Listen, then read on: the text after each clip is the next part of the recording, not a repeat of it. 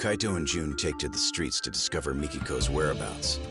But the clues don't come easy, as Mikiko was reported dead 2 years back. Eventually, a doctor by the name of Yasutaka Shirakawa turns up. It seems Shirakawa had been looking for Mikiko as well.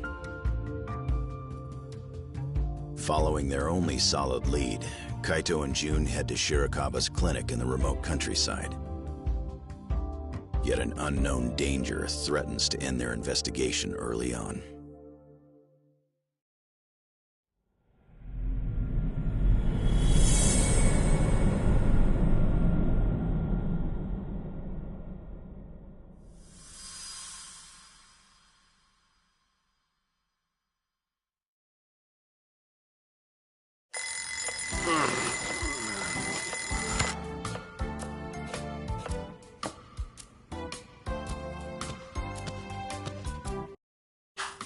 Wow, I even moved the alarm and everything. Turning it off in your sleep is a talent. Need food. If you're hungry, I suggest you get out of bed and help set the table. Breakfast is almost ready.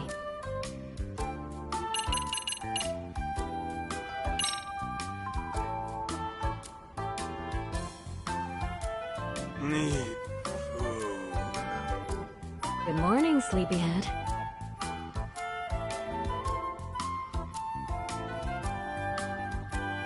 Huh? What am I doing back here? Wasn't I just out looking for... Still in dreamland, I take it. You do always sleep like a rock.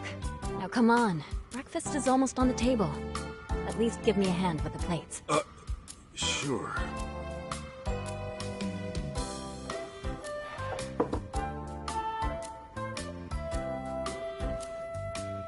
All right, dig in.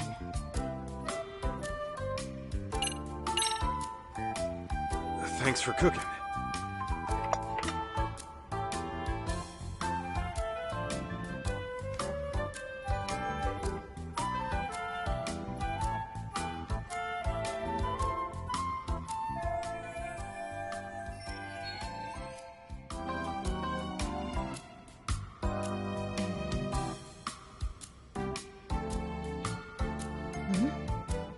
What's on your mind?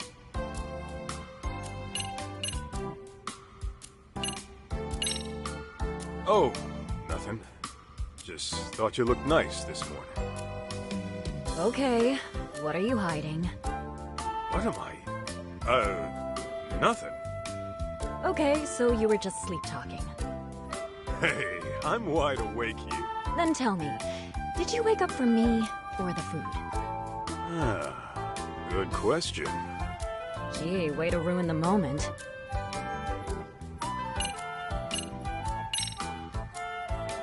Mikiko, we gotta talk about the raid.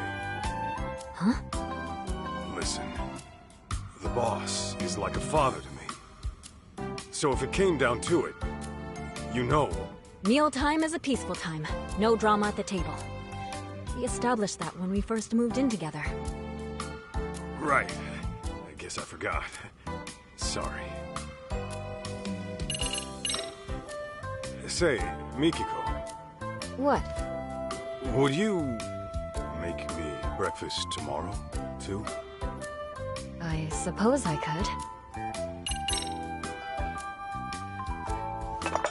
Let me wash those.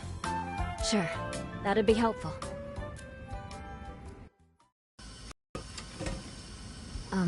Masaharu-san? Can we talk about today?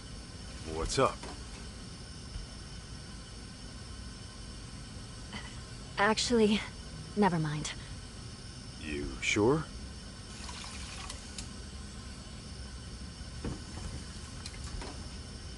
Mikiko, listen. The last thing I want to do is screw up what the two of us got going. And, you know, I've been thinking about things, and I decided I'm gonna talk to Matsugane-san. I know he'll hear me out. What? See, When I swore that oath to him, I figured I'd signed my life over, too. That's why I can't forgive those pricks who went after him. But the last thing I want to do is break your heart. Wait, Masaharu-san, what are you saying? I'm saying, I'm out of the raid. That's final. Now, going clean's gonna be another story, but I'll take care of it somehow. As long as I can keep waking up to you, it's worth it, Mikiko.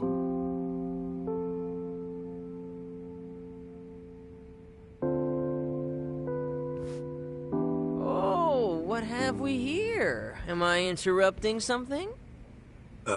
Huh? June, I thought I wouldn't see you today. Sleep well? Well, yeah, but it's Dad here who's always sleeping in.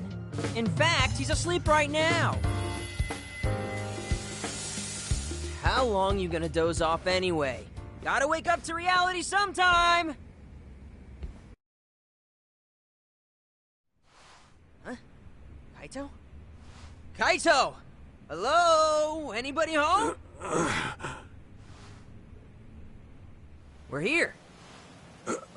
Oh, gotcha. What were you dreaming about anyway? You were smiling like a little kid almost. Was I? Huh. Don't remember. Must have been a real nice dream. If you say so.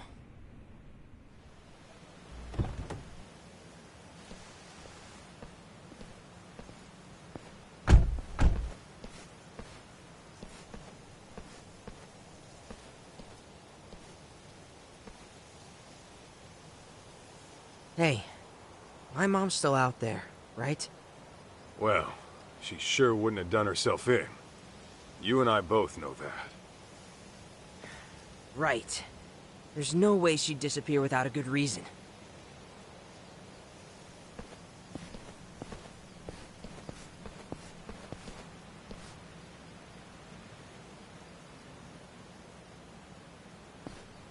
Here's our clinic. And apparently, someone's residence. Think we'll get some clues about my mom here?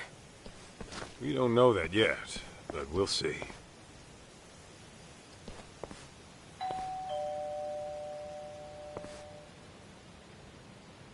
Yes?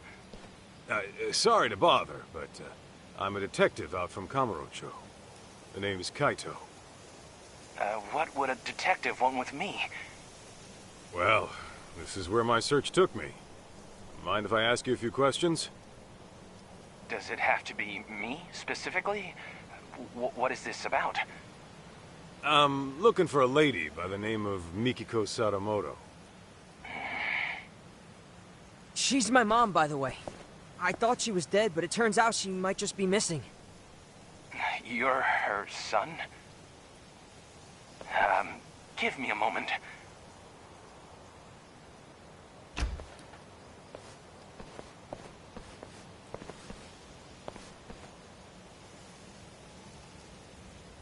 Thanks. I came on behalf of the Yagami Detective Agency.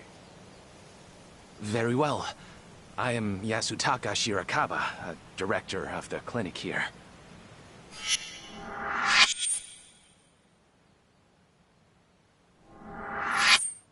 So, you're really Mikiko's son? Yeah, my name's June. I take it you're familiar with Mikiko, then? Well, that depends on what you mean by familiar. Here, why don't we all have a seat?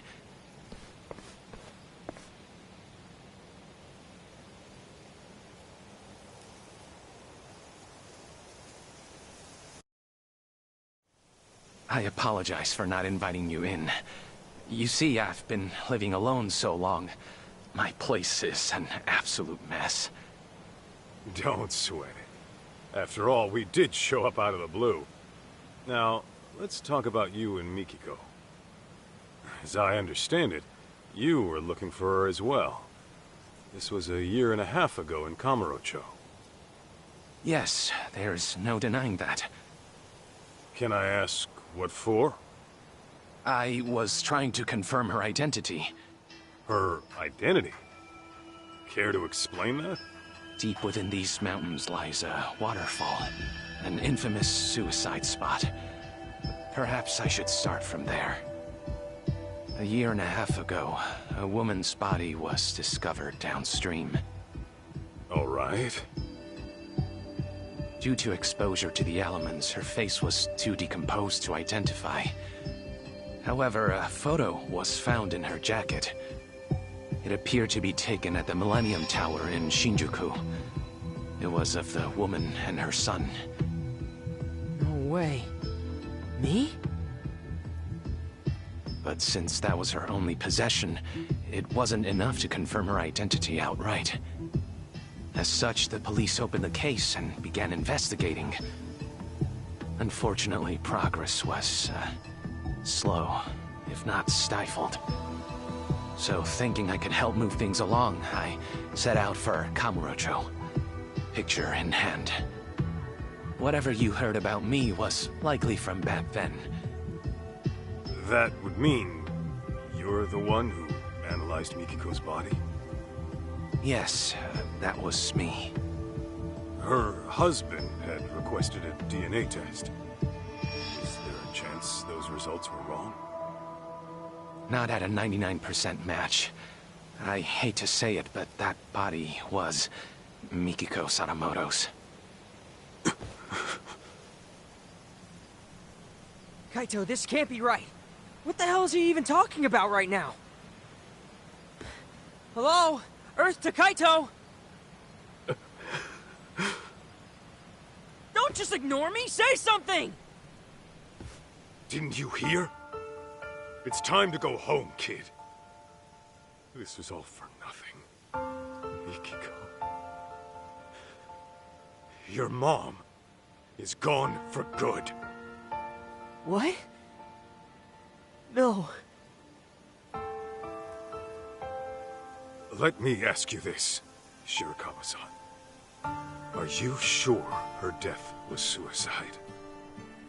No signs of a natural trauma were detected on the body.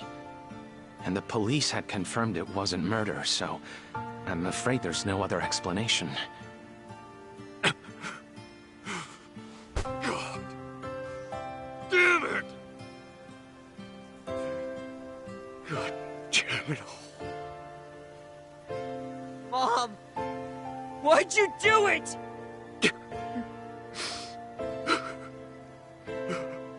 I certainly wish I had better news to give you, especially since you traveled all this way. The least I can do is call a cab and save you a walk to the station.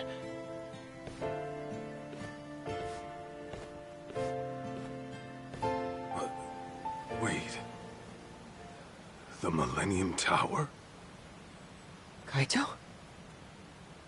One last question, Shirakawa-san. Yes?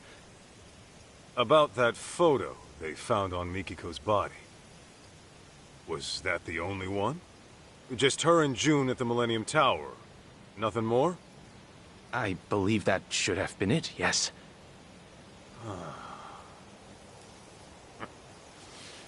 I'll be damned.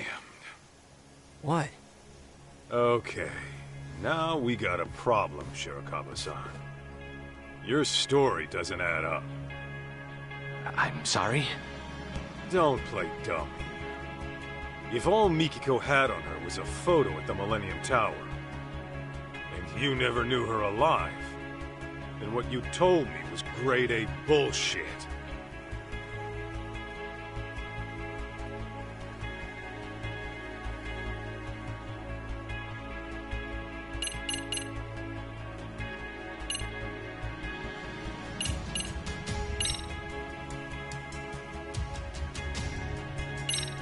Take a look at this.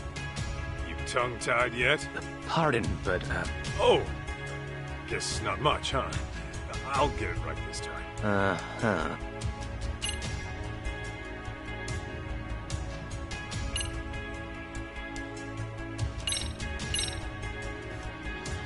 Think back to when you went to Kamuro Theater. Maybe you'll recall recall a certain cleaning lady. Seems you approached her a year and a half ago about Mikiko. You knew the place meant something to her, right? Problem is, how would you even know that in the first place? Everything you knew about her came from a single photo, taken at the Millennium Tower. In fact, that was your only clue to her identity. Didn't you say as much? I'll tell you right now. Mikiko did have a connection with Kamurocho Theater. But that's nothing a stranger, much less some random doctor would know. Unless, of course, you found that out from Mikiko herself. Quit blubbering and tell me the truth! I understand.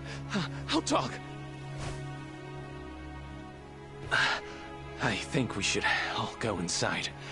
That alone might help clear things up. Huh?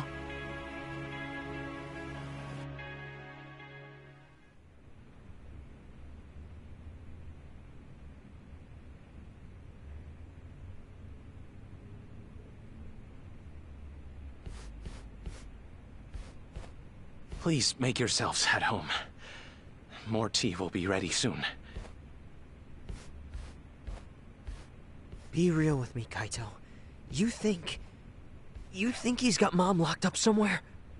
This guy's a real creeper, if you ask me. I don't know, but I wouldn't rule it out. It'd explain the lack of contact, at least. Right? Dude, what if he lured us in to get rid of us? For all we know, he could be a total psycho.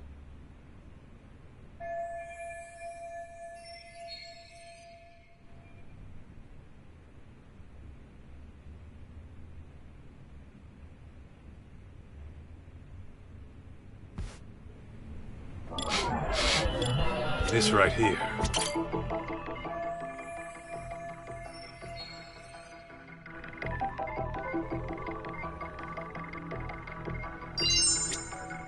Is this it?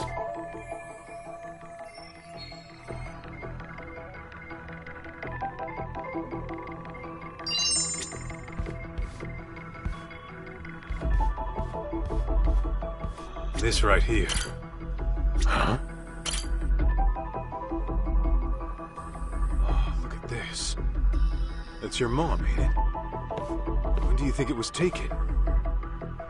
I don't know. But my mom used to wear her hair short. Guess it could have grown out since then. Who took it, though? And why is it here? Wait a sec. If this was taken after my mom disappeared... Then yeah, she's still alive. But this shot alone doesn't say much else.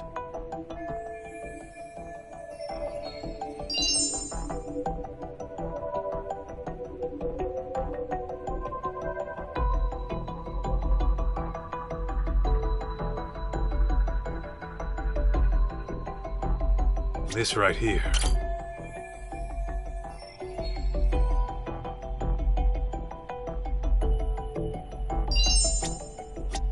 Is this it? Wonder when this picture's from. You know anything, June?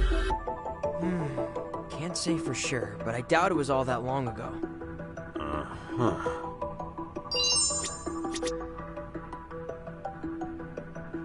Huh?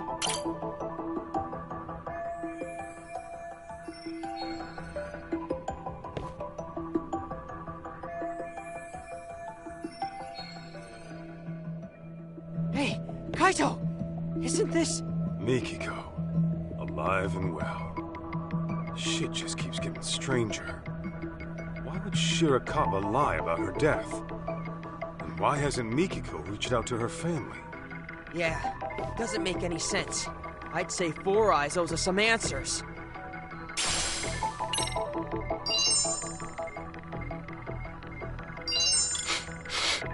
Is this it?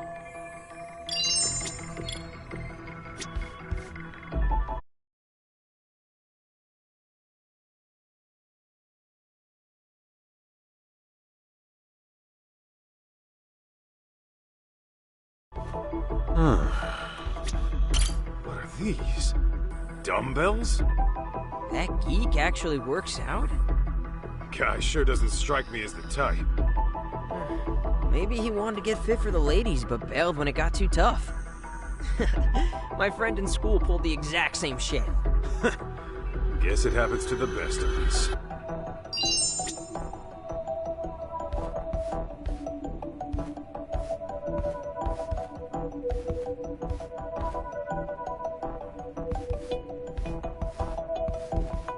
Let's see. This right here.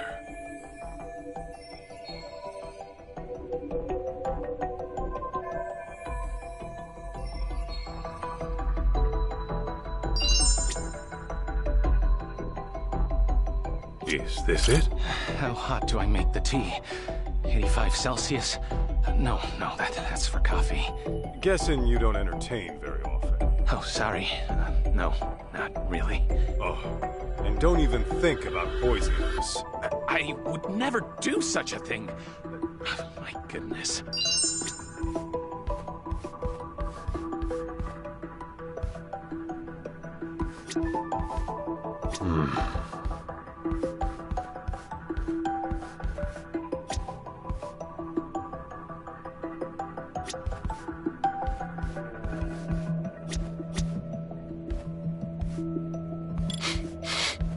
This right here.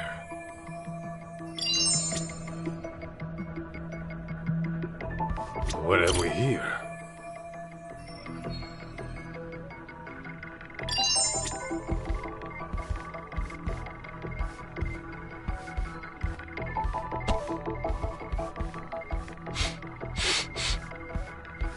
This right here. That smell. Yo, you got food on you? Yeah, got some for you too. Sweet. Don't mind if I do. What have we here?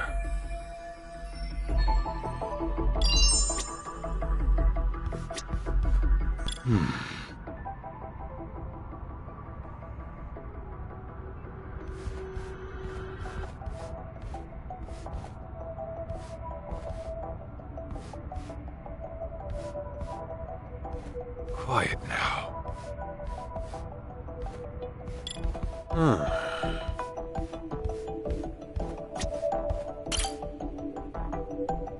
Huh?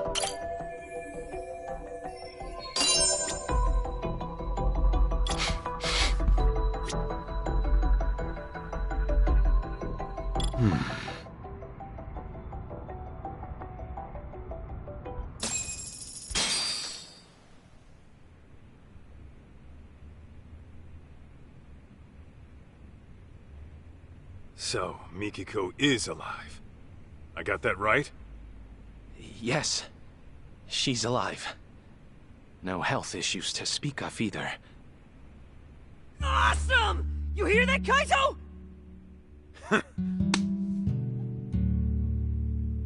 Tell me then, what's Mikiko been up to for 2 years? Why hasn't she hit up her family? And where is she right now? If you're assuming she kept her family in the dark, I can assure you that's not the case. What do you mean? She developed dissociative amnesia. In layman's terms, severe memory loss. She... what?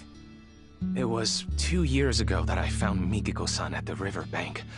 I rushed back here to give her treatment, but when she came to, she couldn't remember anything.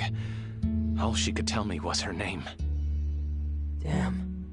If it was amnesia, no wonder we never heard from her. Okay. Can you tell us where she is now? I don't quite know where she is. She left some time ago. What? She's gone? You've got some beans to spill, Doc. And I ain't talking edamame. If Mikiko's really alive, then let's get this out in the open. You faked Mikiko's death. That I did.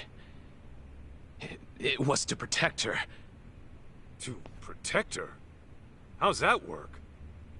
It was right after I rescued Mikiko-san from that riverbank. Some unfamiliar people showed up in our area. Real unsavory types. and they had a picture of Mikiko-san. They went around asking all the locals, have you seen this woman? I was no exception. But then Mikiko-san, who had seen them from a distance, started trembling. What'd they look like? They were young, in their late 20s to mid-30s. They had numerous piercings, dye jobs, and flashy clothes. Intimidating would best describe them. In all honesty, they looked like a street gang. People you wouldn't want at your doorstep. Damn it! I bet they tried to kill my mom 2 years ago! I had similar thoughts. Perhaps Mikiko-san ran afoul of some very bad people in her past. And to make it appear as suicide, she was pushed from the top of a waterfall. But afterward, they couldn't find her body, and her death was never reported. That's why I assumed they came snooping around to confirm whether they finished the job.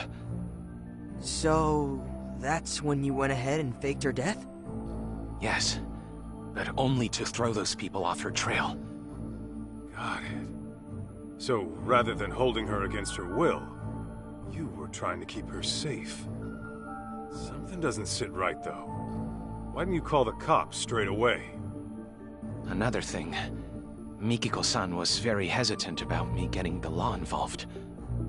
Actually, to be more precise, it wasn't the police that scared her, but rather the outside world. It was as if she were terrified of someone out there discovering she was alive. How? I thought she lost her memories. Let me give you a little background on that. When a person develops amnesia, they don't lose their memories. Rather, they lose touch with them. This can happen for several reasons, but for dissociative amnesia, it's usually triggered by extreme stress or past wounds. In any case, an amnesiac may avoid a perceived danger without quite understanding why.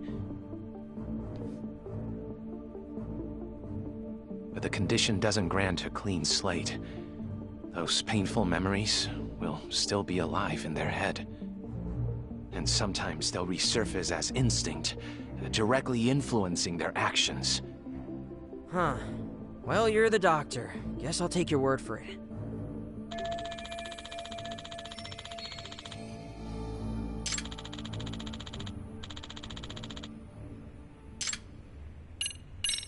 You mentioned Mikiko was gone earlier. Could you tell me how that went down? It was about 10 days ago. I had finished work for the day, so I came back to find Mikiko-san rushing out at the door. It was all very odd. The TV was left on. She didn't seem to have anything on her, and the look on her face was startling. What I think happened is her memory suddenly returned. Just like that? Yes, though I couldn't tell you what prompted it. She never gave me a reason as to why she went away. All she said was, I have unfinished business to deal with. Unfinished business? What could that be? Hard to say. All I know is that the Mikiko-san I saw right then was completely different from the one I knew. Her face was always so kind and gentle before. Yet there she was, glaring like a woman possessed. And her eyes were filled with hatred. Hatred? You sure that's what you saw? That's precisely what I saw. Something altogether deadly had consumed her. That look she had. It was enough to burn a man alive. Perhaps whatever she went through threatened to destabilize her mind. So she shut herself off from that event for an entire 2 years. All to preserve herself until she recuperated. That being said, I believe the group who came looking for her in the beginning must have been involved.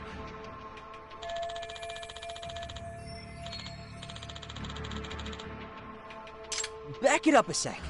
If Mom's got her memories back, how come she still hasn't contacted us? Got a point there. My only guess is she's trying to keep a low profile. Perhaps. What if Mikiko-san intended to commit some sort of crime?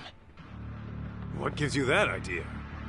Well, if that is the case, I figure it'd be more convenient for her to be considered dead than alive.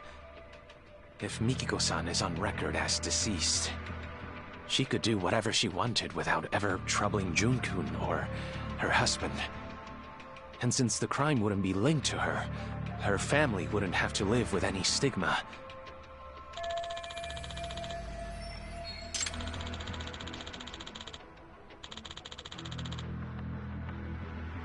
Alright, this is getting way too crazy. Kinda freaking out here. For some doctor out in the sticks, you sure are slick faking a death good enough to fool the cops. Well, I am the local police's medical examiner, so it was well within my ability to find another body as a substitute for Mikiko-san. We are located by a suicide spot, after all. Morbid as it is, we're not exactly in short supply of corpses. Come to think of it, Sadamoto-san said something about how the body was too decomposed to be identified on scene. Yes, I had to put quite a bit of work in to make the substitute appear authentic. I chose a body with a similar build to Mikiko-san as well. The photograph served as a convincing personal touch. And you did all the DNA testing too? That I did. It was a matter of swapping out specimens here and there. You really pulled out all the stops, huh? That's a lot of risk you're taking there. Maybe what I did was unacceptable, but I assure you, this was all for Mikiko-san's safety. So, back to Mikiko. She really forgot everything but her name? As far as I'd observed, yes. She couldn't recall her address, her date of birth, loved ones, nothing. I discovered Mikiko-san with nothing but the clothes on her back. She had no personal effects that could point to her identity. In all likelihood, the rapids had washed most of her belongings away. Wait, but I thought she had that photo. Yes, I'm getting to that. Half a year or so after I had taken her in, I found a woman's jacket downstream of the waterfall. This photo was in one of the jacket's pockets. Ah, yeah. This is when we took a trip to Kamurocho. But that's with the Millennium Tower in it. So why'd you go asking about Kamuro Theater instead? If Mikiko had amnesia, you wouldn't have known the connection. So how'd you find out? There was a special on TV about the development history of Kamurocho. Part of the program featured the former Kamuro Theater, to which Mikiko responded immediately. Responded? How? Her eyes filled with tears, but they were happy, as if she were lost in memory. Although her memories didn't return in that moment, I knew that place must have been important to her. That picture over there was from when I took her to see Kamuro Theater in person. Roughly 2 years had passed since I'd found her, but her memories were still buried away. Fortunately, she'd gotten well enough to venture outside every now and again. I personally found it risky, but alas, Mikiko-san was determined to see Kamuro Theater for herself, come hell or high water. Shirakawa-san, how was she when you took her? Did she maybe act different? I'd say so. And mind you, the venue had undergone drastic changes since she last saw it. Nevertheless, she still seemed quite nostalgic. I think deep down in her heart, she knew what she was seeing. The peace on her face told me that. That's so.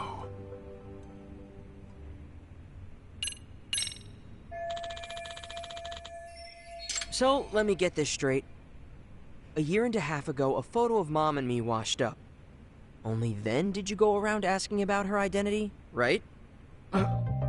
Well, yes, that's right. After that, you swapped or rearranged a corpse or whatever. I get why. You just wanted to keep Mom out of trouble. But why didn't you at least reach out to us? You could have gotten contact at any time. Oh, you see, Kid's got a point. You didn't even tell Mikiko herself who she was, did you? Even though you knew for quite some time. Hey! Something else you want to tell us? Forgive me! I know making excuses won't help. But you see, from the moment Mikiko-san came into my life... Don't tell me. You're in love with her. What? Yes. Ah, jeez. When I met her, it was love at first sight. Soon enough, I was utterly smitten. Nothing could take my mind off her. It wasn't long before I began wishing her happy little life could continue forever. But that's when that picture of her washed up. I thought if Mikiko-san remembered who she was, she'd walk right out of my life, without a moment's hesitation.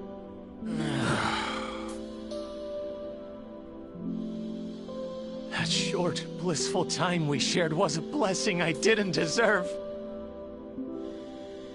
A man who knew nothing but loneliness was graced by an angel from above, one radiant and pure as snow.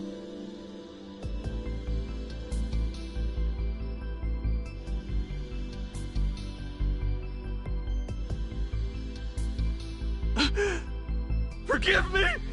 Forgive me for being a hopeless fool. But I promise you, I kept things decent. I didn't touch a hair on her head. Even a selfish man like me knows where to draw the line. I would never take advantage of her! Not sure I buy that. You call hiding her away for 2 years decent? Please trust me! It was only to keep her out of harm's way! I get that, Shirakawa-san. I don't blame you for wanting to protect someone. Especially when trouble comes knocking. Fact is, you risked your neck to keep Mikiko safe. Not many would. That aside, you didn't tell her who she was when you had the chance. And that's your big mistake. No wonder you two had a happy little life here. You took her other options away. Do you have any idea what kind of hell you put her family through? I know that whatever I do, it'll never be enough to atone. That much is clear. That all you gotta say?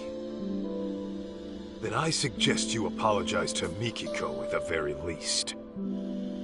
Of course, she might knock your ass out when you do. Hey, what the hell?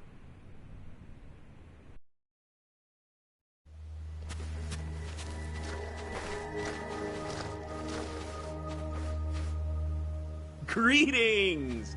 Is, Mikiko Sadamoto-san around? Who the hell's asking?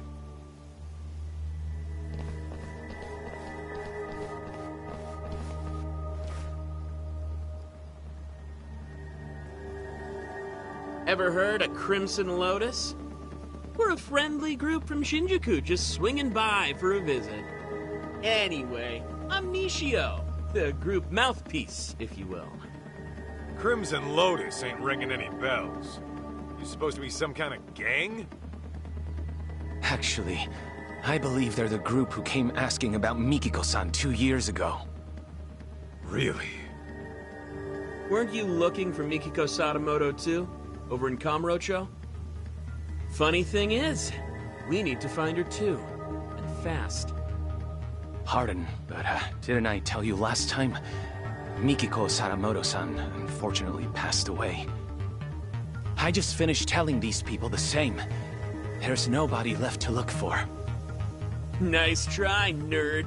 But you ain't playing us today. Your bluff might have worked last time, but now I've got people telling me she's alive and kicking. And we can't just let a killer run free, can we? A killer? Yeah, Fucking broad had the nerve to bump off some of our higher-ups. Huh. Quit talking out your ass. Dude, I shit you not. You really never heard of the young elite serial killings in Kamurocho? The victims are our founding members. Legendary badasses, all of them. And there's evidence of that chick at the murder scene, so... yeah. We're trying to pull the plug on this bloodbath. Impossible. Don't tell me. This was Mikiko's unfinished business? To get back at Crimson Lotus. Right. Anyway, we're gonna need to peek inside the house now. Thanks for being chill about it.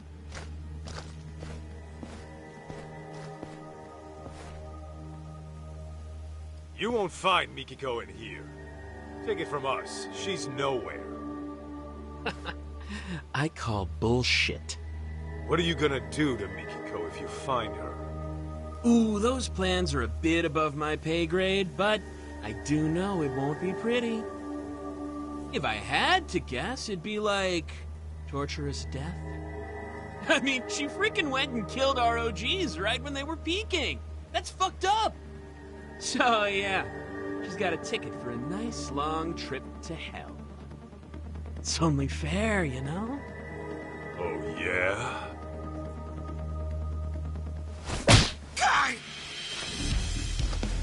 Then I'm sending my foot on a nice long trip up your ass. Come on! Why'd you have to go for the face? I freaking went to a salon today, too! You got a mixer tomorrow, you know? Shirakawa-san, watch June for me. Okay. Damn it, why you gotta be so stubborn? Who even are you? Just an old bodyguard of hers. Huh? So, which of you punks wants it first?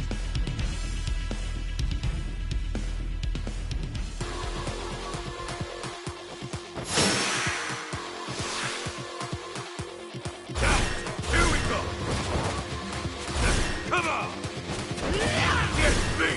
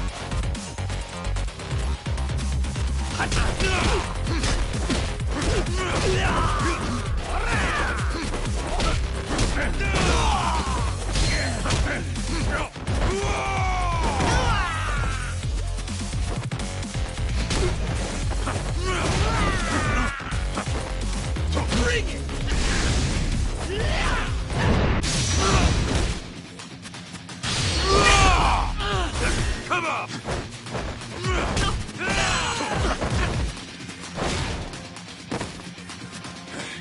That all you got? Come on!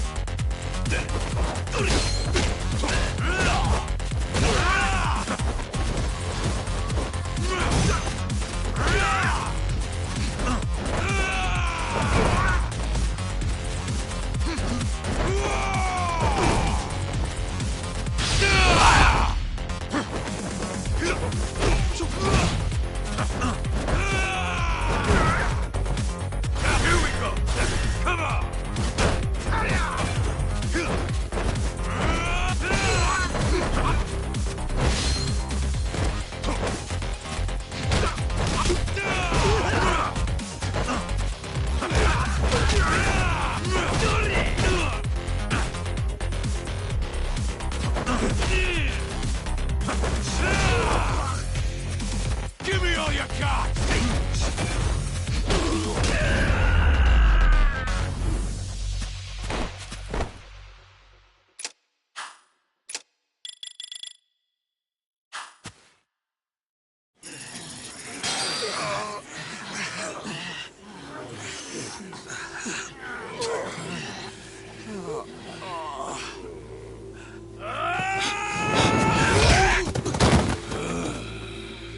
What the hell, man? Was that karate? And not half bad by the looks of it. Yeah, thanks. I've been practicing a while.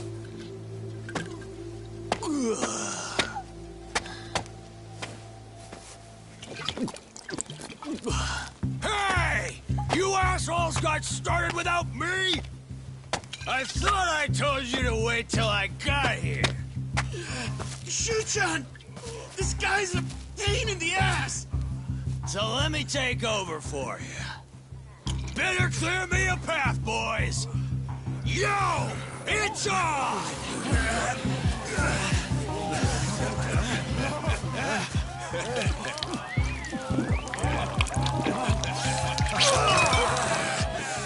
Now I'm fucking ready! Serious? You're just drunk, dude. And you must be Kaito-san, huh? I'm the front man for Crimson Lotus. Kenmochi is the name.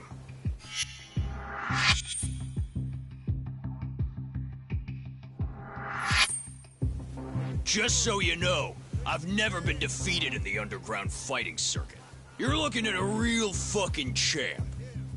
My boys are ready for you versus me. Maybe we should have sold tickets, yeah? Huh? Let's give him a good show, huh?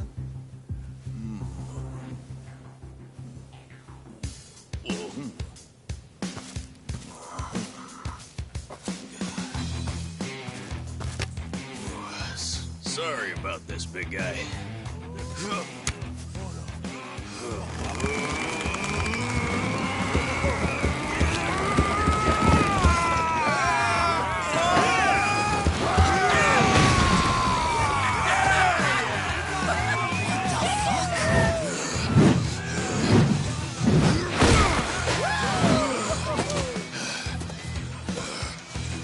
Ready to dance?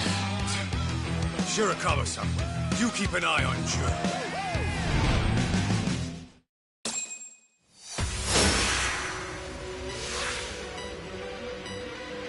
Get me! Here we go! Now!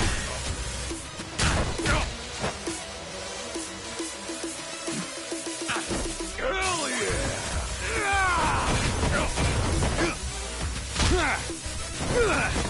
Get me!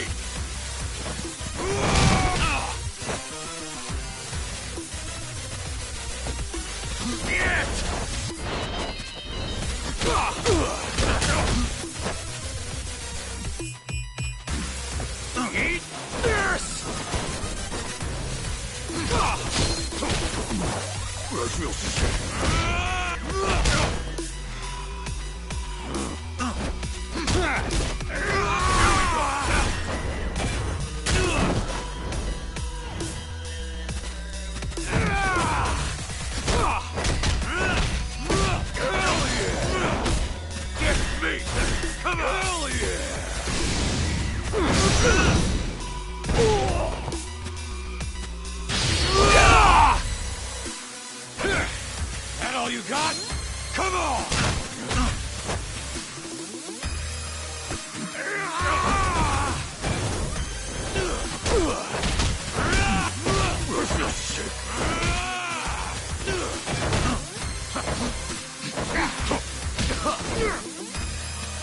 Do your worst!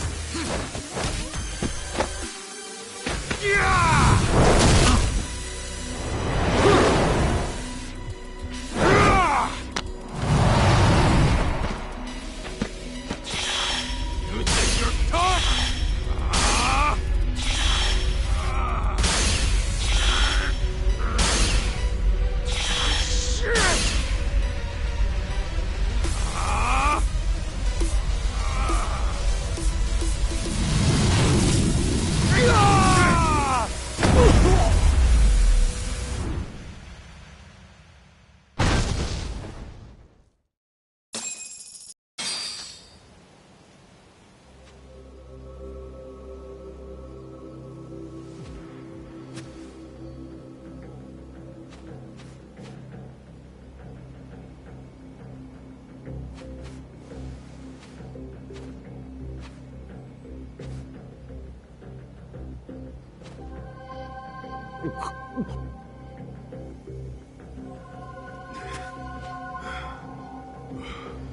Well, aren't you a tough bastard?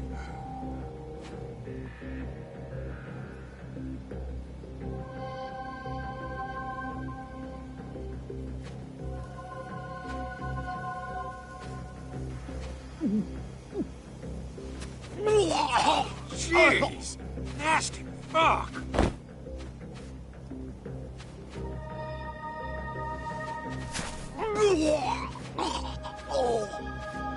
Shuchan!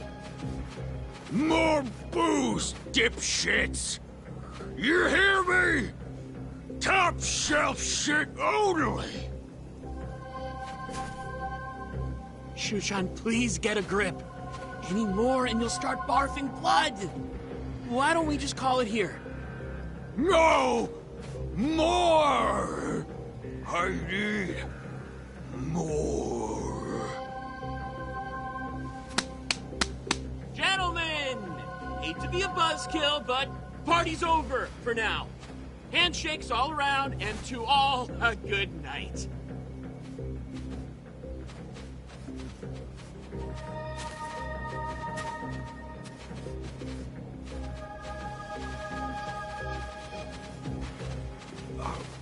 Hey!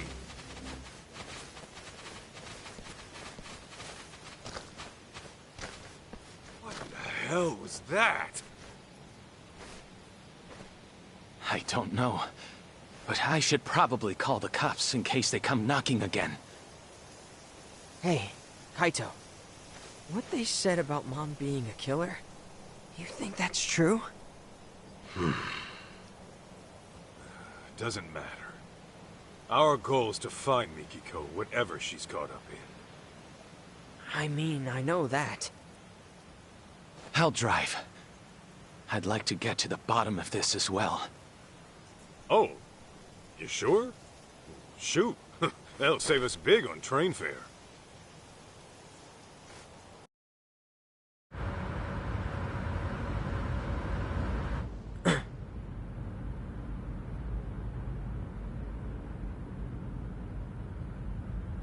Doesn't look like we're being followed.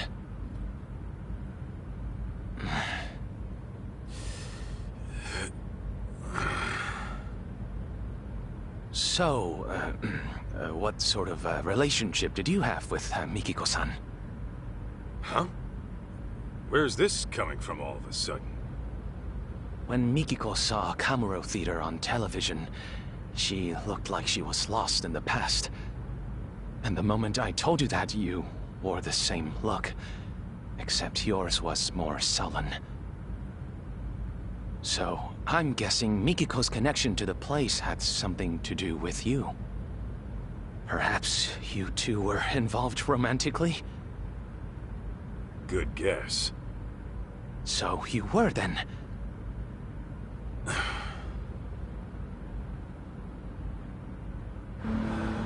There was a time I thought I'd be with her forever. Forever? You mean marriage? What happened? Well, I happened to be with the Yakuza at the time. As you can imagine, Mikiko wanted me out. Easier said than done.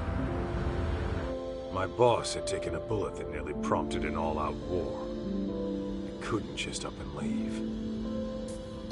Do you mean to say you chose the Yakuza over Mikiko? In the end, yeah, that's what it was. And for Mikiko, it was the last straw. I was out on a raid when she left. Came home to a note in an empty apartment. Kaito-san, let me ask you something. Do you still love her? Even now? Love her? You know she's got a husband, right? That isn't what I'm asking. I'm asking how you feel in your heart. Ethical issues and legal ramifications aside, you can't always choose who you love. So I think it's okay to be honest with yourself. At least listening to your feelings isn't a crime. Uh-huh. Besides, I'm sure it wasn't easy letting a woman like Mikiko-san go. Am I wrong? Yeah. And what makes you think that? Call it a hunch. But am I wrong?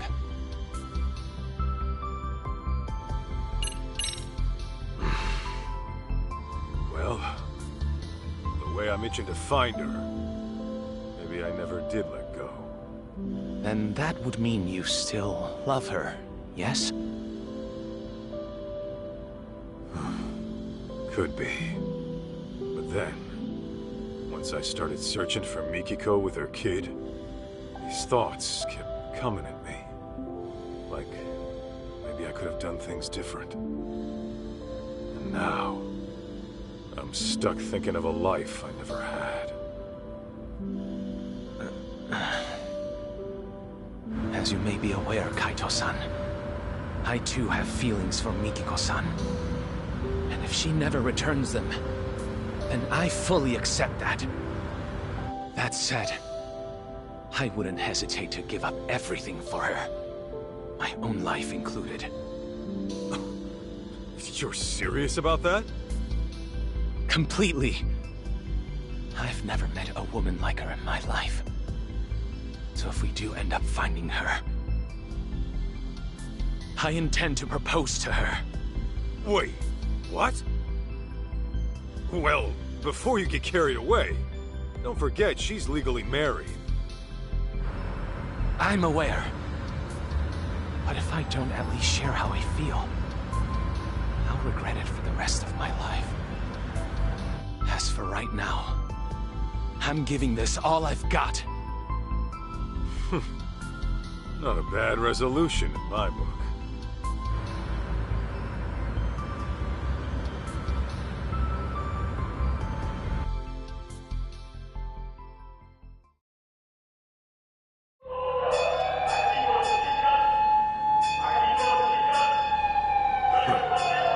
City's lively as ever. There were certainly plenty of sirens. A fire, perhaps? Those punks earlier? They were screaming about some boss of theirs getting killed. I wonder if it's related to the young elite serial killings as of late. Either way, I hope my boss gets it too. Hey fellas, did you see a building on fire? Oh, yeah, actually. I think around Tenkaichi Street? Kaito-san! Yeah, let's move.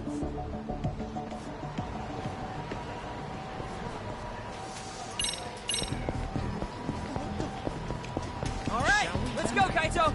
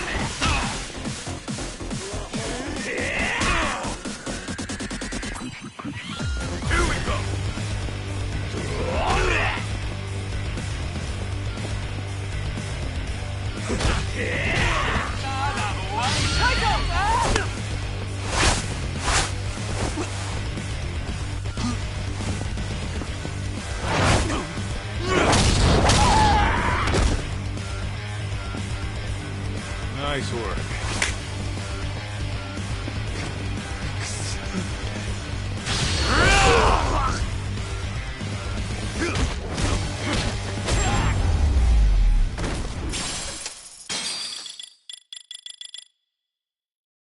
Kinda gorilla? Don't go picking fights you can't win.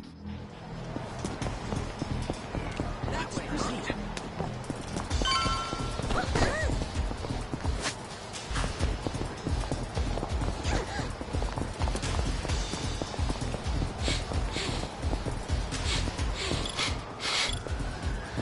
What have we here?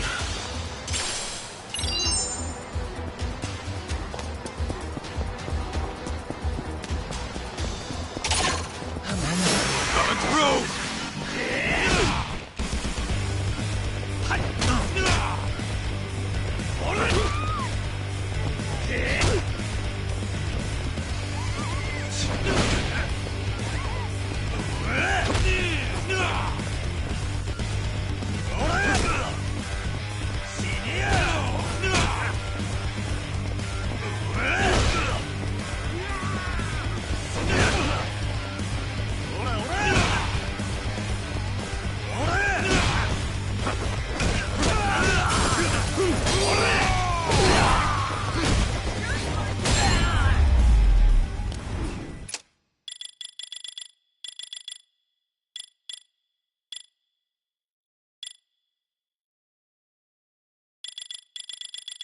That was nuts! Got a little workout in at least.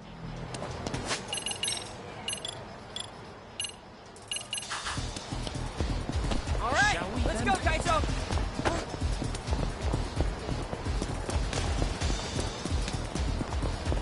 I can't keep going.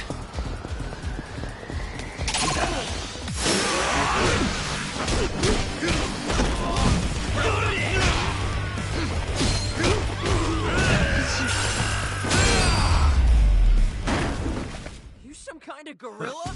That's all you got? You going?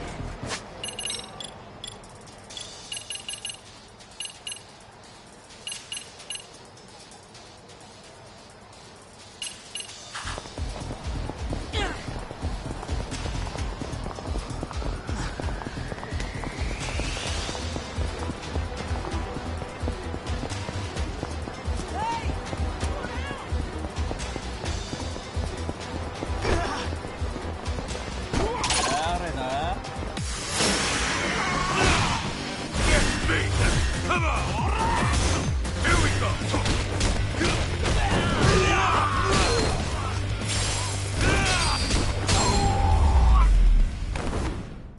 That was... Don't go picking fights you can't win. Let's proceed. Kaito!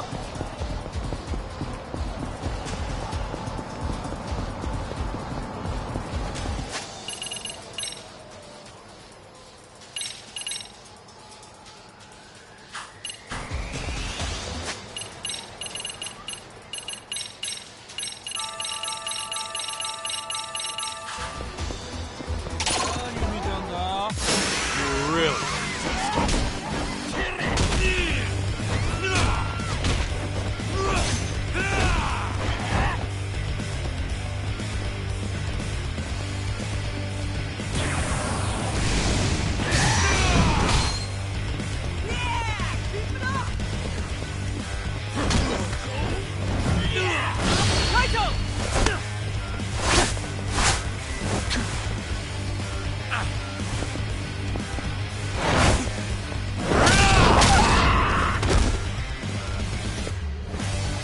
Nice work.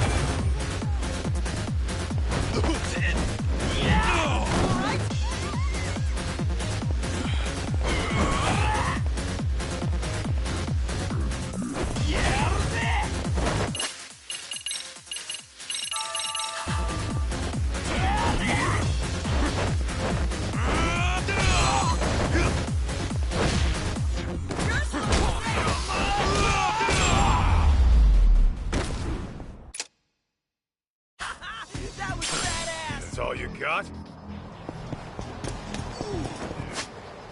Shall we then? We going?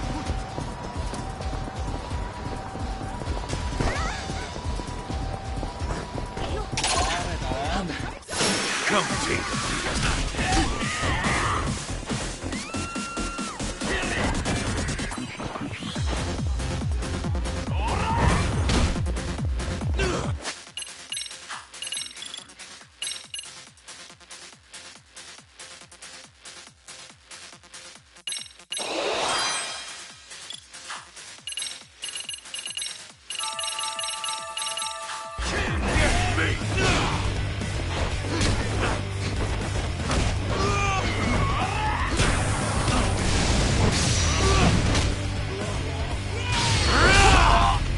Give me all you got!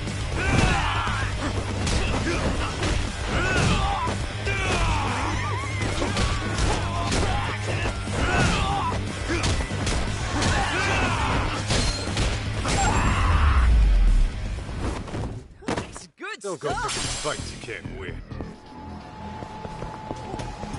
All right, let's go, Kaito.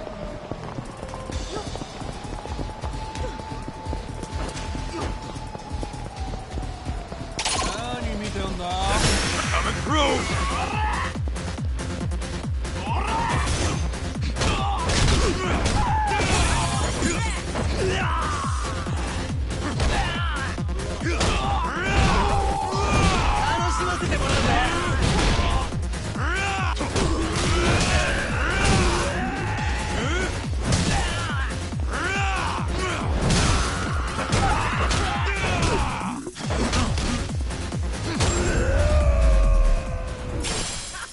That was badass. Got a little workout in at least.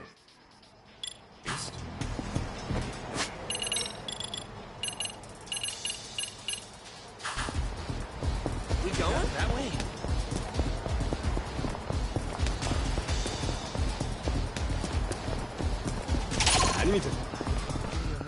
Guess I don't got a choice.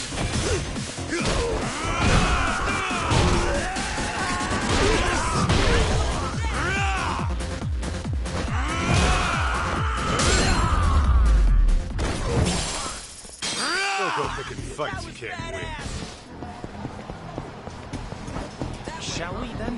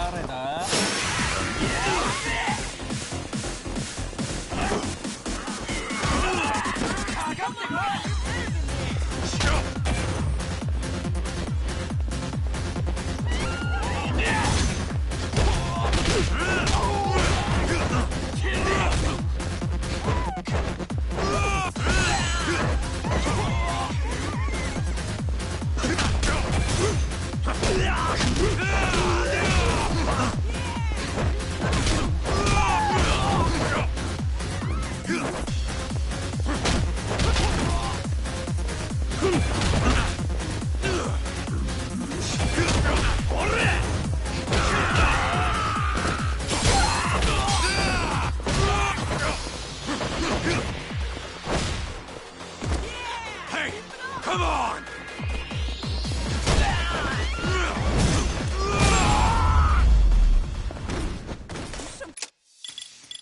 Kind of gorilla?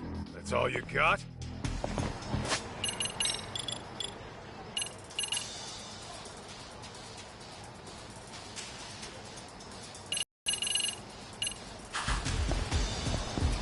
Let's proceed.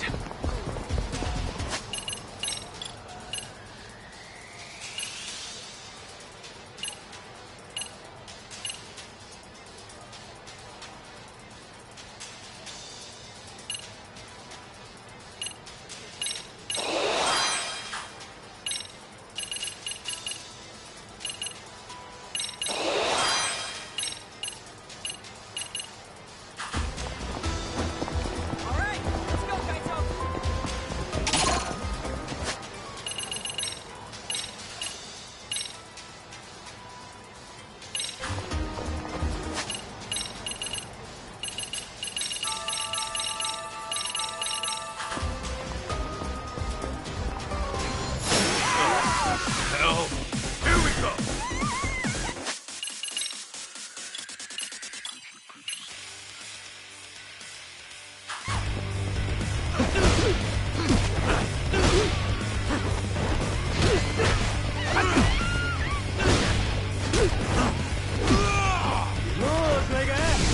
Give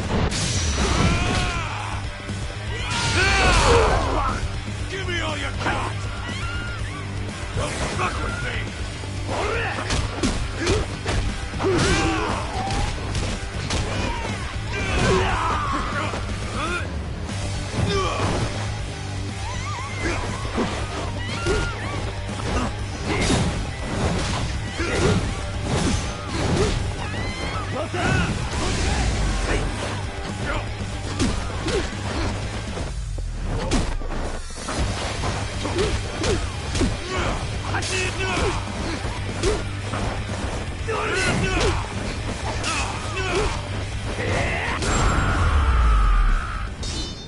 Good stuff! Got a little workout in. That way, that way.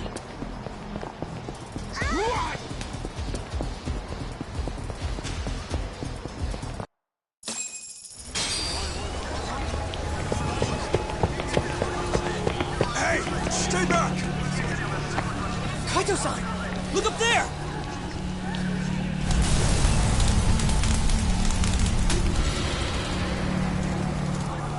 Mikiko! What is she doing? Joe! No! Let us through! I told you it's not safe! Crap! I should be able to get up through there. Shirakawa-san, watch June for me!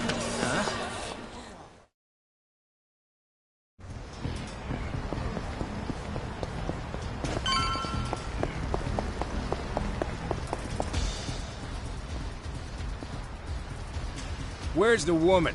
We can get around her from up here. Hey, you blockheads are Crimson Lotus, right? Huh? Oh, shit, it's that guy from the doctors. Sorry, but your little plan's getting shut down. Come get me!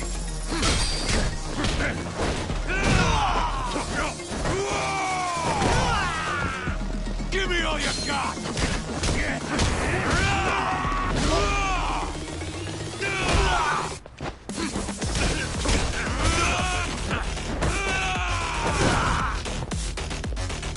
Come on!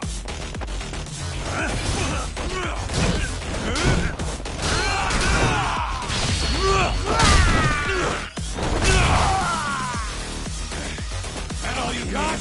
Come on!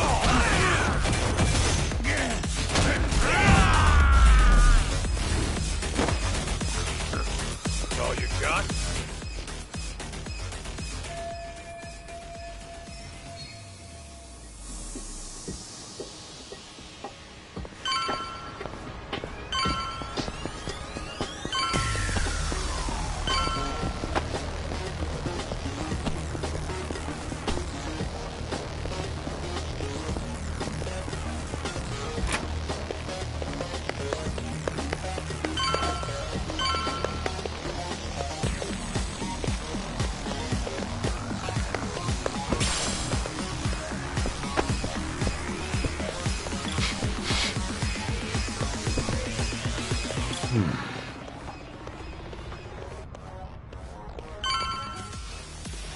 Huh?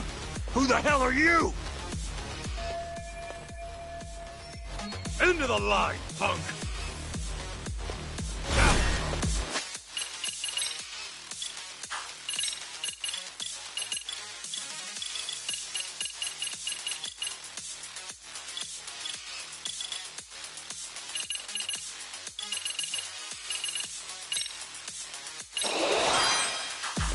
Here we go!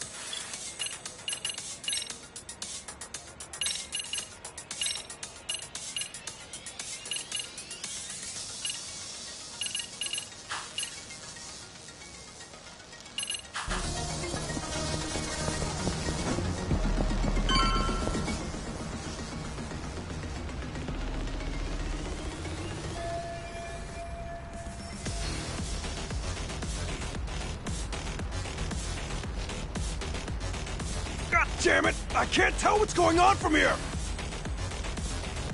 Get out of my way, asshole! Hey, that's my line! Get me!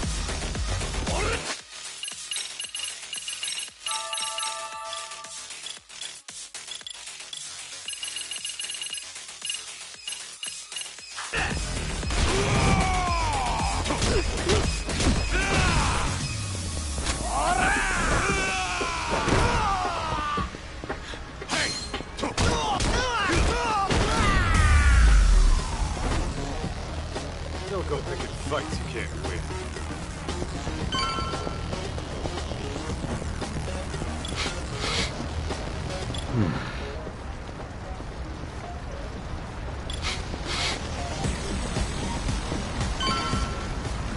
Hold it right there! Enough of this shit! Just fuck off already! Here we go!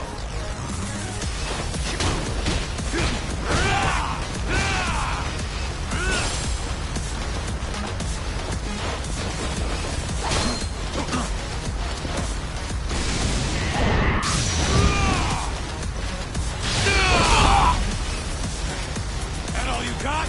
Come on!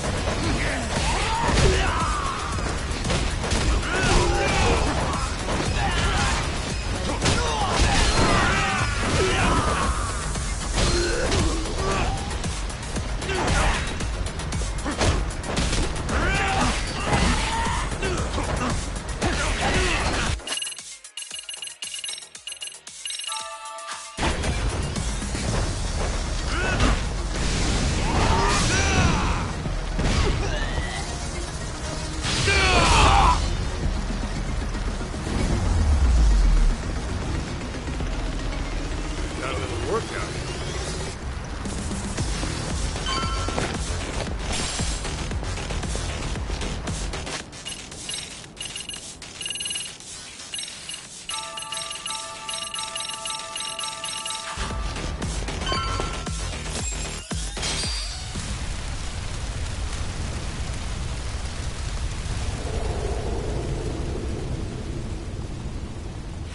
Now talk! Where are the others in Crimson Lotus? I don't know! After I cut my ties with them, I lost track of all the guys in that gang. The fact that I'm even here is just a coincidence. You're a liar! Hey! Where's that backup? If they don't get here soon, then Nishimura's dead!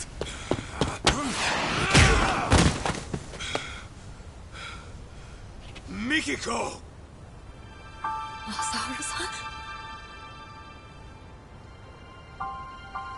Tell me why, Mikiko. They killed them. My whole family. They took my mother and my father. Mo! They burnt them alive! What? Are you sure? I thought Maho-chan's stalker was behind that. It's just the lies they told me. They're the ones who really killed them. Unbelievable.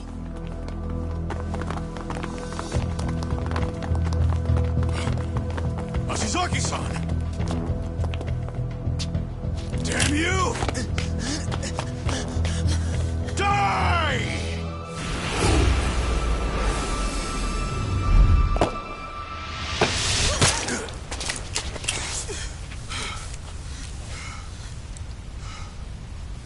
Shit.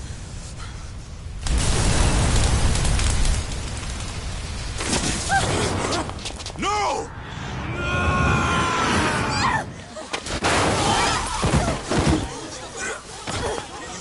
Hey! Don't try to move! We'll get you an ambulance! Mikiko, you okay?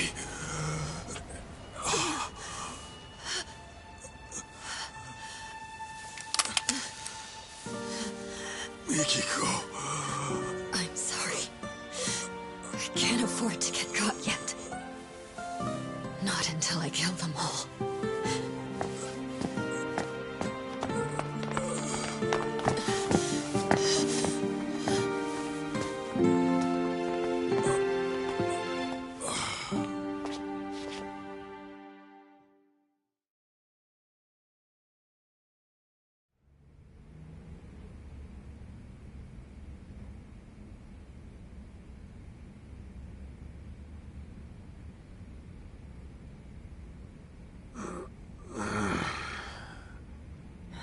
Oh, he's up. Wait, where's Mikiko? What happened after I went down? Well, the owner of that security company got shot to death on the roof. His name was Ashizaki.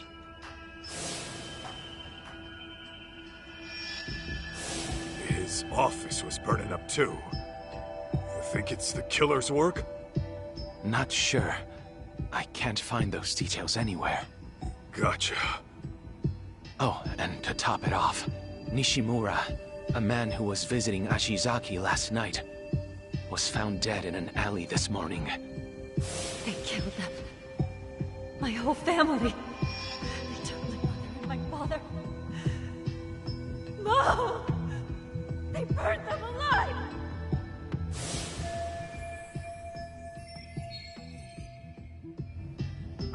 By the way, Kaito, the police came by earlier.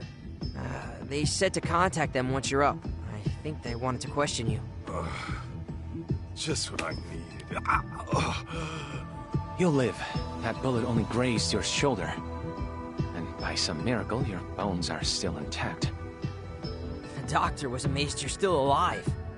Said that fall would have at the very least paralyzed anyone else.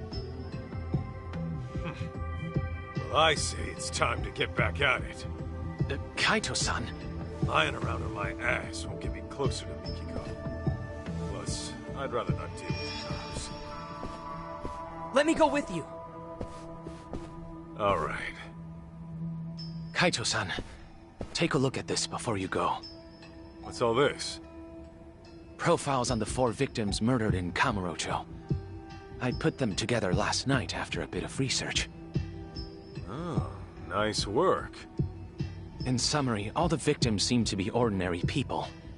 But that may only be on the surface. According to the rumors on the internet, of which I unearthed a substantial number, many of the victims had rather suspicious backgrounds. Some may have even changed their names. Sounds about right for one of these little thug groups. Unlike the Yakuza, they don't have a family to answer to. Take that blue-haired dipshit from before. He acts like he's in some college club without a care in the world. So it seems. Here's another interesting tidbit.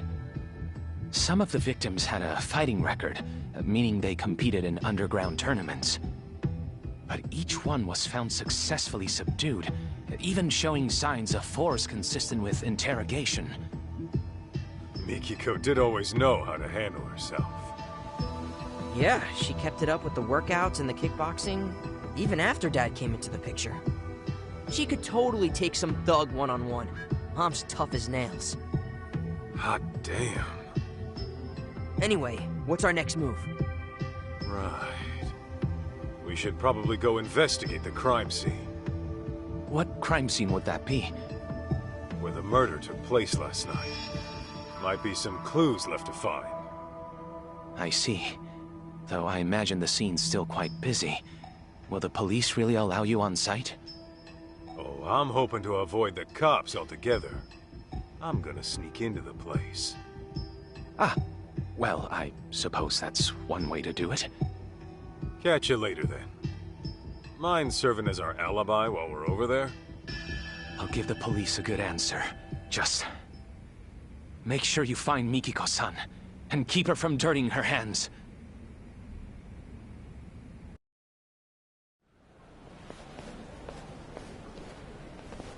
June! And Kaito-san? What is this? Ah, crap. Oh, don't worry. We can explain. But, what brings you here, of all places? Well, one of my police contacts got in touch. Said a boy here matched June's description. Well, June, what do you have to say for yourself after you go wandering off for days on end? Yeah, like you even give a shit! Just go back home by yourself! June, can we just... Never mind. Actually, you and I might want to have a talk, Sadamoto-san. It's about June and Mikiko. What's going on with Mikiko? Well, I'll just put it out there. Turns out your wife's still alive. She's alive? My Mikiko? Where is she? Is she alright? All right's not exactly how I put it. It's pretty complicated to explain. Complicated? To think all that was happening. And Mikiko, possibly a murderer? I know she's out for some kind of revenge. She's aware it was really Crimson Lotus who burned her family alive. I see. That's very difficult to process. We had always believed it was Maho-chan's stalker that did it. Yet now some sinister group emerges. Kaito-san, does Mikiko really believe Crimson Lotus orchestrated this stalker story or whatever? That's what she said. It's likely the stalker got pinned as a scapegoat for the whole thing. Now, can you give me anything on your end? How's Crimson Lotus fit into all this? Nothing's making any sense so far. It couldn't be. What? What's wrong? To tell you the truth, this may have been set into motion even before the arson. You see, Mikiko's family had been under pressure from a certain real estate broker to unload their property. As I recall, that broker was flush with foreign capital and seeking land for a sizable new complex. Mikiko's parents stood to profit quite substantially, were they to take the offer. But I was told they rejected whatever came their way. This went on for quite some time. And then the tragedy happened. Got it. So Crimson Lotus really was behind it all. Mikiko's parents had to die because of some land deal? Yes. Although a group like that may have planned to kill them all along.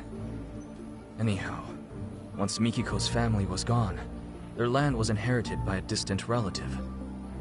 And since they wanted nothing to do with any stigmatized property, they sold it to the broker in the end. So maybe Mikiko got too close to the truth, and it nearly killed her. Yeah, that ought to explain it. Then, if that is the case, then Mikiko's in the right. If I knew who killed my family, why, I'd hunt them down myself. Taking lives of innocent people, all for profit.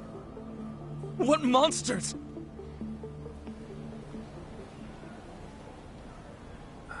Sadamoto-san, there's something else I've been meaning to ask you. It's about June's biological dad. I know. He thinks you're his real dad, right? Or at least, he hopes you are. How'd you know? Well, June and I got into an argument once. And he said as much to me at the time. Sorry to hear that. Well, make no mistake. June is definitely my son. Yeah, I believe you. Deep down, I'm sure June understands that as well. This fantasy he spun up to feel better? Symptoms of a typical teenager. You sure he knows what's what? I am. This is nothing but a phase he's going through. I think it was right around elementary school when it started. He began stealing away Mikiko's diary, reading it over and over in secret. And you, the Yakuza with a heart of gold, were his favorite character. Right. June told me that himself. It's because I let work take priority. Even when June was little, I never spent the time with him I should have. And whenever the stress from work got to my head, let's just say I reacted poorly, even to a child seeking Daddy's attention. So I fully understand why he latched on to Mikiko's writings. It's nothing I'm surprised or jealous about. The boy needs an actual father figure. That said, I hope you'll forgive me for letting him believe what he wants, at least for now. Of course, it's pathetic for me to be saying that. Shoot, it's from one of the board members. I don't mind going after your son, Sadamoto-san. And when I find him, I'll send him on home. But you're gonna need to set him straight. Excuse me. Yes, this is Sadamoto. Right. Thank you for your help with that contract. Send me an invoice for your expenses. I'll cover them. Yes, that sounds excellent. Although there's one small issue. You see that shit? It's always the same. Who'd want a stuffed shirt for a dad? Don't say that. He's a busy guy. Well, now that that asshole's gone, how about we get back on the case? All right.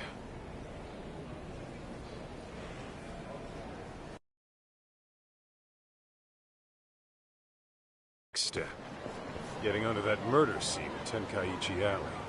What are we gonna do if the cops see us? If it happens, it happens. Let's move.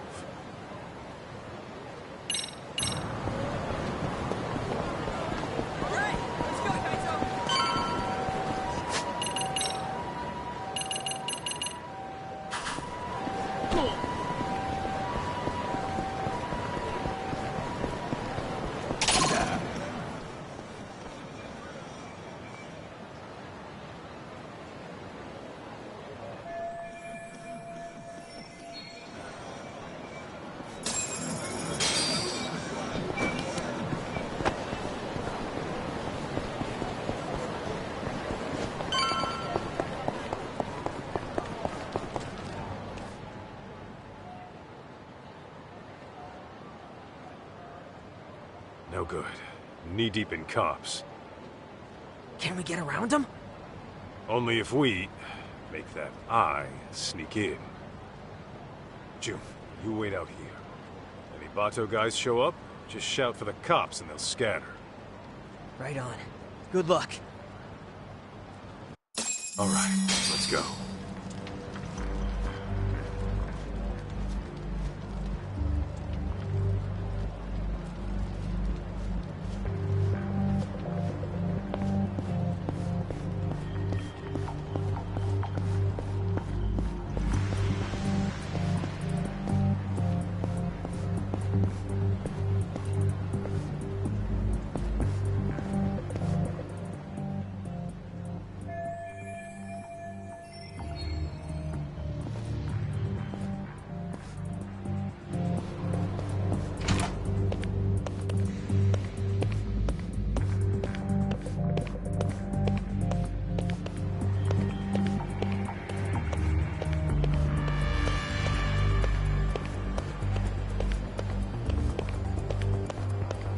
Right there.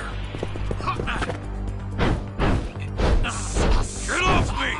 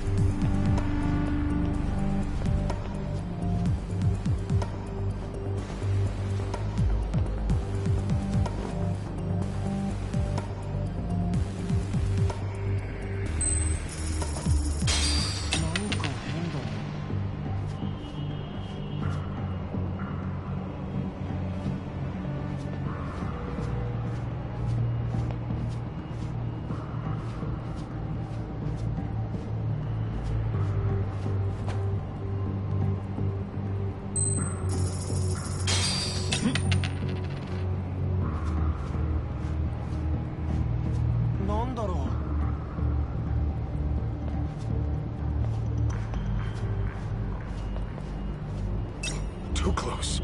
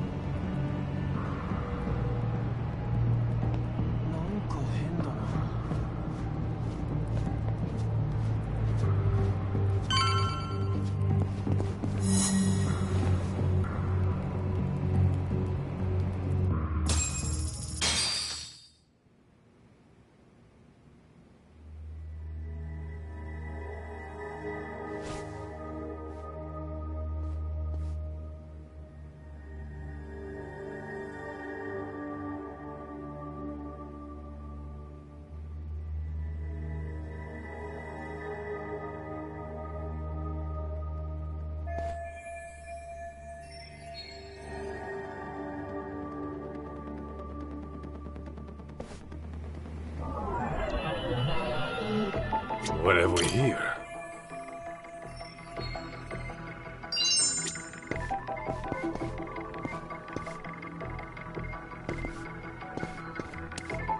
This right here.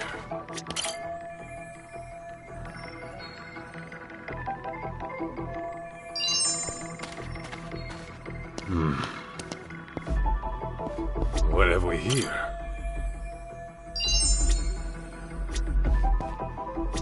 Huh?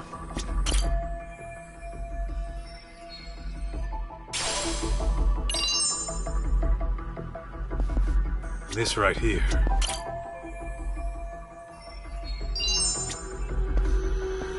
Let's see.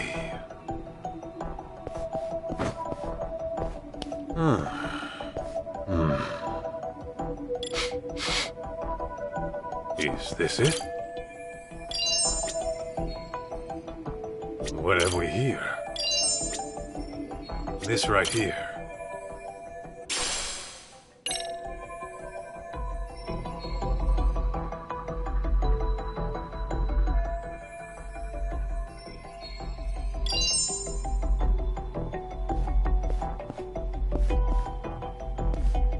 What have we here?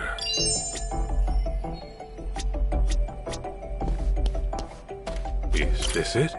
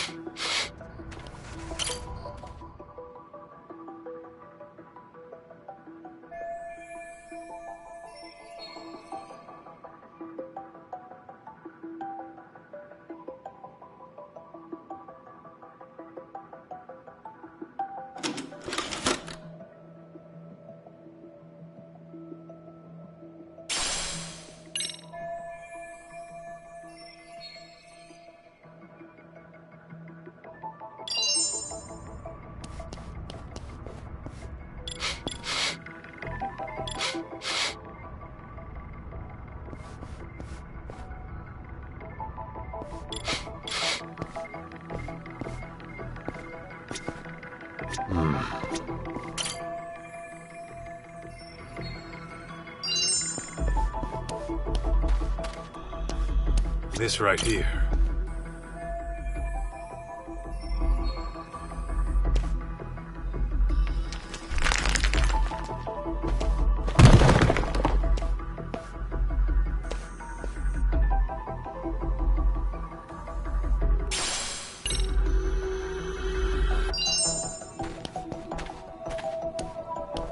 What have we here?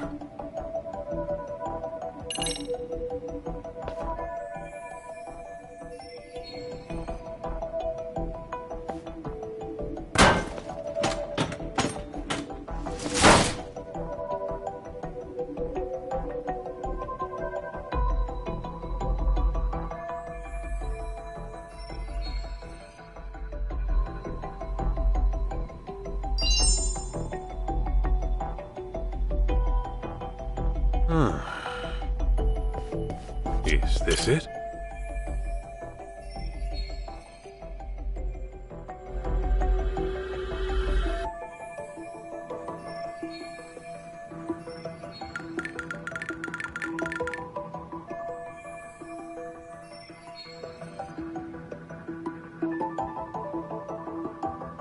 Huh?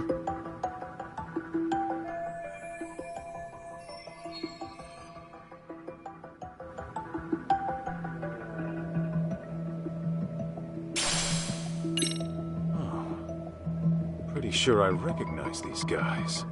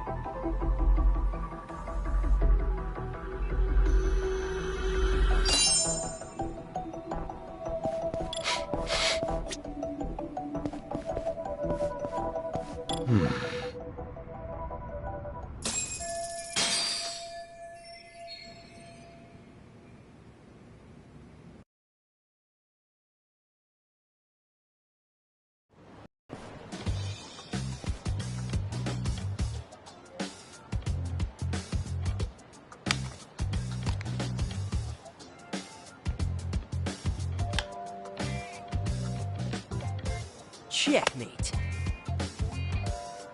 What? That's impossible. How'd you do that? Easy.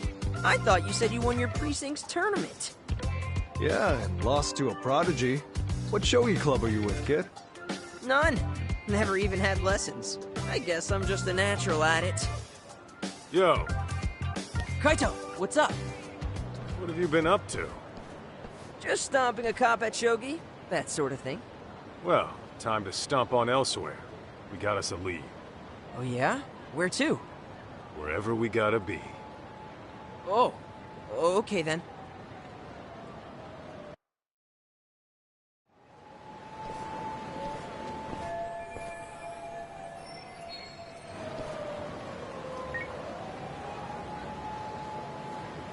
Hi, how can I be of service?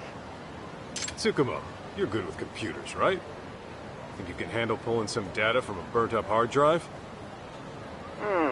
It all depends on its condition, but it's certainly not impossible. Well, mind taking a look? And make it quick if you can. Sure, not a problem. But I have to ask, what sort of case did you find yourself in this time? Right, about that. I should probably fill you in. Got a feeling I'll be asking more favors. Here's the deal. I see. So a group of inconspicuous thugs murders a rich family to gain access to their fortune. That's quite a story. Well, let's start with analyzing that hard drive. I've sent a motorcycle courier to your location. Figured it'd be faster to pick it up that way. Once I get my hands on it, I'll tell you what I find. Good shit. Thanks for the assist.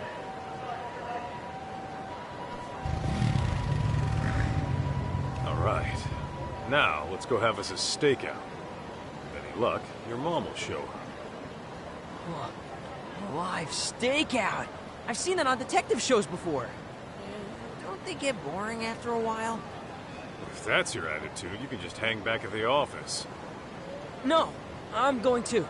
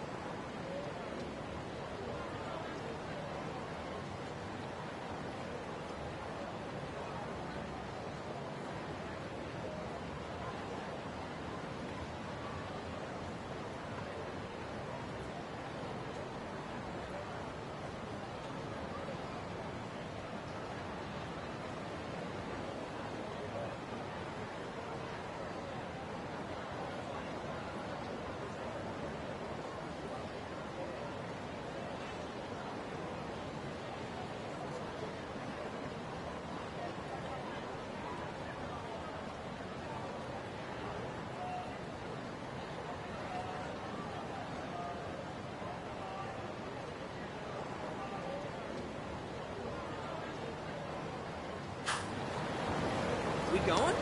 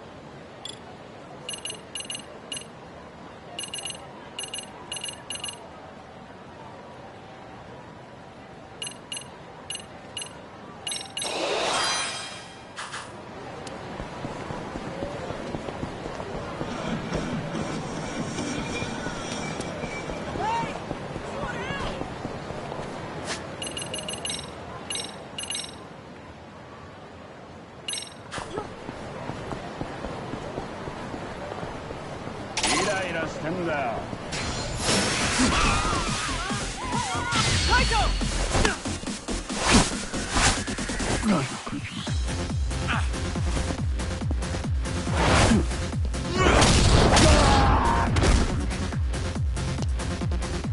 Nice work.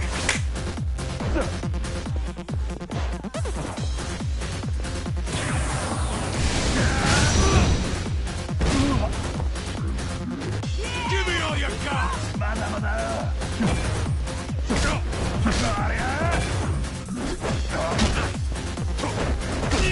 Come on! You're better than this!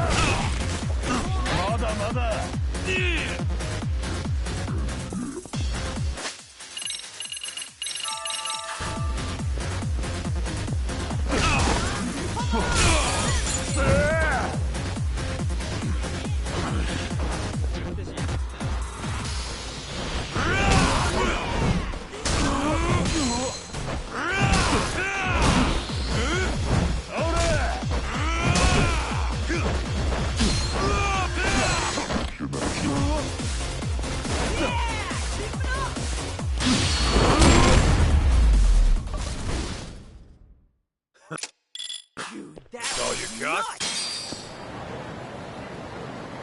All right, let's go, Kaito.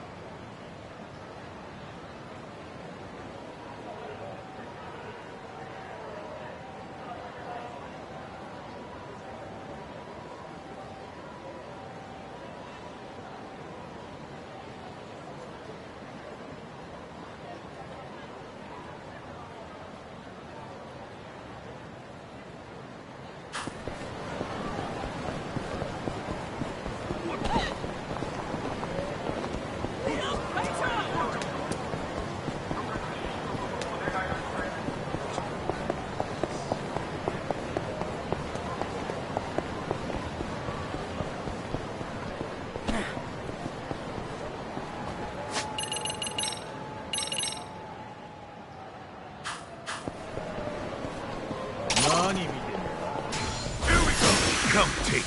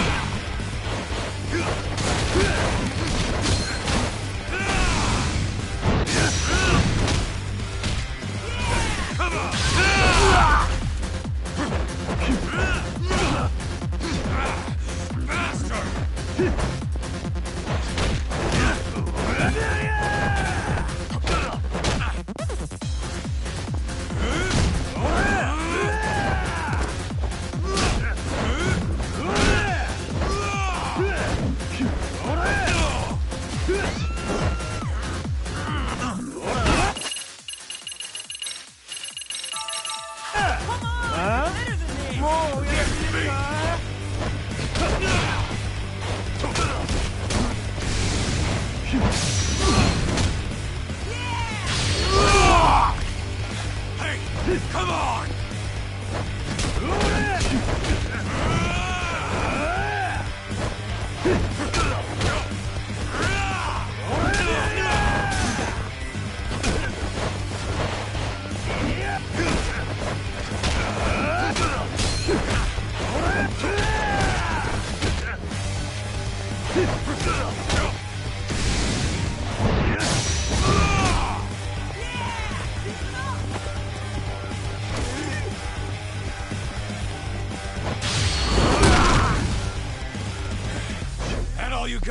本気だよ。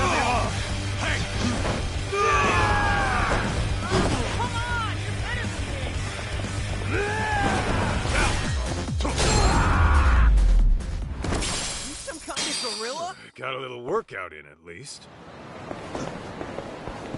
That way, huh?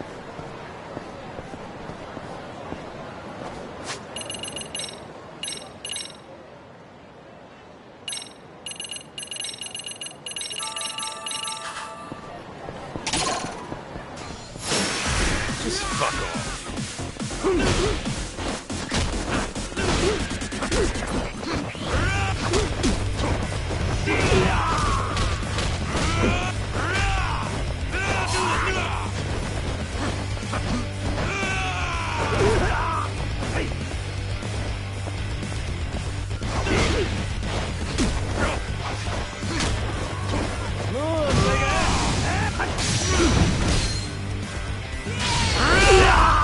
Give me all you got!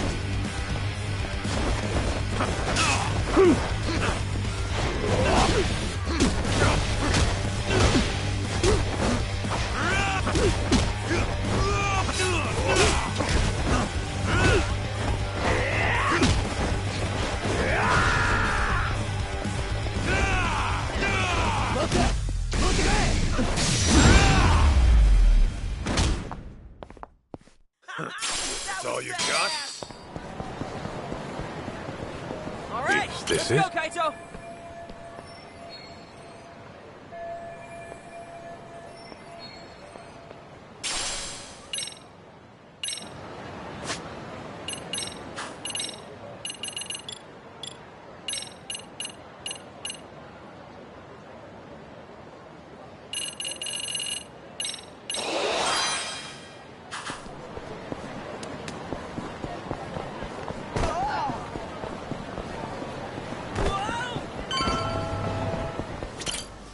いらっしゃいませ。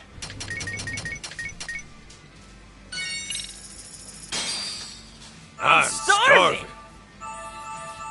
Now that was good. Delicious. ありがとうご。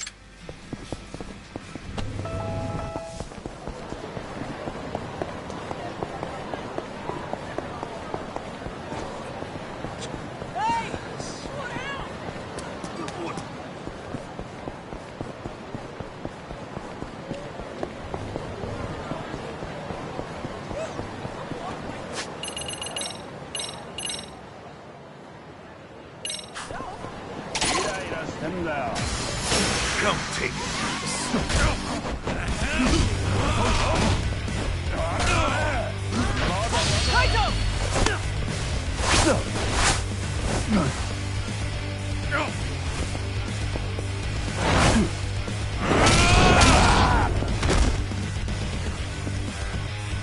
Nice work.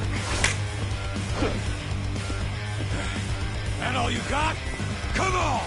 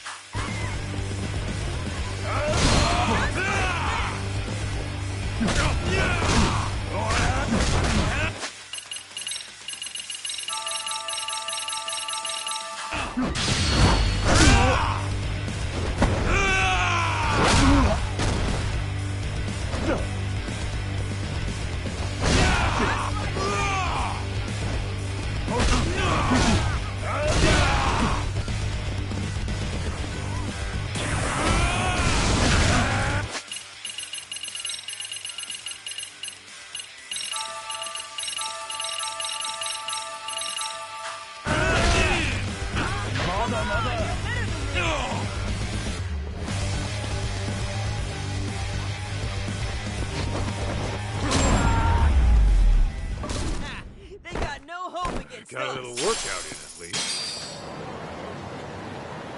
We going?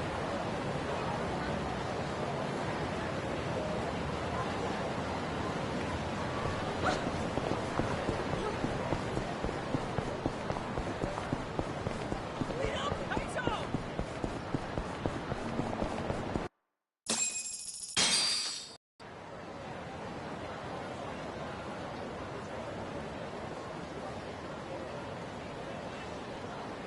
Hey, aren't people gonna think we look weird? Huh? Oh, I figured we looked like father and son coming home from a ball game. Yeah, I don't know about that. Hey, there he is. Looks like he just clocked in. So you really think my mom's gonna show? I wouldn't hold my breath, but it's possible. After all, Kenmochi's next on our hit list. Guess we'll be stuck here for a while then.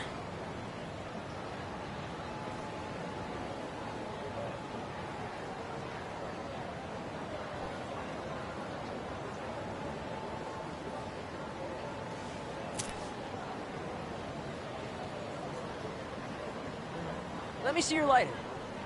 Huh? Who would have thought we smoked the same brand? Yo, didn't I already tell you you're too young?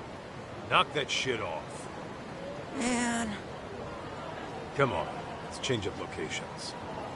What for? Might raise some eyebrows if we stay in one spot too long. We gotta change our clothes, too.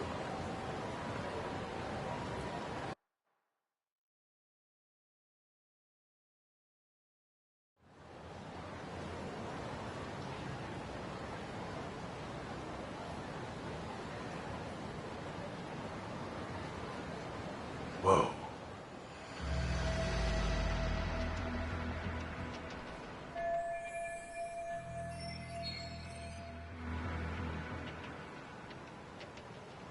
All right. Let's tail him.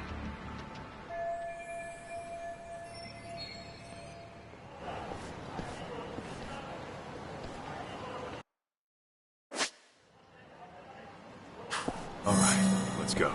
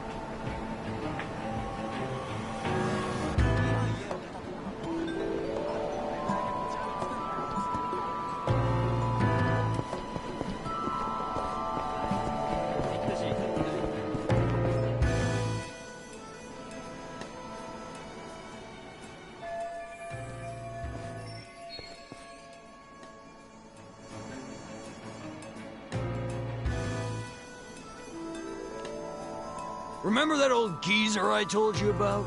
The stubborn one, living alone, who wouldn't leave. Oh yeah, what about him? He's got this dog he loves like his own grandkid, right? So I snatched the little thing up. Aw, that's so mean. Oh, it gets better. After that, I gave the old fart a hot dog. And when he wolfed the thing down, I told him it was dog meat. Got him so spooked, he puked. Wow, Shu-chan, you're terrible. Please tell me that dog's still alive. Course he is. He's with Nishio right now. Guy loves pets. We'll give him back once the old geezer falls in line.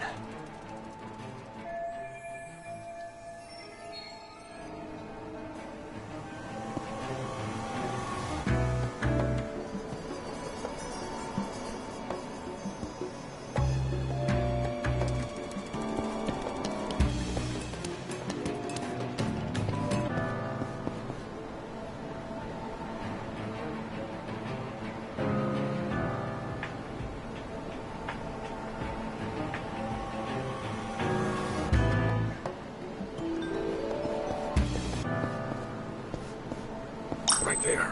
Where's that store at? Must be seeing shit.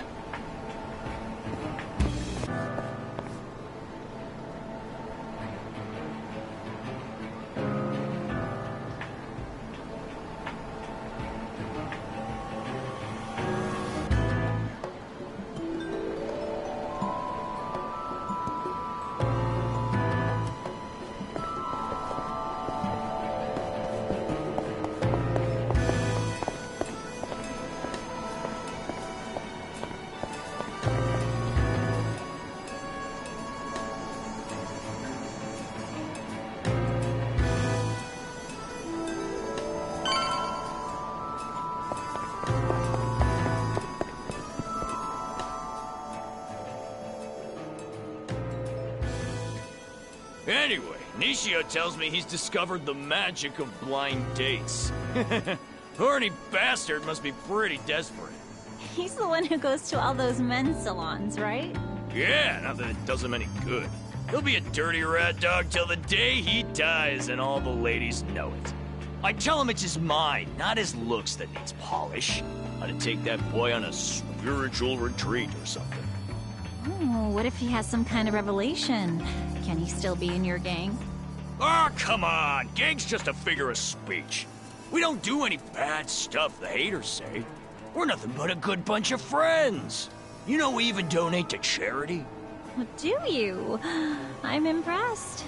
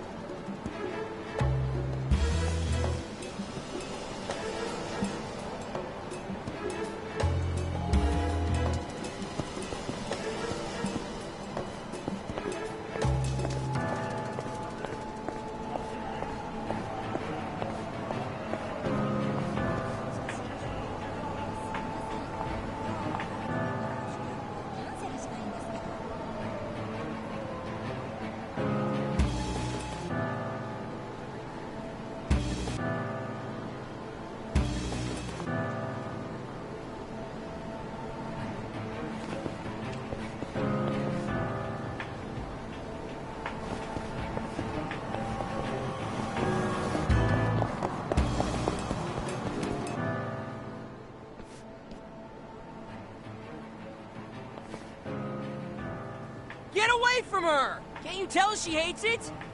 Hmm? Huh? Stay out of this, kid. I said, get away! He's at it again. Give me a freaking break. You goddamn brat! Go on. You should get out of here. Thank you! Who the hell do you think you are? I'm gonna have to teach you a lesson. Hold up. You got a problem with him, and you gotta go through me. The hell? His dad or something? And you're both gonna get a lesson together. Here we go! Now!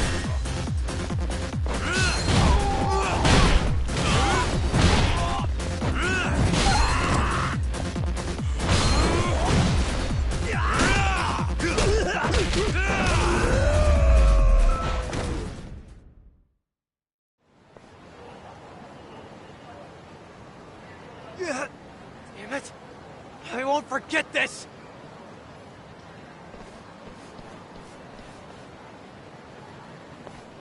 Sorry. I know we should be going after Kenmochi. True. But you made the right call, so don't sweat it. Oh, okay. Anyway, Kenmochi shouldn't be too far. Let's hurry up and find him. Yeah.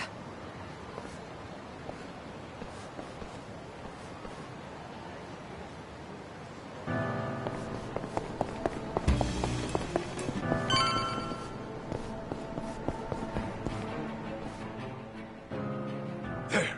Found him. Remember Ashizaki, the guy who died? He had his little fella pierced. You think they take it out before cremation?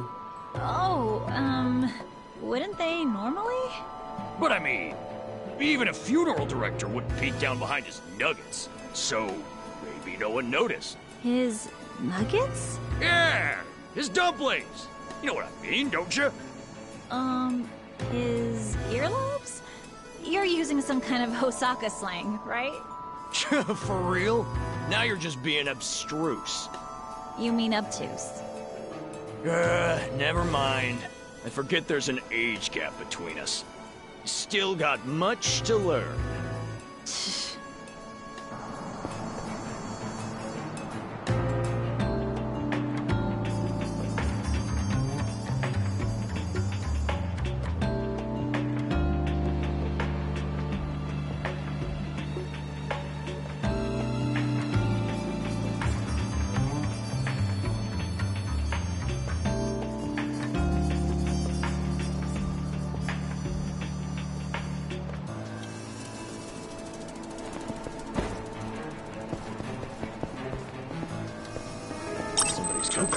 Man, I'm hungry. Must be seeing shit.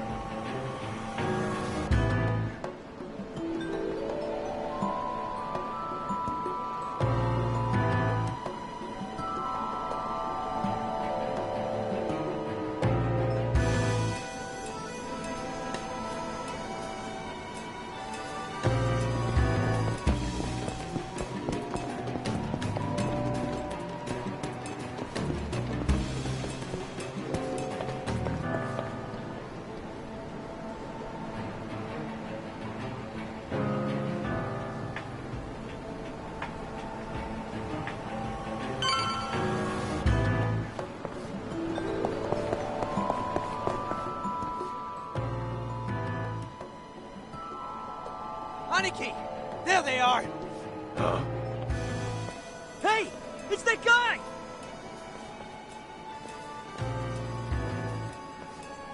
So you're the one who messed up my boys. I'm here to return the favor. Now die, bitches! What a pain in the ass.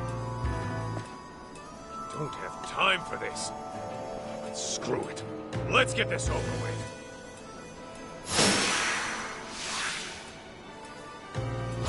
Come on!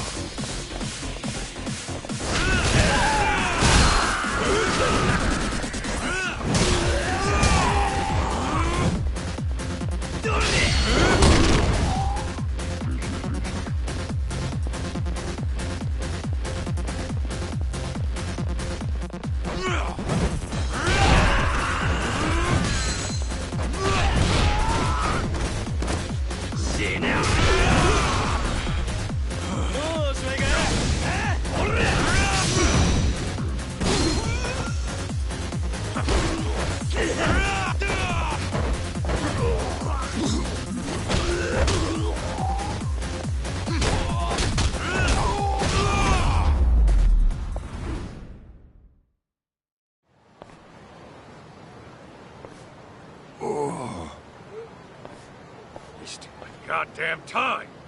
Come on, Jun. Let's hurry and find Kenmochi.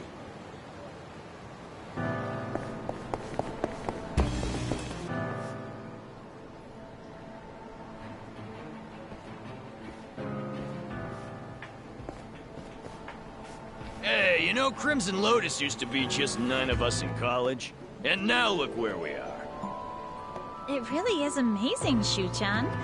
I'm sure it's your personality that attracted all those people. Not to mention, we do things on the level. No bosses, no grunts, just one big happy family. We all got nicknames too. No sans or sirs allowed. That formality shit makes me sick. Ooh, you're so egalitarian. I wouldn't exactly call us eagles. We're more like a wolf pack. We're all real tight, you know? We help each other out when we're in need. And if you mess with us, we all come get you. Anybody even giving us the stink eye gets their face rearranged by the boys.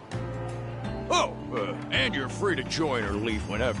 Our policy's not to tie you down. Do you still keep in touch with those who leave? Absolutely. That's why we gotta take out the lady who's been killing off our old buddies. We ought to cut off her skin and feed it to some dogs. It'll make for a real good time. Shu-chan, that's so wild. You really are a true friend.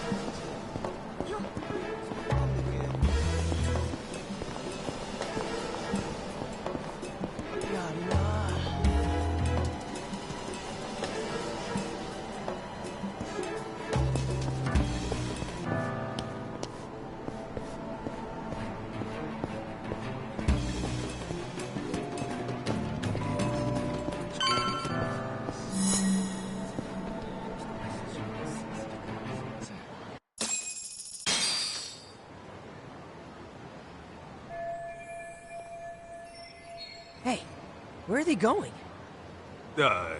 Nowhere you should worry about. Huh? Isn't that... What's up?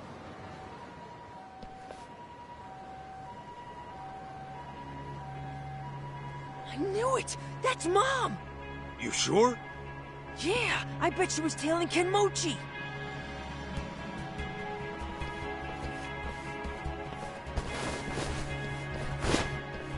Shit! They set her up! What? That bastard got himself tailed on purpose to lure her out! Let's go! Mikiko-san! Ah! Damn it! What do we do? No time to waste. I'm busting in! Wait a minute! What about me? Just head back to the office. Shit's about to get ugly. All right! Just get Mom back safe, okay?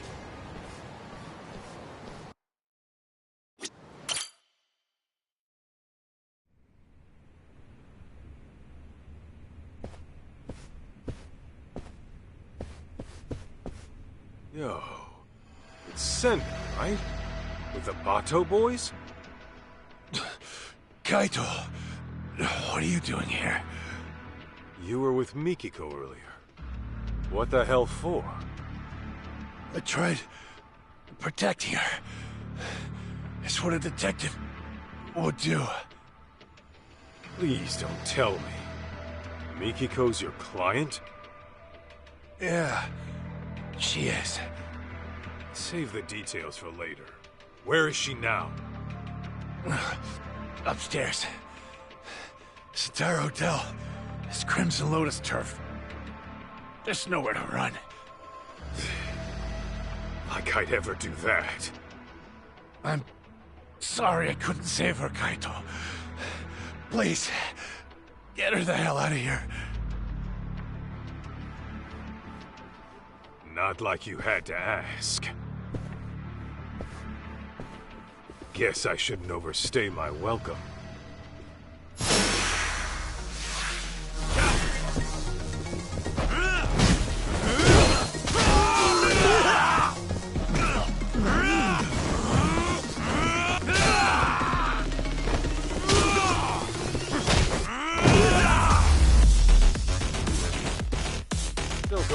fights you can't win.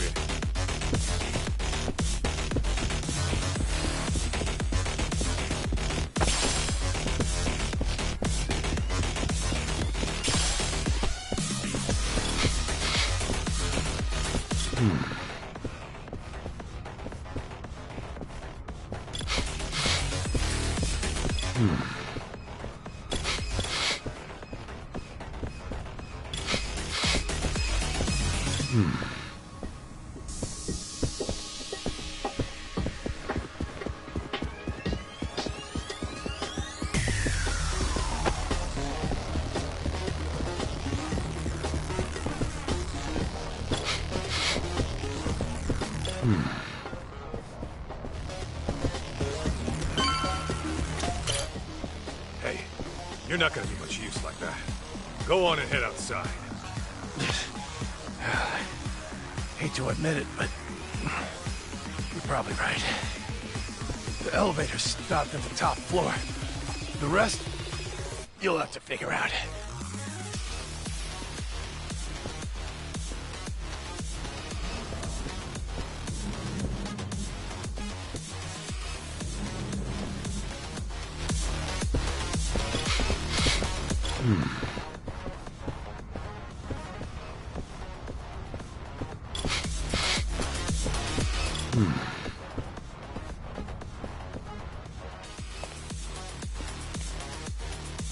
Huh? Hey! It's Kaito! Don't let him near the room! So that's where you're keeping Mikiko, huh? Get out of my way, asshole! Come on!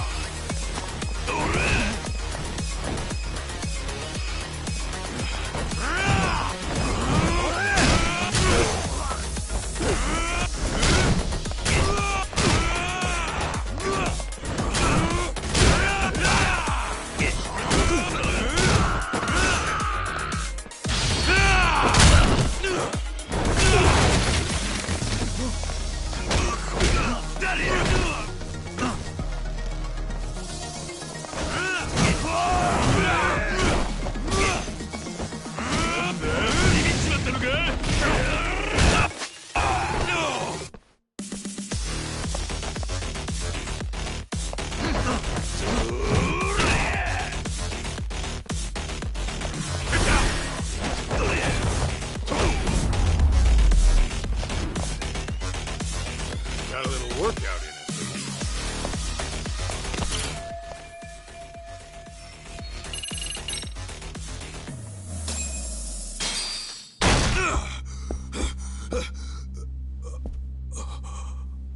Hey. You made it. Kenmochi, you motherfucker! Oh, you mad? You sure took your sweet time for someone claiming to be a fucking bodyguard. Huh? Bodyguards are only worth what they're protecting you. But you ain't worth shit.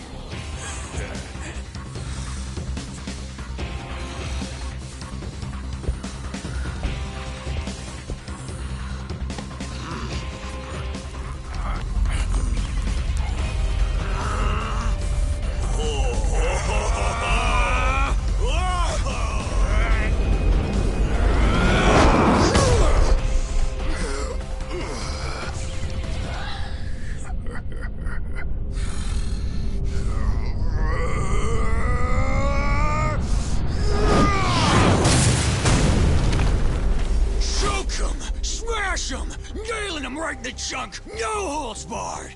Breaking their bones, smearing each other's blood on the goddamn mat! It's all coming back. My days chasing glory and spilling guts in the underground! Can you feel the adrenaline? Then show me what you got, Kaito! Bastard. I'll make you pay. With your life.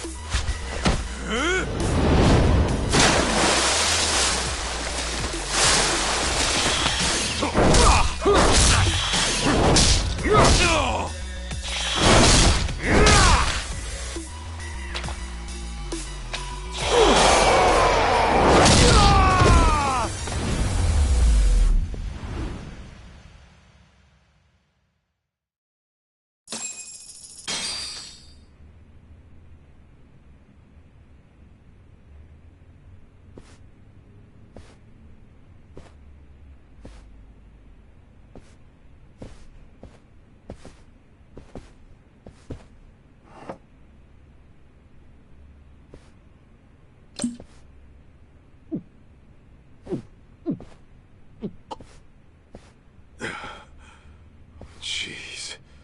You don't know when to quit.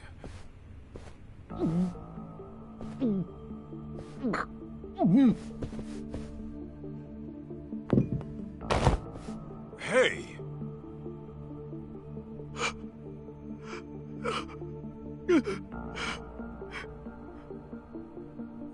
What the?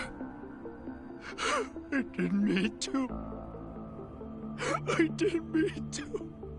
I never meant to kill anybody. The fuck are you saying? Nobody was supposed to be home. He said they were on vacation. But then, I burned them alive.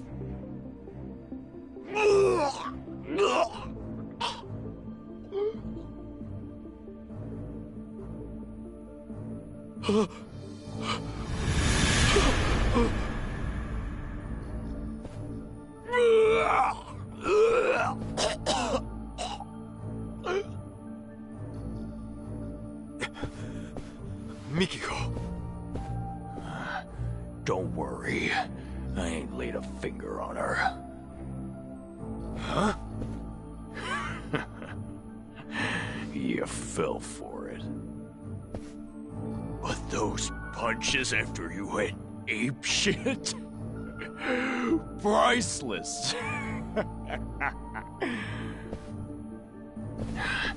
Nearly made me forget all the pain. Come on, take another shot. Make it go away! Please. I can't take it. I don't want to hurt anymore! Kenmochi, I hope you hurt till the day you die.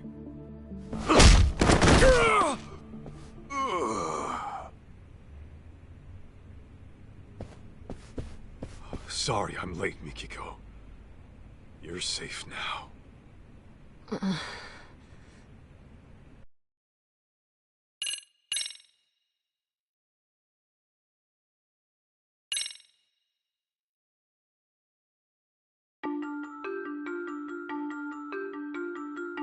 A series of brutal murders rocks the young elites in Kamurocho. Each victim was a founder of Crimson Lotus, a group of thugs for hire. Mikiko lost her only sister at the hands of these thugs, along with her foster parents.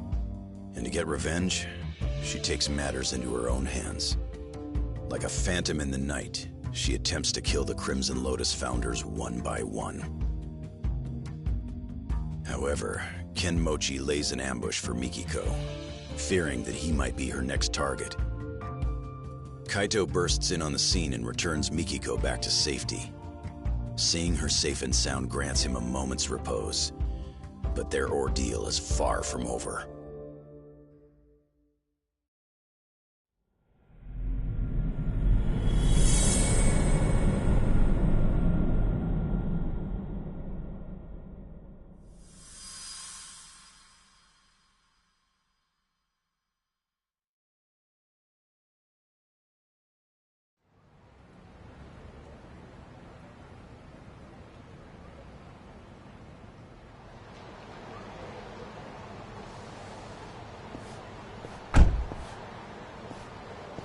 she all right?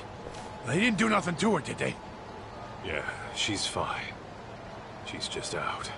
Oh, that's good. Get in, Kaito. We're taking Mikiko-san somewhere safe. Fine. But you better be ready to talk. Uh-huh.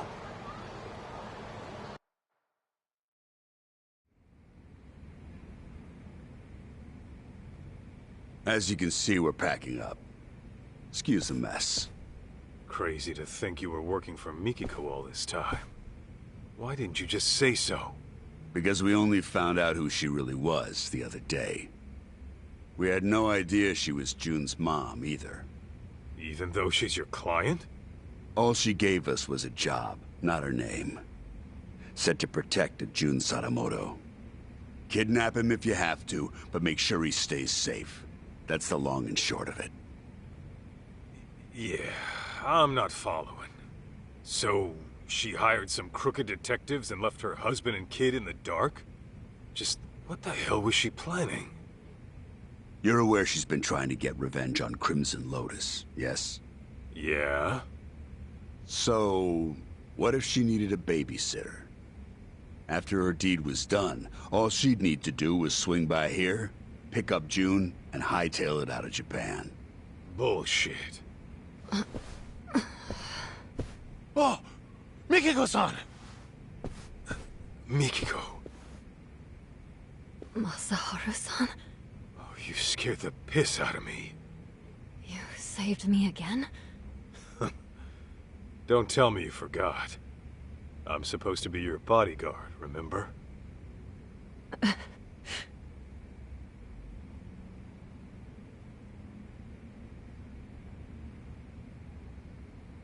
All right, Mikiko. Tell me, did you really kill those people? I intended to, but I never got the chance. What do you mean? Well, someone else was always one step ahead of me.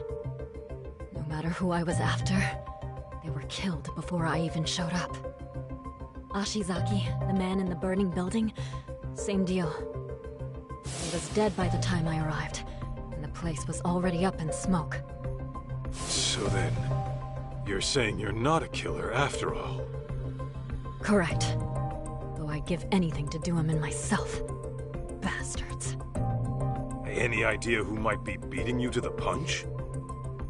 I wish I knew. I see.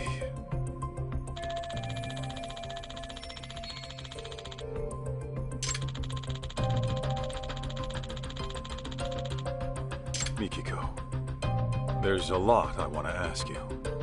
Are you okay to talk? Yeah. Why go after the Crimson Lotus founders? Was it really out of revenge? You mentioned Crimson Lotus being responsible for killing your family. What set this all into motion? It all started with Kenmochi. He was some kind of real estate broker way back when. He was making a fortune, too. And that was before the bastard went after my parents. Right. Sadamoto-san mentioned something like that. Except, there was no evidence that they ever started the fire. The police pinned it all on the stalker and left it at that. Meaning it's up to me to get justice. Mikiko.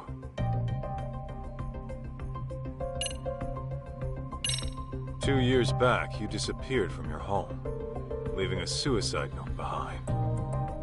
The cops believe you killed yourself, but obviously you never did. Of course not. Besides, I can't just die and leave my son behind. It was Crimson Lotus who framed my suicide. Must have been convenient for them. I figured that was the case. But still, I can't believe you lived. They seriously pushed you off a waterfall? To this day, I have no clue how I survived. I was apparently knocked out at the time. Maybe I have the devil's luck. Anyway, when I woke up, Shirakawa-san had already taken me in. I couldn't remember anything. What made your memories come back? I was watching TV. TV? Yes. And Kyoya's face was on there. Right. Your husband. He's been on TV a lot lately. I think I saw him on some morning show. Anyway, he was chatting with a celebrity, looking real smug. And that's when it all came back. What Crimson Lotus had done to me, and what they took away. Was there a reason you didn't contact your family right then? Sadamoto-san and June were worried like hell.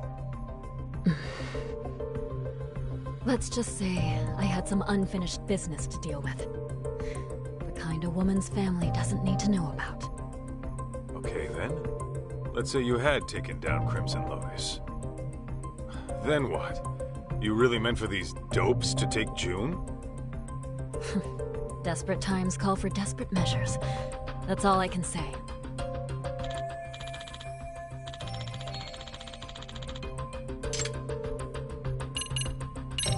Mikiko, why'd you want to stick June with these shady assholes? Because I needed a detective who'd take an anonymous job. I couldn't let it get out that I was still alive. The last thing I wanted was Crimson Lotus hunting me down first. And while detectives are supposed to maintain confidentiality, I can't just take that at face value. Besides, any legit detective would turn down some random woman asking to snatch up a specific kid, right? True.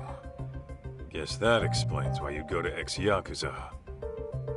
Yeah, except Igarashi-san figured out who I was midway through it all. Sorry I had to pry, Mikiko-san.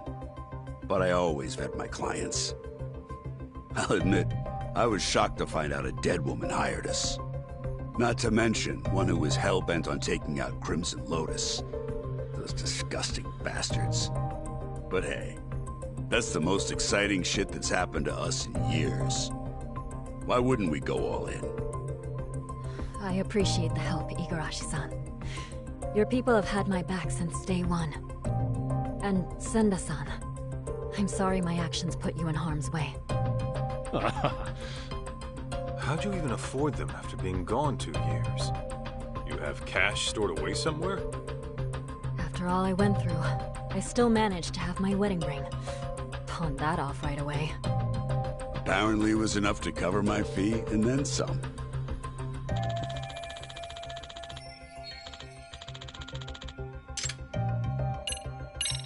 You know, your boy June ended up paying me a visit. He wanted me to help him find his mom. I knew about that. Igarashi-san had told me he was with you. It didn't take me long to figure out what he was up to. He also thinks he's my son. Of course, I beg to differ, but, Right. That's all in his imagination. Yeah, that's what your husband said too. I guess June was reading her diary from when we were together and got some ideas in his head. He said you wrote, "I'll never see Masaharu-san again." And I should get this taken care of. I wrote that? Huh. I wonder what I meant. Come on, you really don't remember? How could I? That diary's as old as time. And even so... Wait. You don't mean... Ringing some bells? Remember that time I borrowed 50,000 yen while we were out shopping? I forgot to grab money from the bank. But there it was, the cutest coat I had ever seen. The last one on the rack. And of course, I left my card at home too. Huh. Know what? It does sound familiar. Hold on. Don't tell me. Mm-hmm. I never gave you your money back after we split up. So I was stuck thinking about whether or not I should pay you back. It would have been pretty awkward after the breakup we had. So yeah, that was stressful. What? You mean to tell me that's what all that meant? If you want, I could give you 50 grand right now. No thanks. Really? Okay, you're the boss.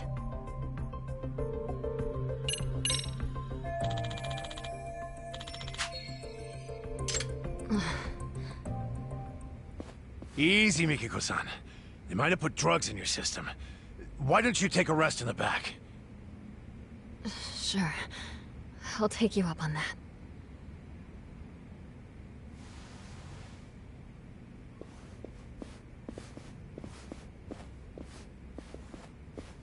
Your guy, Senda. He's into Mikiko, isn't he? That obvious, huh? Well, yeah. What can I say? The guy's a big softy. I always tell him not to get too close to clients. What about you? Mikiko got your attention too?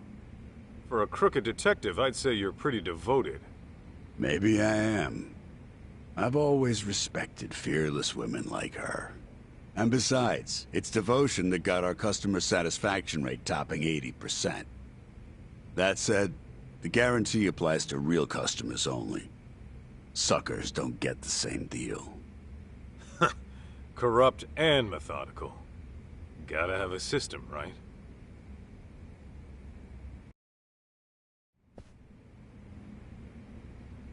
Huh?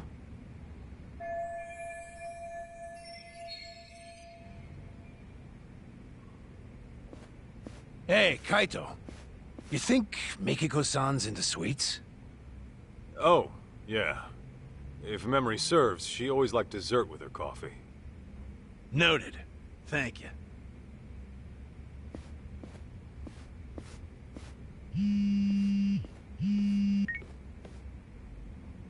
Kaito here. What's up? Guess what? I was able to salvage the data from that hard drive, damaged as it was. No shit! Nice going, man. Anything useful on there? Well, I did find something intriguing. Scans of some under-the-table transactions. Though, whether they're useful to you or not, that I cannot say. Well, wanna fill me in anyway? Okay, so these scans showed questionable wire transfer records. It seems it was a security company that burned down. But 17 years ago, it received very large sums of unspecified funds over the course of 7 years. And the source of these funds was a smartphone app developer called Devenir. So, some smartphone company illegally funds a security firm. What for? That, unfortunately, I could not find. I tried combing through their email history, but still nothing came up. All right. Oh, and this Devenir? It doesn't seem to exist anymore. In fact, there are hardly any records of it operating. I'm tempted to think it's a dummy corporation, Kaito-san. Huh. Now tell me that's not fishy. Indeed. Alas, that's about all I managed to recover. However, I do intend on looking into this Devenir a bit further. Seeing as there isn't much about it on the web, I'll likely have to do some extra digging. Appreciate all the help, Tsukumo. Of course. Just ping me if there's anything else you need.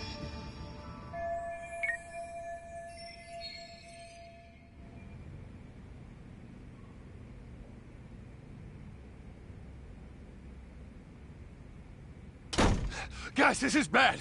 It's Mikiko-san.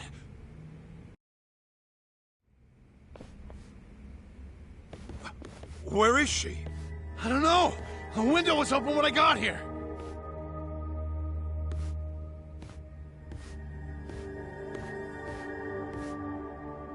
Mikiko, where the hell did you go? Is she seriously going after Crimson Lotus again? Oh, not good. You know something? Oh, no? Numbnuts here doesn't know a damn thing. He can speak for himself. Now talk. Well, it's just that Mikiko-san might be... Senda! Whatever she decides to do, we see it through to the end. That was the deal, wasn't it?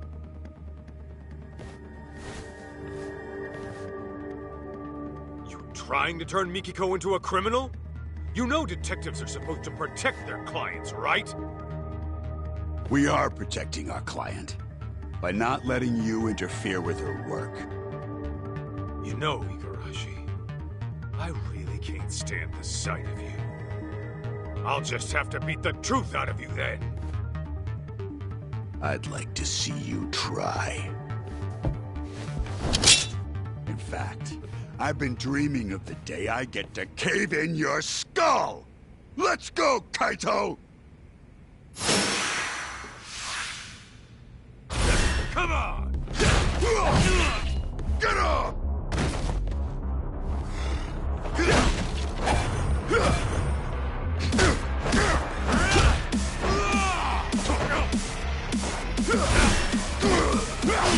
Let's do this!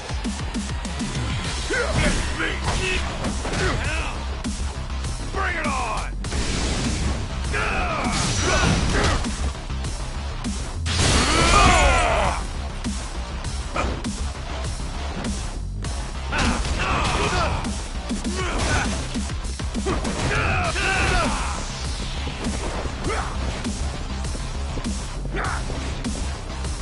Give me all you got!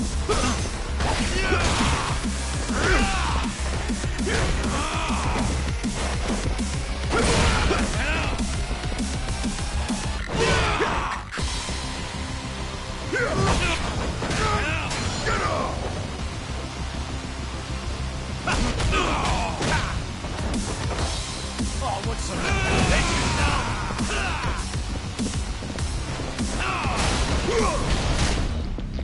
Come on!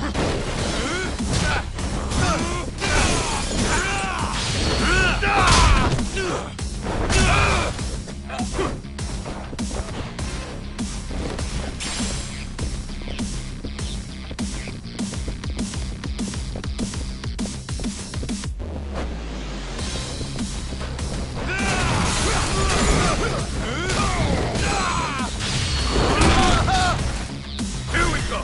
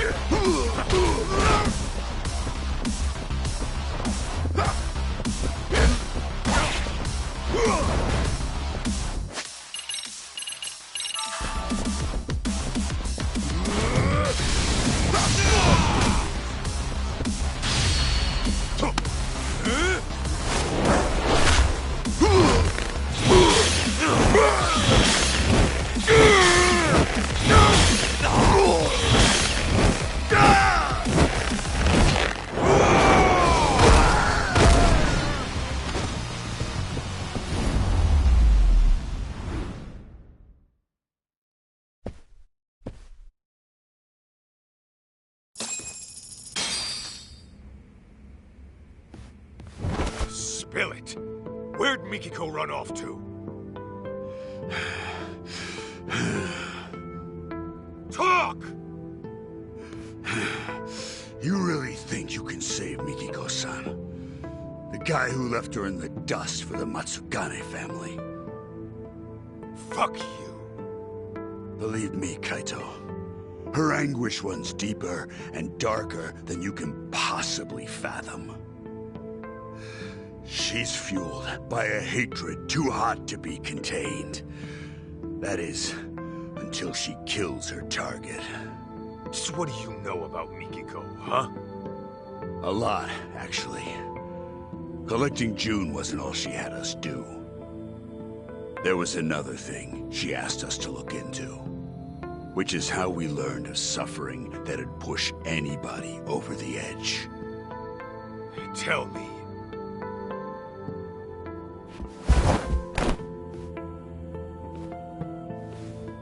I'll ask you again. Do you really think you can save Mikiko-san?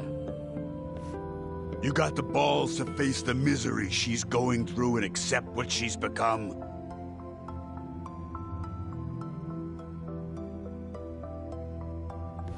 My mind's already made up. I'm gonna save Mikiko. Don't give a rat's ass if I die trying. Well said. Then let's go. Huh? Go where? To Ijincho, Yokohama. I'll fill you in on the drive. Any unfinished business you have, Go take care of it now.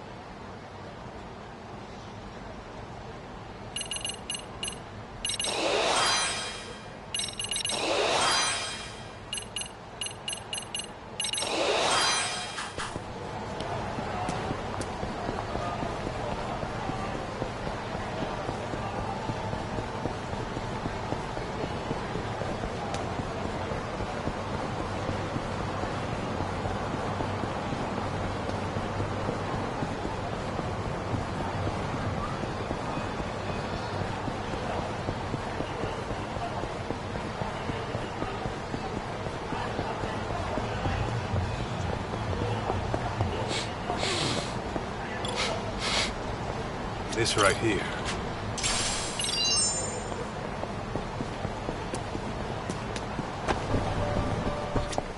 いらっしゃいませ。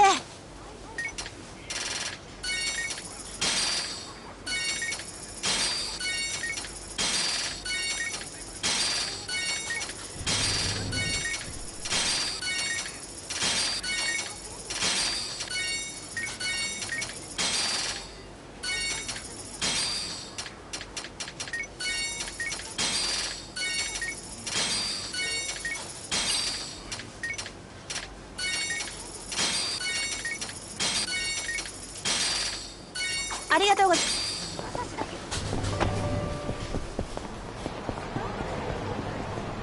すいません。明日のバイトなんですけど、ちょっと。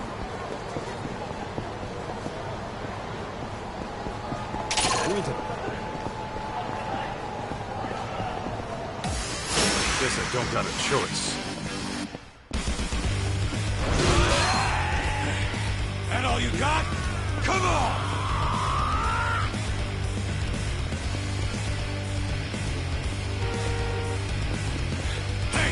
Come on! Yeah! Give me all you got!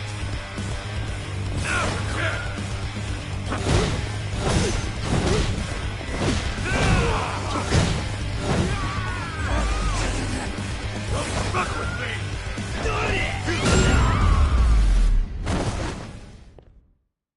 Got a little workout in at least.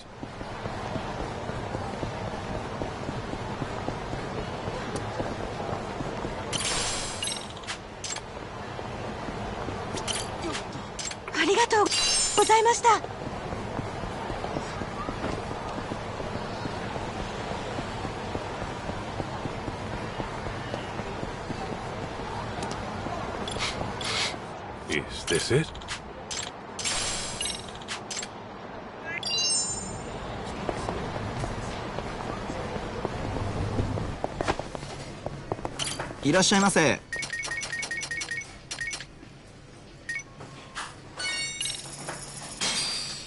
I'm starving.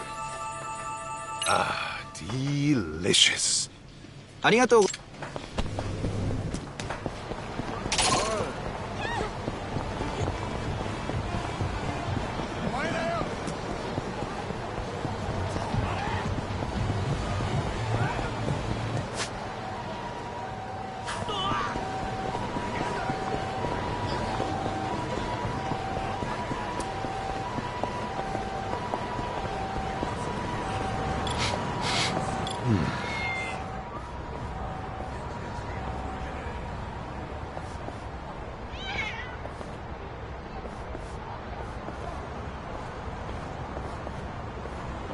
What have we here?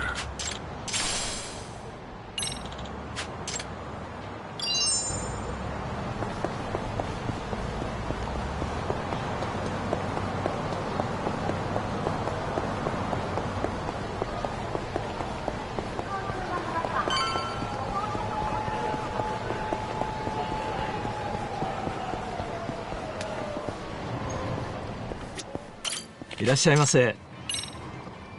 ありがとうございます。いらっしゃいませ。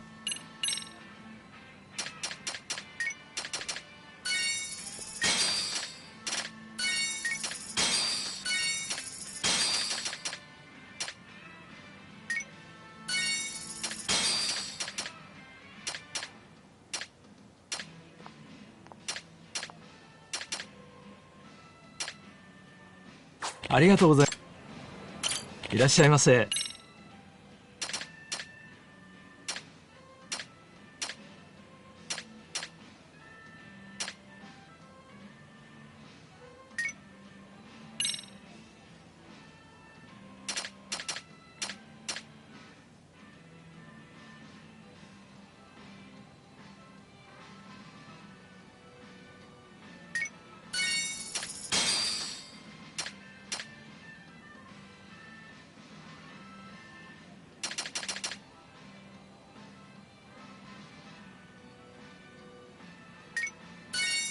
ありがとうございます。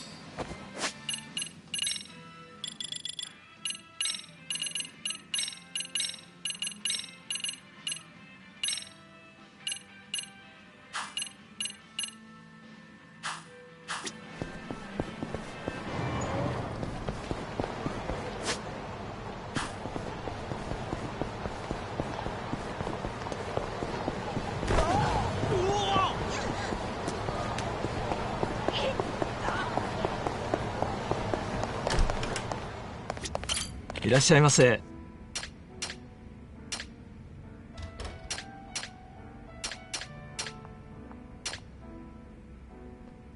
ありがとう。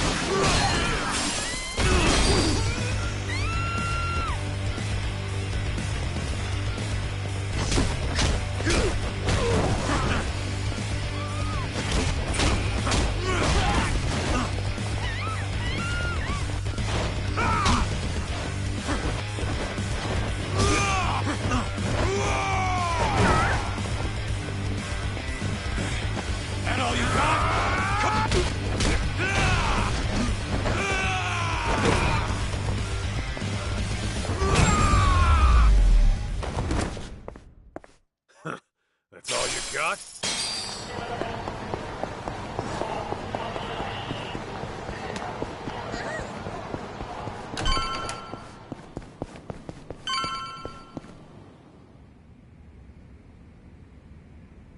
Oh, Kaito! Where's Mom? Don't worry, she got out all right. Turns out she never killed anyone either. What do you mean? Whew, that's good news. Glad to hear my mom's not a killer.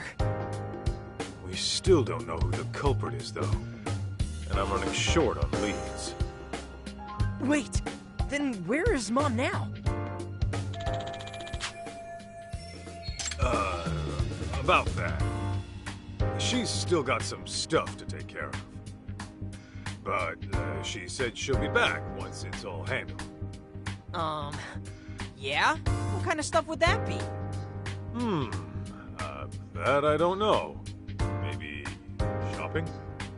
Shopping? Now? Okay, then. So, what are your plans? Actually, June, you and I are gonna hang for a bit. We are? Yeah. After all you've been through looking for your mom, I figure we could both use a break. Grand tour of Kamurocho sound good? Hell yeah! Let's do it! Then let's hit the streets. Okay!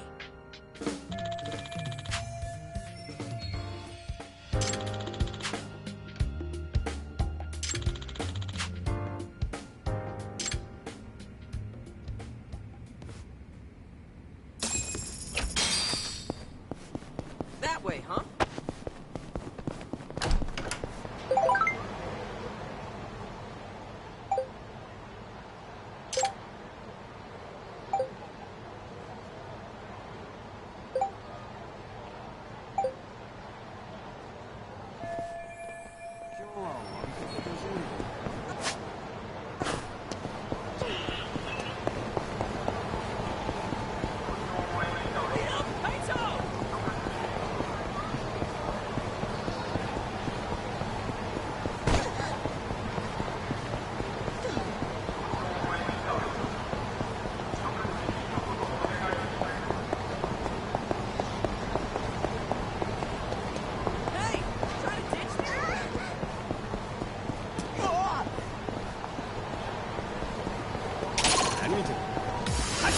Come take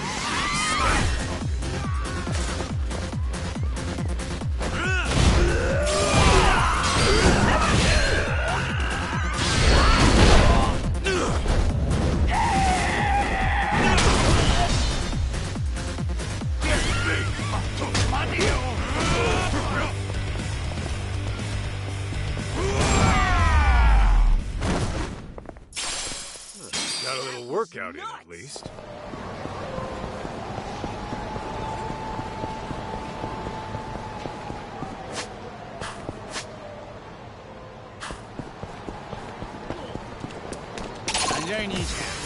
Coming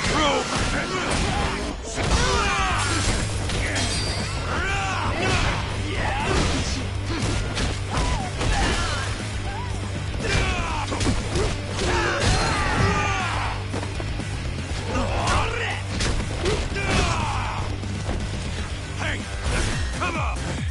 That all you got? Come on, here we go!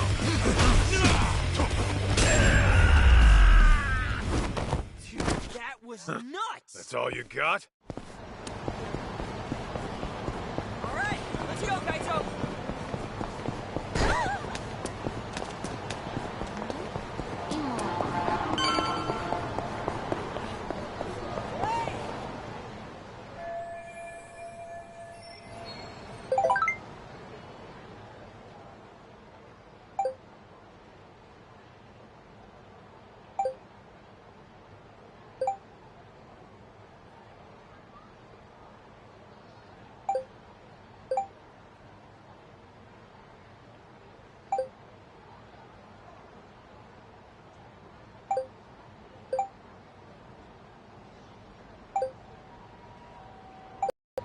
Ooh, who's hitting you up? Takayuki Yagami. I call him Tak. He's my boss, and, sort of like a partner in the biz. Is he strong? Well, to an extent. But there's no way he could take me. I think. Whoa, he must be pretty tough, though, if you're working for him. Tough enough to count on in a pinch, yeah. I'll introduce you when I get the chance. Man, imagine seeing Kaito's boss in action. Sounds awesome.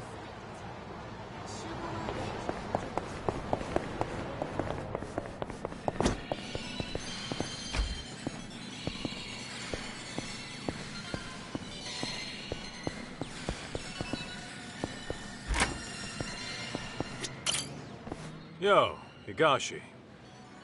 Kaito Aniki, what's good? By the way, whose kid is that? Remember the kid who was making a ruckus at Charles? Voila. Ah, so this is him. Why is he with you, then? Well, long story. We're looking for his mom. That'd be Mikiko. Whoa. Hang on, so he's Mikiko's son? Yep. And we found out she's still alive, too. No way! That's great! Hey, so this is Higashi-kun. You were in Mom's diary, too. He's like a little brother you just can't rely on. That's you, right? Hey, Mikiko-san really said that about me? She also wrote, he acts like a tough guy, but he's sweet if a little wimpy. Not sure he's cut out to be a Yakuza. What? Well, Higashi, next time you see Mikiko, show her what a badass manager you are and make her eat those words. You bet I will, Aniki.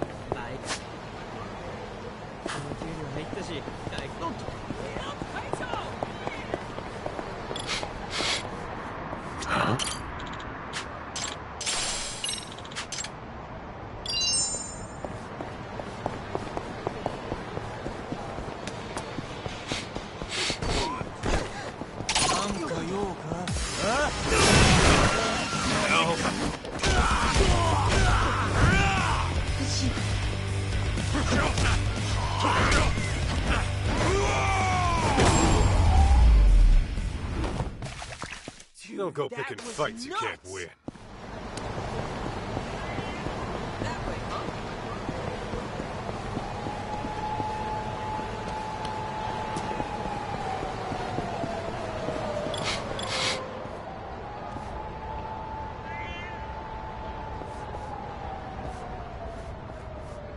This right here.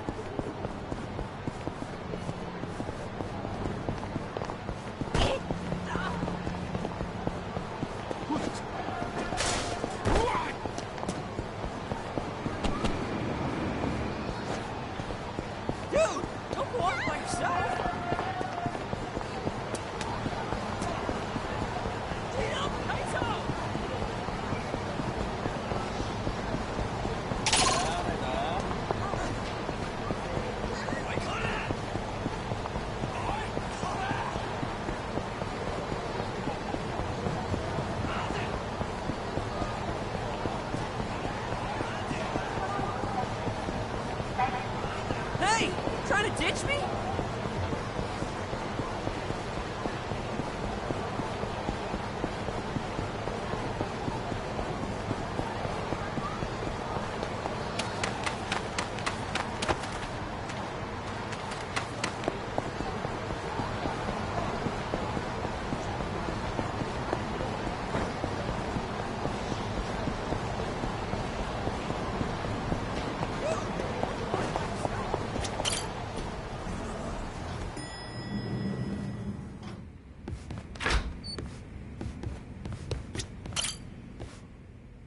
Yo, Hoshino-kun. Flying solo today? Yeah, and Saori-san's gone out too. Oh? Who's this young man, Kaito-san? He's a client. Been looking for his mom. Wow. I'm impressed you came to make this request on your own. Even brought my own payment. A 20 million yen watch. 20 million? You're joking, right? Seems to be legit. His dad's the CEO of some huge venture company. Says he jacked it from his collection. Say, would you consider introducing me to your father? Does he need a legal consultant? Huh? Not the time, Hoshino-kun. Sorry, just a little lawyer humor.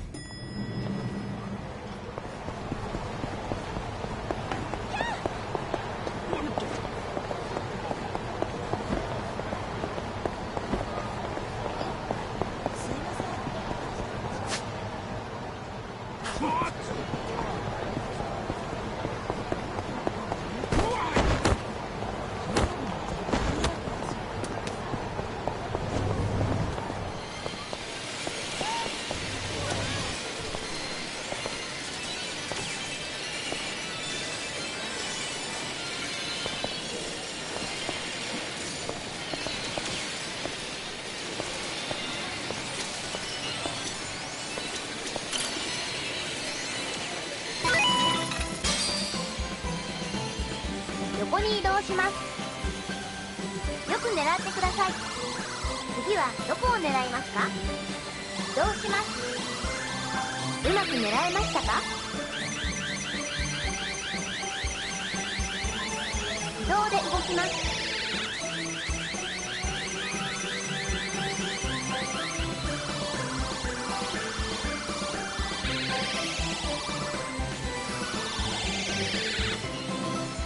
よく狙ってください。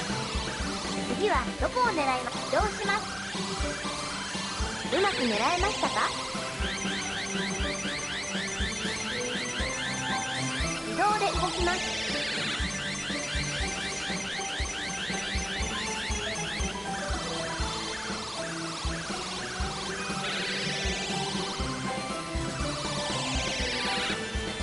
よく狙ってください。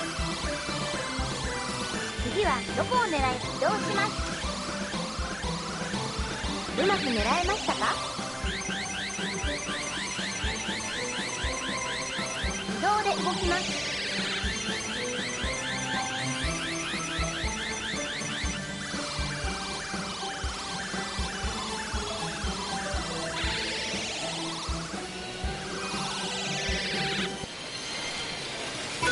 よく狙ってください。どこを狙うかが移動します。うまく狙えましたか？移動で動きます。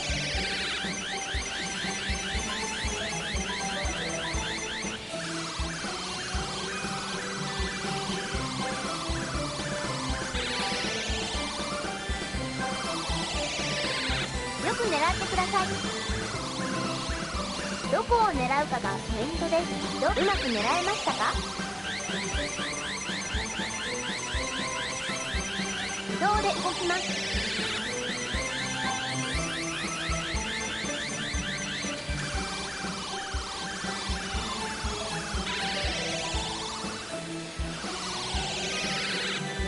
よく狙ってください。次はどこを狙い、移動します。うまく狙えましたか？移動で動きます。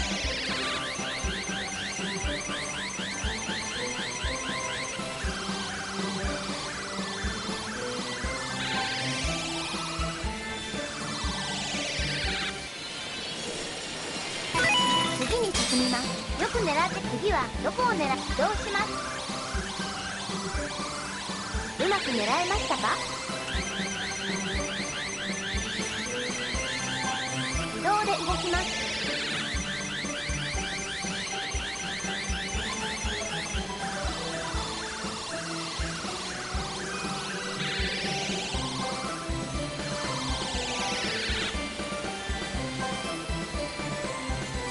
横に移動し、どこを狙うか移動します。うまく狙えましたか？移動で動きます。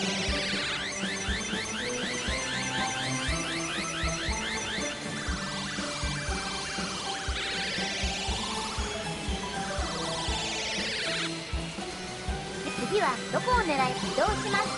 うまく狙えましたか？自動で動きます。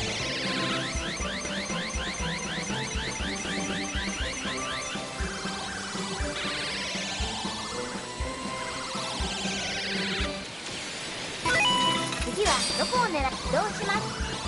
うまく狙えましたか？自動で動きます。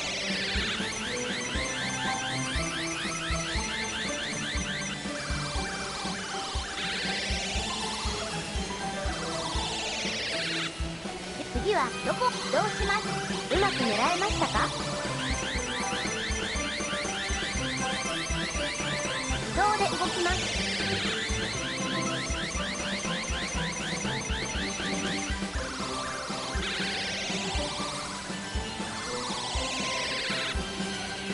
よくね、次はどこを狙い移動します。うまく狙えましたか？自動で動きます。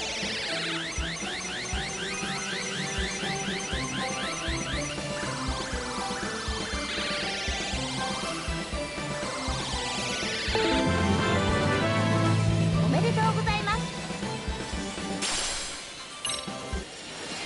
繰り返しプレイすることで上達します。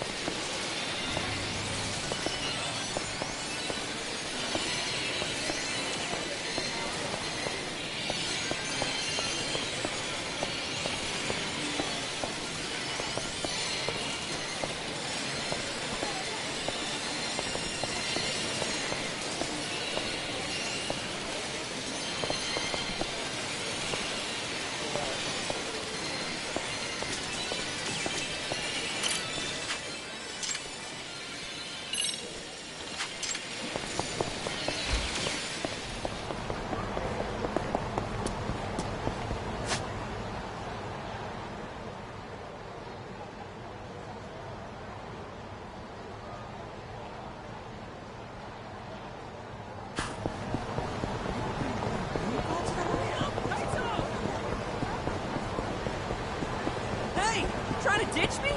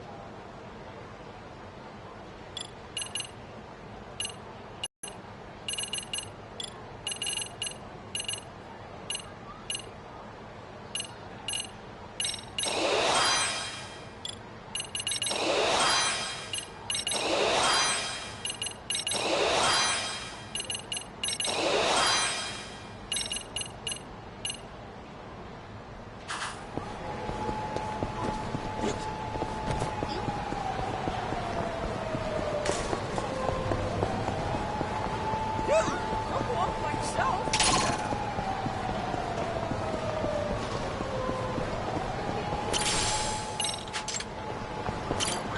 ありがとうございました。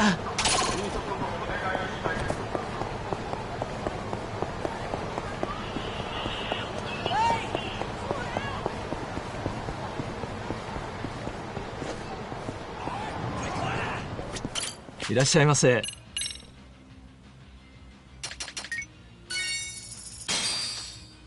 ありがとうございました。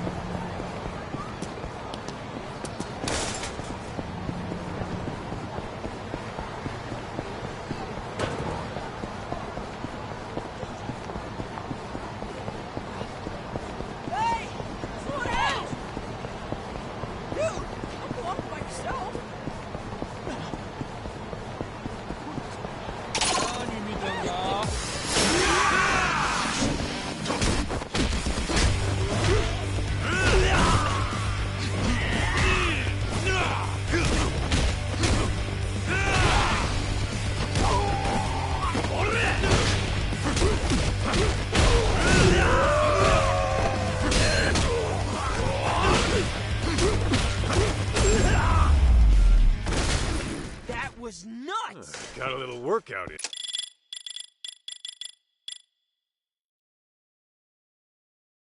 At least. All right, let's go, Kaito!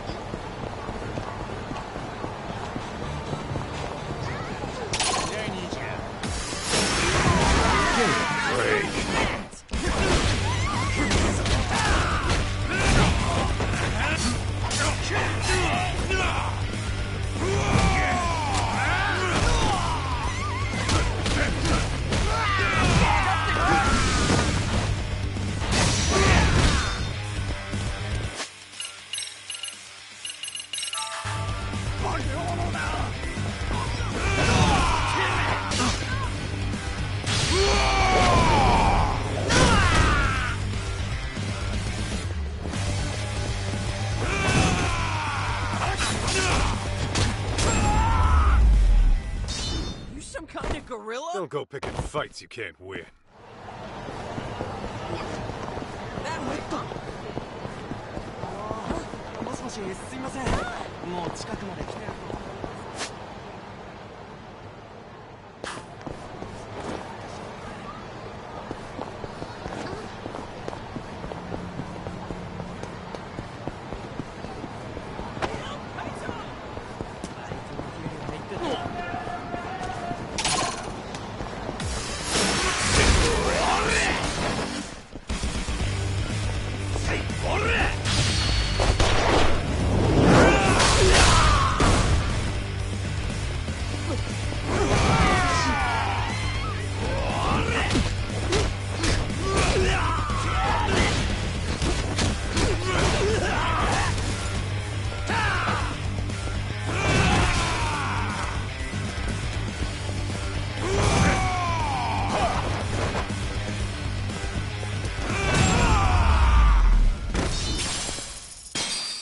Got a little workout in at least.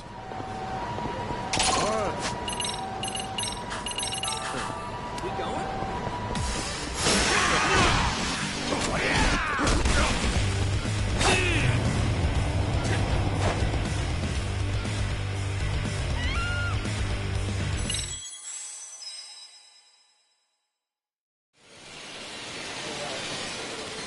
All right, let's go, Kaito!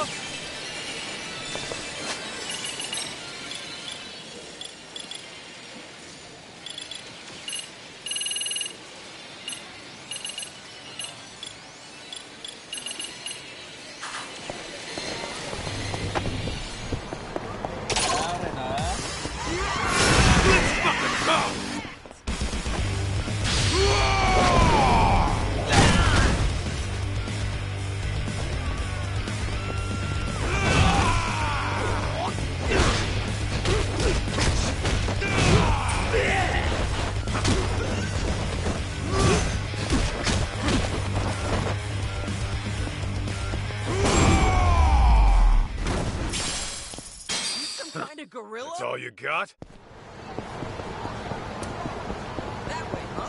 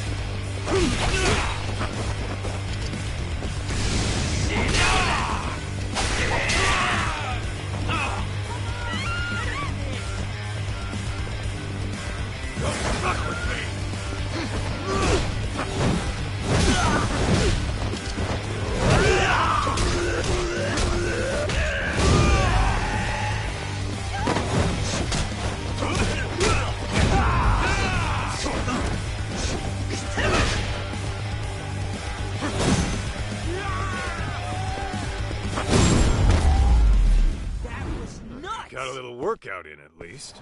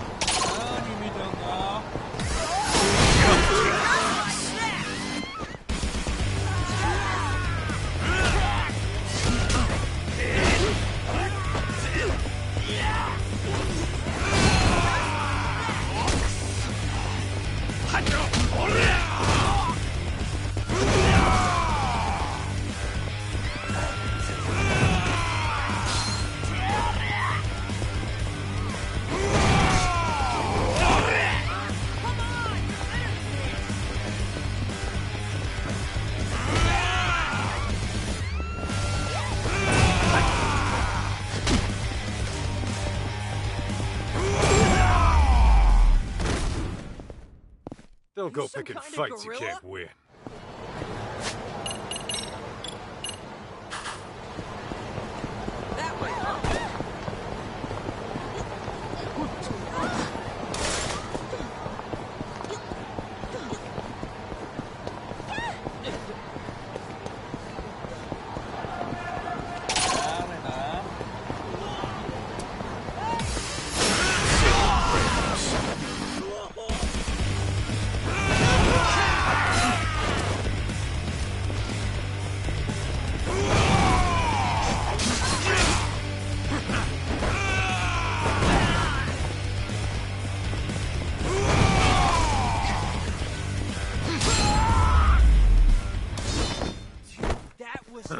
That's all you got?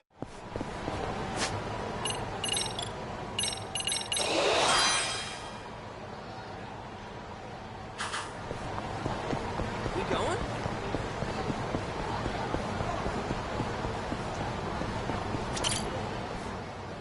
All finished up on your end, Kaito?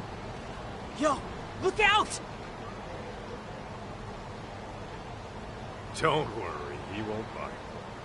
Turns out your mom asked this bum to look after you. Yeah, right. Like I'd ever buy that.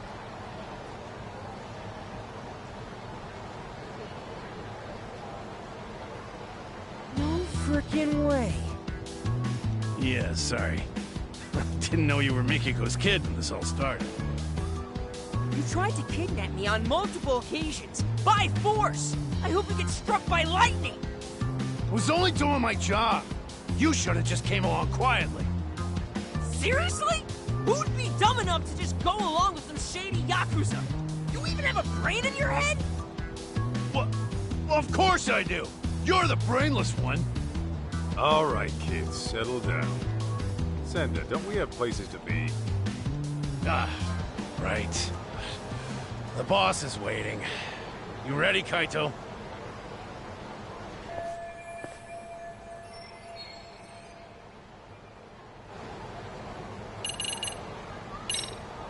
Good to go. Okay, let's hit the road. Oh, but the kid's gotta stay. Boss wants to talk mano a mano. That right. What? Why can't I come with? Because I said so, twerp. Jerk. Be that way. June, just chill in my office and I'll get you a souvenir. Sound good? Fine. Oh, and by the way, Mom's not really out shopping, is she? You'll bring her back, right? You bet. Okay. Then I'm gonna hold you to that. Make sure nothing bad happens to her. Got it? That's a promise. You'll see her again real soon.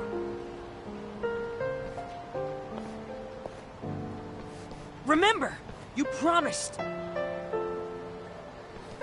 God, what an annoying little punk. Cocky as hell, too. Damn right.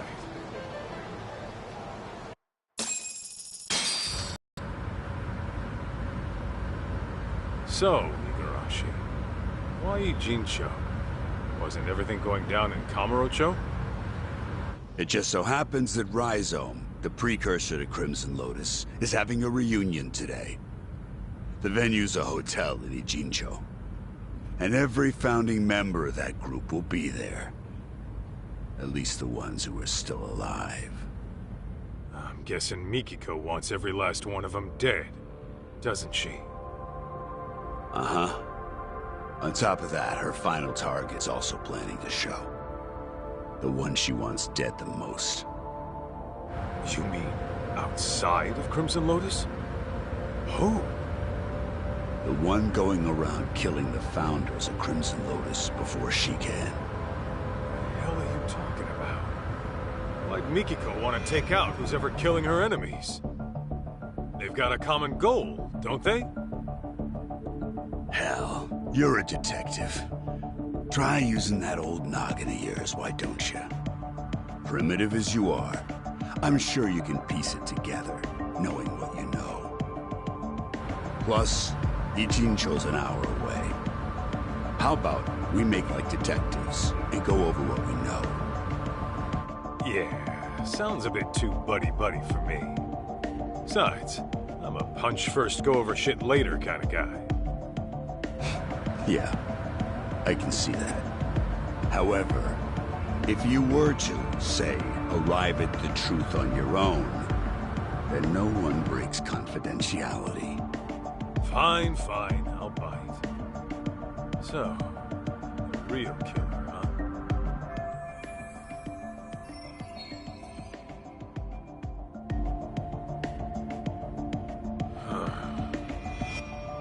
There is one thing that's been bugging me. That security company owner, Ashizaki. His office was set on fire. But the point of burning the place wasn't to kill him. After all, he was shot up on the roof. So the killer must have torched it for another reason. Oh, starting with the motive. Not bad. Go on. So there's our problem. Why would the killer want to burn the office? I'm thinking.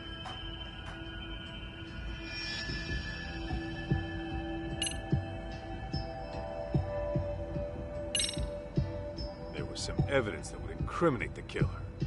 So they burned the place to get rid of it. Interesting. And? I think I know just what the killer was trying to hide.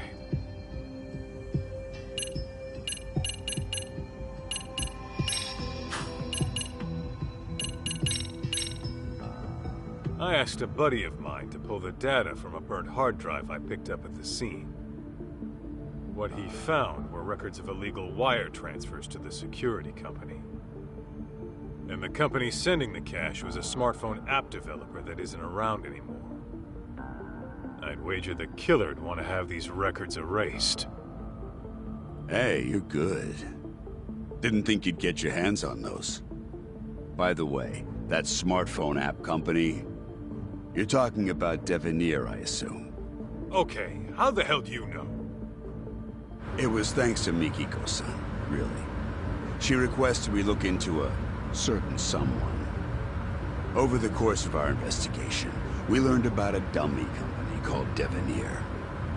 And, as you can guess, Devenir was created as a front for this certain someone. He used it to directly employ Crimson Lotus. Cover-ups to customer service. They handled all sorts of trickier than usual jobs. So you're saying this guy's the one who's been killing off the Crimson Lotus founders? That's exactly what I'm saying. Now, who could it be? Here's a hint. Mikiko-san approached us anonymously. Why do you think she'd do that?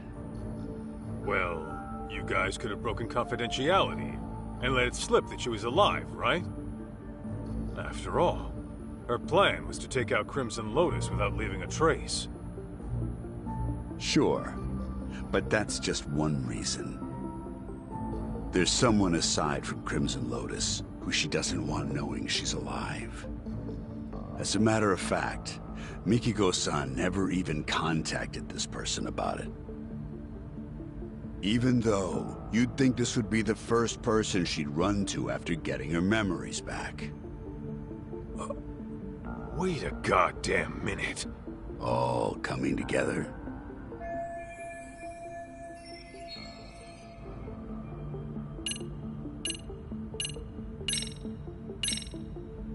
Kyoya Sadamoto? You're saying he's the one killing the founders of Crimson Lotus?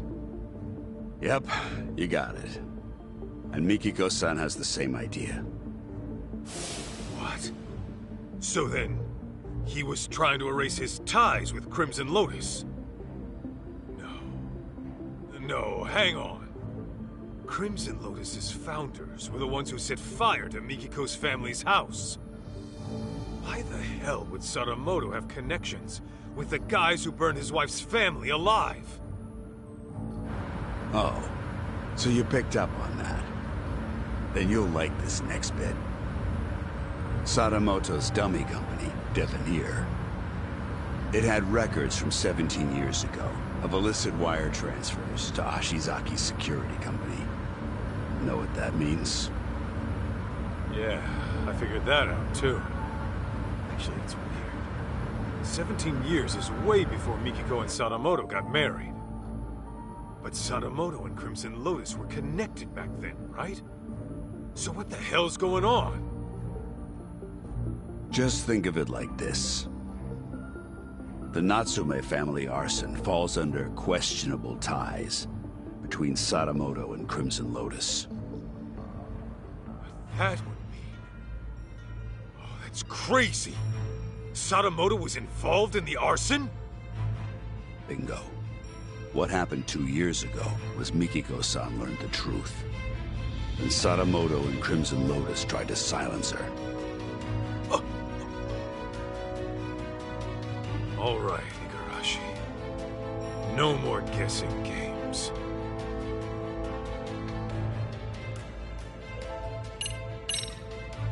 Just who the hell is Kyoya Sadamoto, really? The fucking devil. The type who'd make a Yakuza piss himself. Devil? How so? It all started with Raizo, an event club Kenmochi started during his college days. Rhizome was like any other event group. You get together with friends, throw parties, go on live tours, and make a little cash. Guess they weren't making much back then. Then enters Kyoya Sadamoto, a business admin major at the same college. He started showing up as their advisor and turned everything around. They all ate up Sadamoto's words and expanded their services into some pretty gray territory. Since Sadamoto considered himself their advisor, he wasn't officially part of the group. But his talent, his accomplishments, and charisma had them wrapped around his finger. And that Rhizome bunch went on to found Crimson Lotus? Yeah, mainly around Kenmochi. Sadamoto already started his own business as a student. By the time he graduated, he was asking Crimson Lotus to do his dirty work. On the outside, he ran his business like some typical ambitious startup. But I'm sure he had guys coming after him. Probably made himself lots of enemies. It's what happens when you straddle both sides of the law. I bet it wasn't uncommon for him to deal with unhappy customers. Guess it must have been convenient having his own personal cleanup crew. Bet your ass it was.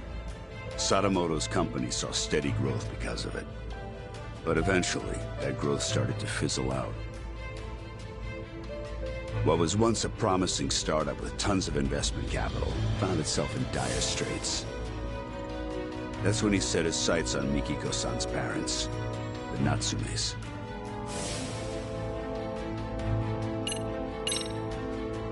When did she figure out what her husband really was? About 2 years ago, Sadamoto got hammered, rare for him, and fell asleep in his study with the computer on. That's when she stumbled upon his email exchange with Kenmochi. Of course, that set off alarms in her head, so she dug through more of his inbox. It wasn't long before she knew the ugly truth. But then Sadamoto woke up. When he realized what she saw, he got violent. I doubt Mikiko would go down easy to some pencil-pushing civvy. Well, it turns out she did go down easy. We're talking about a guy who deals in the criminal underworld. He's very likely accustomed to using force. Then what happened after Mikiko got attacked? She said her memories got fuzzy after that.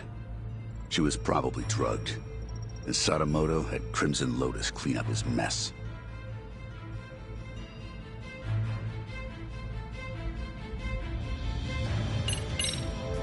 So you're saying you know for sure Sadamoto had a hand in the arson? Yes. Though it'd be more accurate to say he was the primary offender. It was about 15 years ago. Sadamoto heard about a property development plan from Kenmochi, who was a real estate broker at the time. Would have been a mighty lucrative deal, but the Natsumes were the only ones who wouldn't sell. Which led to threats and burning the place down. Classic land shark bullshit. Oh, if only it had stopped at that. Now listen. What makes Sadamoto such a devil is what he did with the info Kenmochi brought him. He reworked it into a plan to fix all of his own company's problems in one fell swoop. How's that work? Kaito, the Natsume family was one of the richest in the area. If you include their property and stocks, they were worth tens of billions in assets. And since Sadamoto was struggling with funds at the time, he decided to help himself to that fortune. But couldn't pull that off unless... No way! Yeah. Marrying Mikiko-san was all part of his master plan. That's... insane! Clearly, the man has a way with people. Call it an uncanny knack for charm. His college circles treat him like a guru. They say he's a living legend. Even his company seems to be under his spell.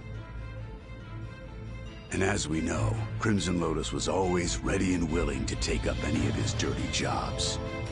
So, you can see now how the Natsumes must have fallen for his honest young businessman facade.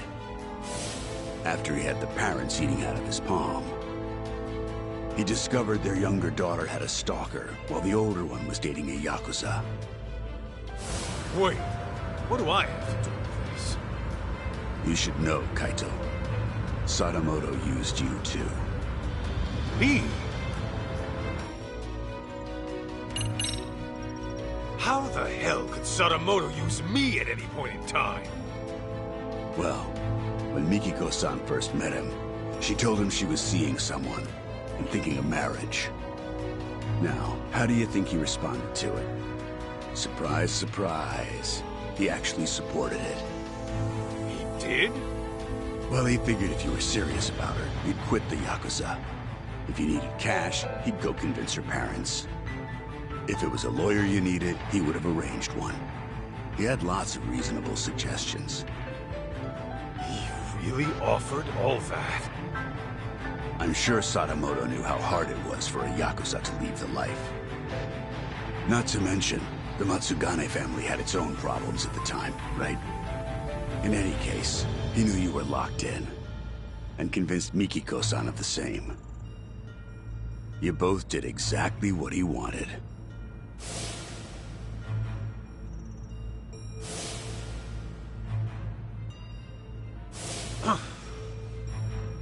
Then, once you were out of the picture, Sadamoto made his move on Mikiko-san. I imagine her parents might have even encouraged it.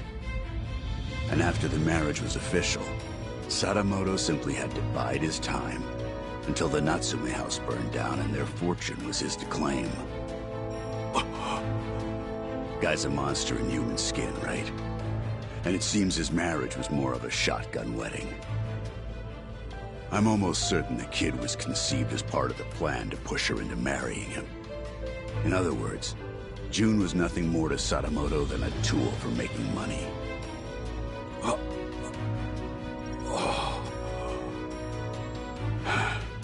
I feel terrible for Mikiko-san and June.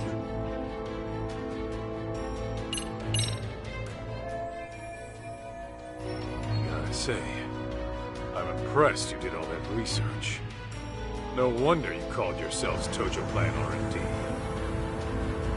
Well, that's what happens when you know society like the back of your hand. The whole R&D thing might have been my idea. But it's only because we know our shit. All right. So, how's it feel? That asshole Sadamoto played you like a fiddle and tore you apart from the woman you loved. It doesn't matter. I made my choice. That's the lamest shit I ever heard. I thought you'd blow a fuse. That said, I'll feel a hell of a lot better if I can just clock him one time real good. Hell yeah, that's what I'm talking about. Go knock his goddamn lights out.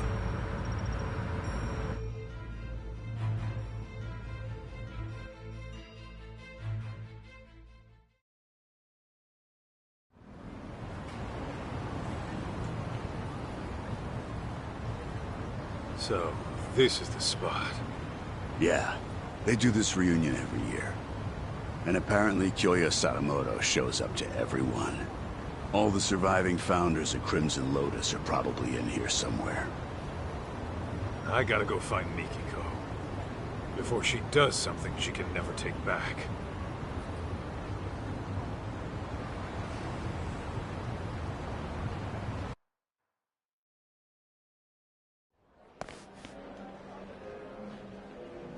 A receptionist. Guess you gotta have connections to get in. What's the plan, Kaito? Gonna roll the way a detective rolls. Meaning? By sneaking in with a disguise. You? Disguised as what? You're still gonna look older than anyone here. Yeah, I'm gonna have to mull that one over.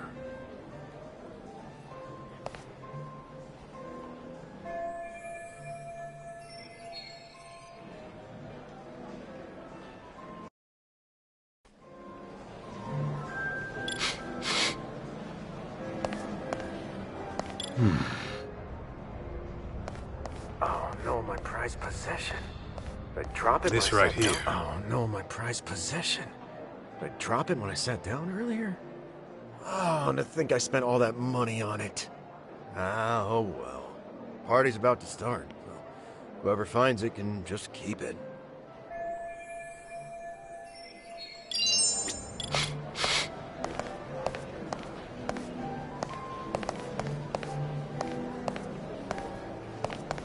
Is this it?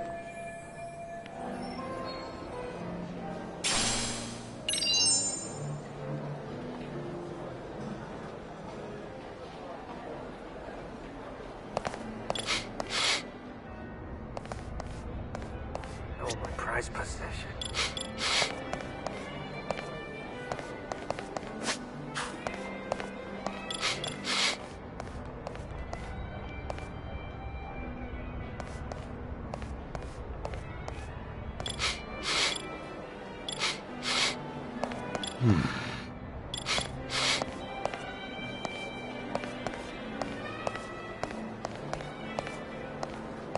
Kaito, if you need a hand from Senda, just ask. He'll do anything for Mikiko-san, I'm sure of it. Got it. Thanks. What's happening over here? I'm keeping watch in case Mikiko-san arrives. Gotcha. I guess there is a chance she'd pass by. Let me know if you need a hand, Kaito. Boss said I ought to help. Okay. Might take you up on that. What's happening over here? Let me...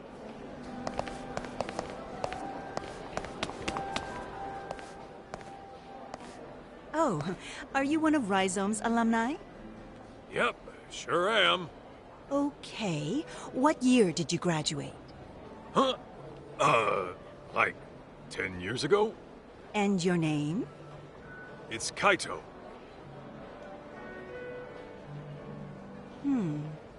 Your name doesn't seem to be on the list. You know, I just remembered. I gotta go take care of something. Excuse me. Huh?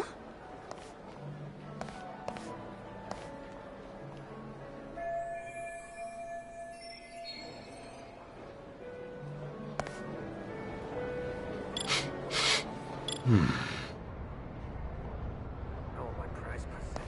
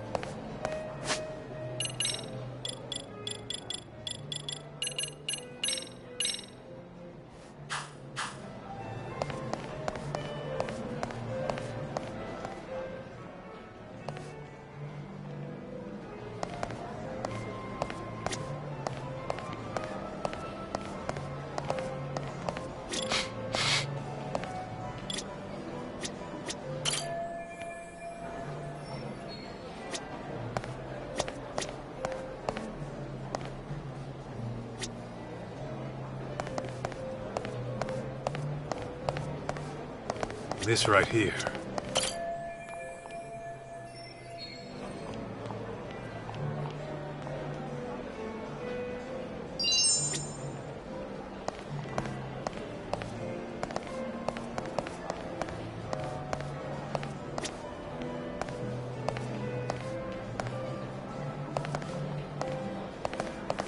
Huh?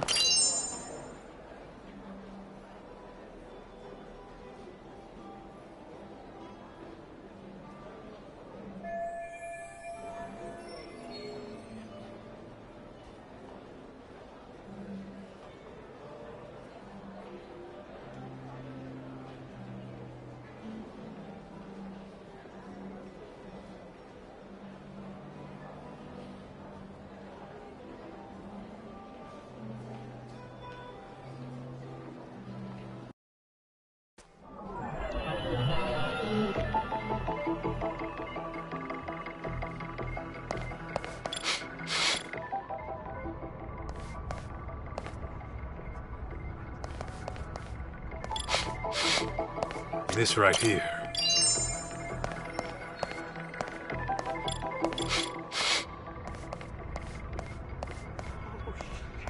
I dropped the key to the back... Oh, shit. I dropped the key to the back door. The smoking area? Dude, if they find out, they're gonna be pissed. Well, they haven't found out yet. Oh, man. What am I gonna do? Okay, I'll help you find it. You have any idea where you might have dropped it at least? The first floor bathroom, I think? Or was it the second floor? Actually, it could have been the third. Okay, so it's in one of the bathrooms.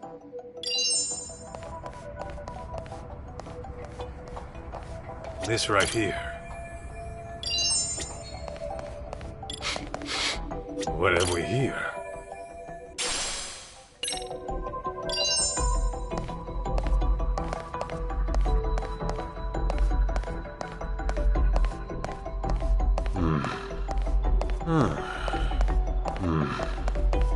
Let's see.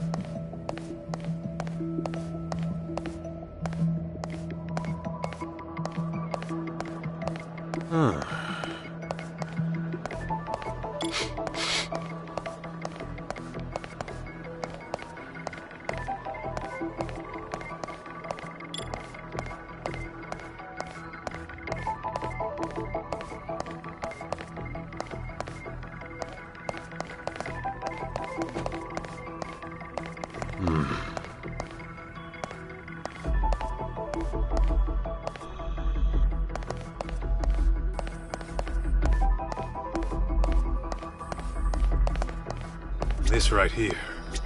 Hey, where's the new guy? Probably in the smoking area. I saw him heading down there a minute ago. Really? He steps out for a cigarette when the party's about to start? Go get him, will ya? No way. That guy freaks me out, man. He looks like an ex-thug who can't seem to reintegrate into society. Besides, I don't have the key to the smoking area. You do it. Hell no! He freaks me out too. I'm not equipped to deal with his type. Well, he's a responsible adult. I'm sure he'll come back once the party starts. Yeah. No need to bust our butts just to check on him.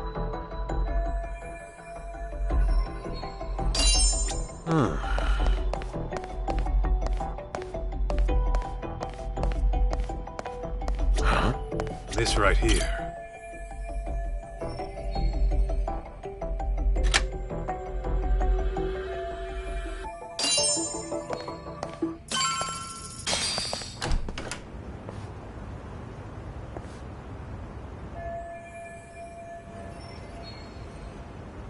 Man, I am beat. Last thing I want to do is serve people. And it's been nothing but punk kids all day. And they've all got some crap attitudes.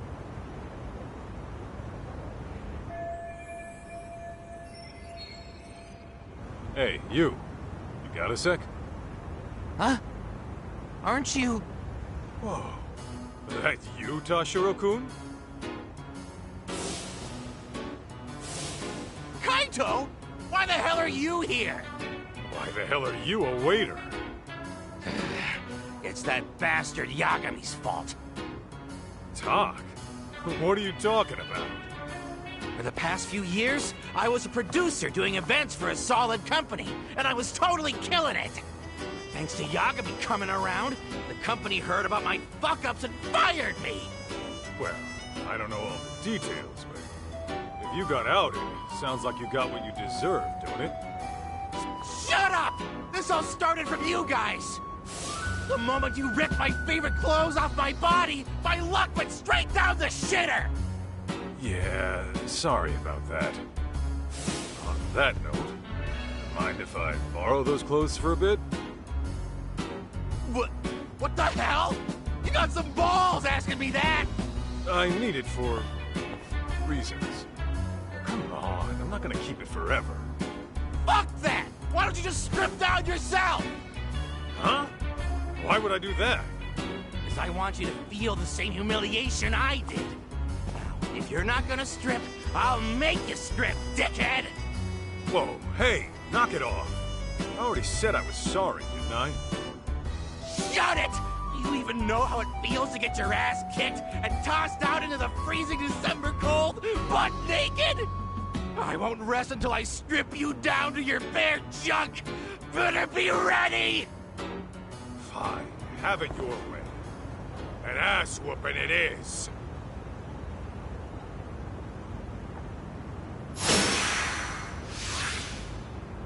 Here we go!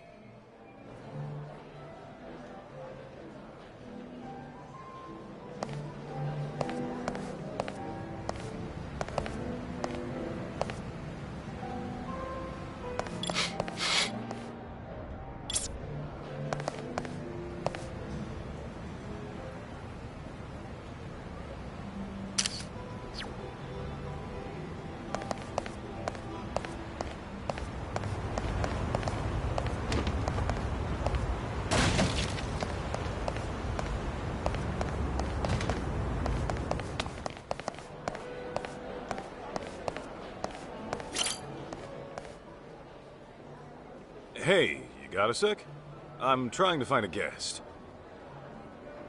Who might that be? This person here. I might have seen her, but then again... This is a real important guest. Put some brain power into it, will ya? Well, now that I think back... The woman who looked like her was in that seat there.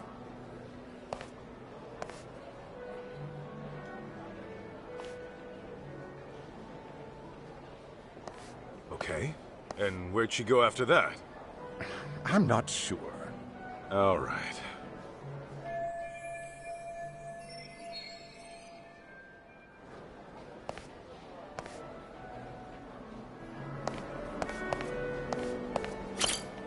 Excuse me.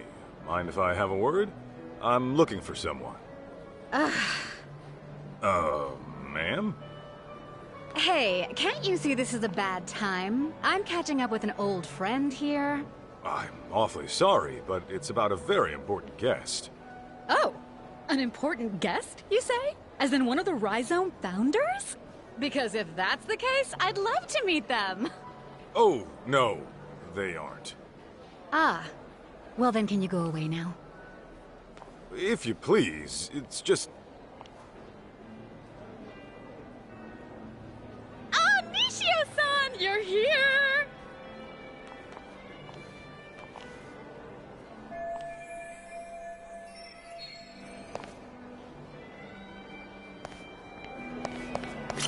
Sorry to bother you, but have you seen this woman?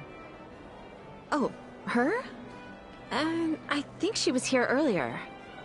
Are you sure? Where is she now? Hang on, maybe I'm not remembering correctly. She didn't talk to anyone and left her seat pretty quickly. Got it. How about a man named Kyoya Sadamoto? Sadamoto-san? The living legend. Oh, I've always wanted to meet him, but he said he had an emergency and couldn't make it. You can't make it. You're positive? Yes. Apparently he has a meeting he simply can't miss. His schedule is always packed every single day. But I suppose that's just how it is.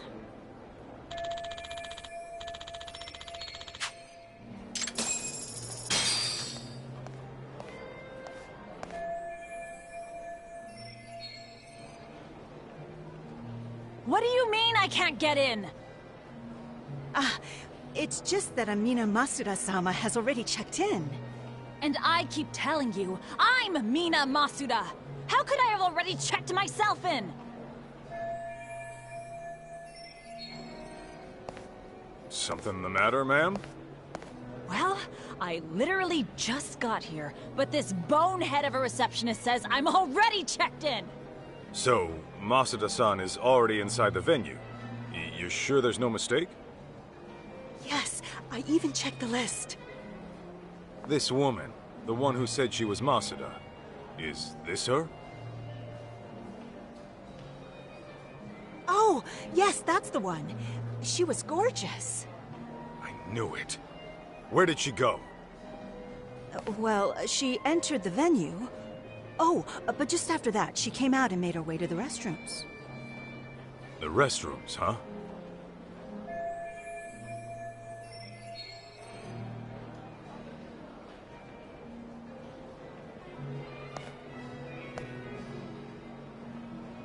Thank you. Wait! What about me?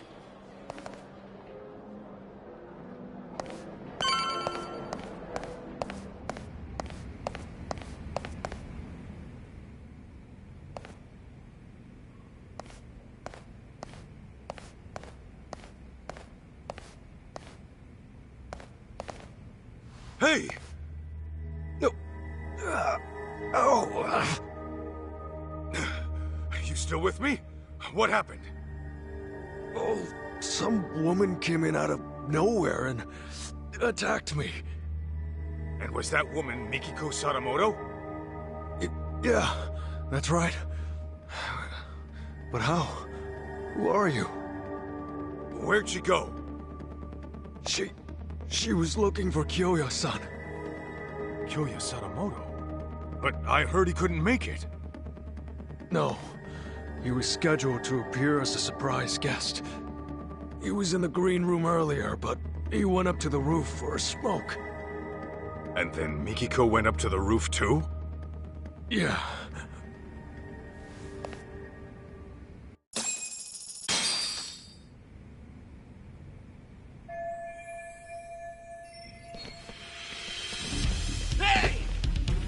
May I help you? I'm very sorry, but there's an urgent issue I must attend to. Don't play dumb with me, Kaito. I know a rat when I see one. Why are you here? Well, guess I gotta force my way through.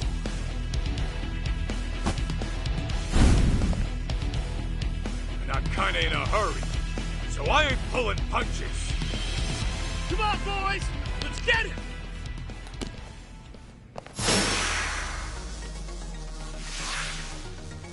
Here we go!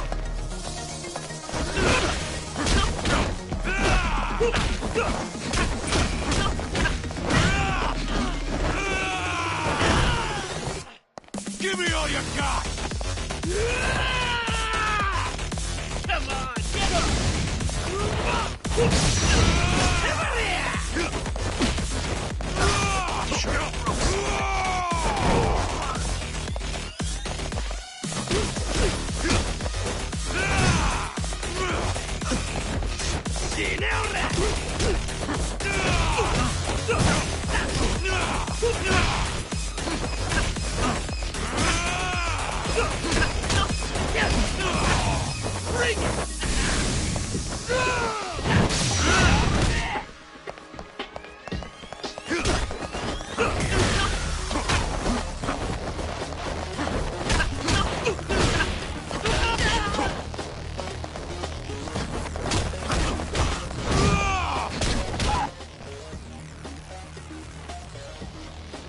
Hey, Kaito! Need a hand? Let's clean him up quick! Appreciate it, fellas. Huh? What the hell do you think you're doing? I'll kill you! Get me!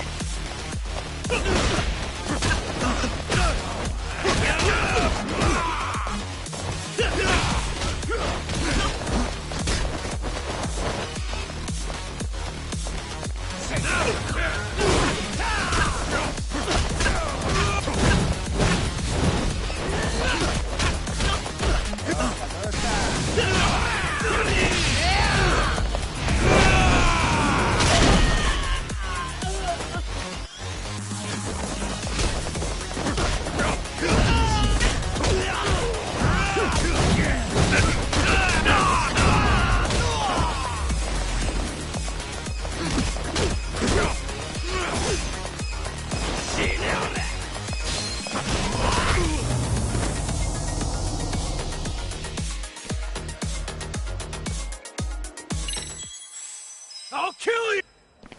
Here we go! Don't fuck with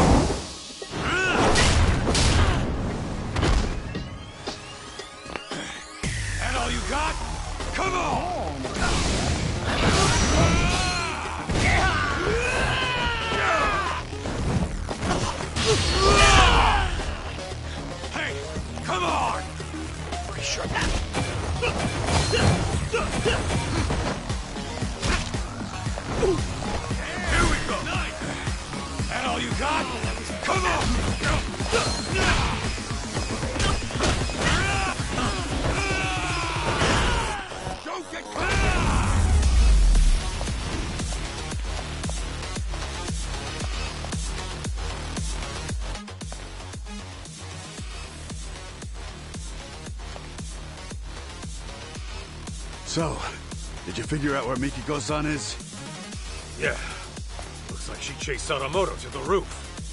We can't afford to get caught by them again. Let's climb up here.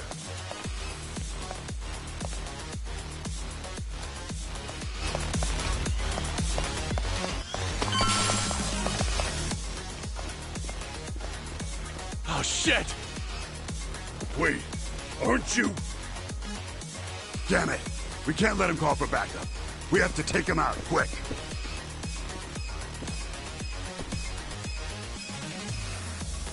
Get me!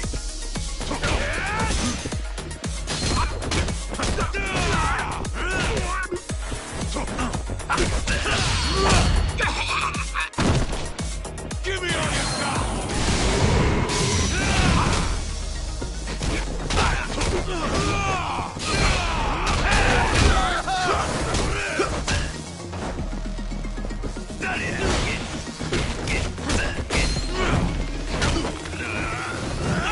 Hey, Kaito!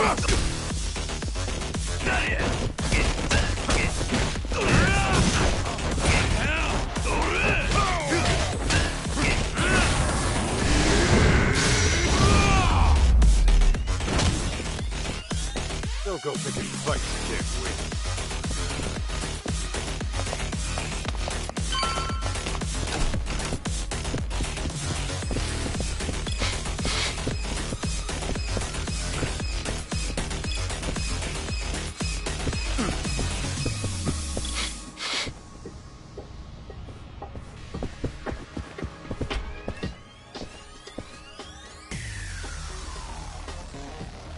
Hey!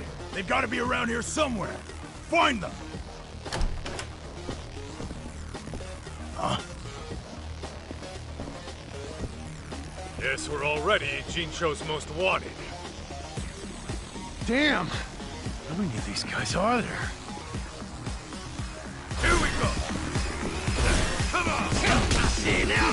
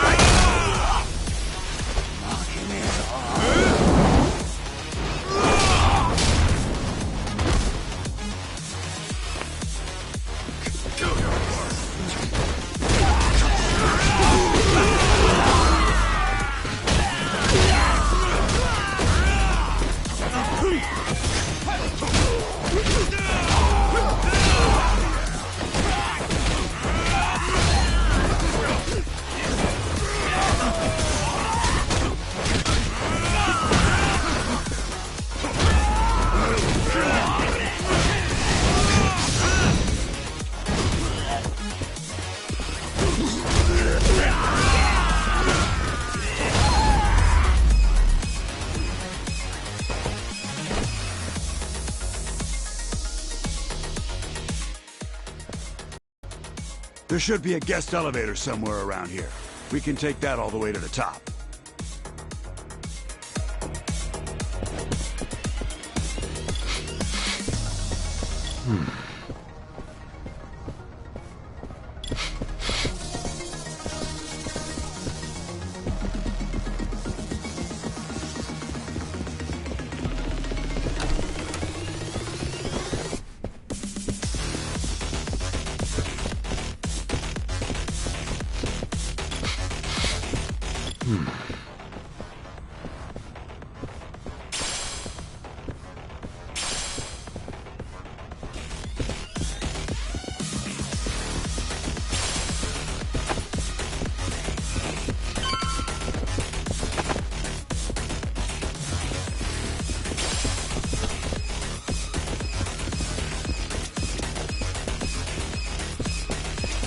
Perfect. We can take this guy all the way to the top. There they are! Found them! God damn, they're still coming! Hey, Kaito! You go take care of Mikiko-san. Just leave these guys to us. We got this. Huh. You better, tough guy. We can take this many of them ourselves. I owe you one. Thanks. Isn't this a little more than we can handle? Pipe down. Now let's do this!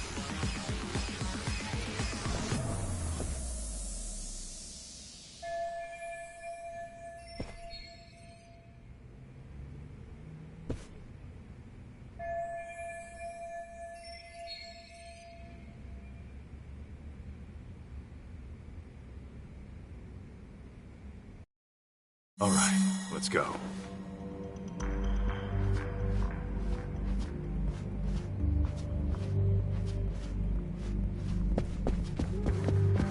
Right there. Ball.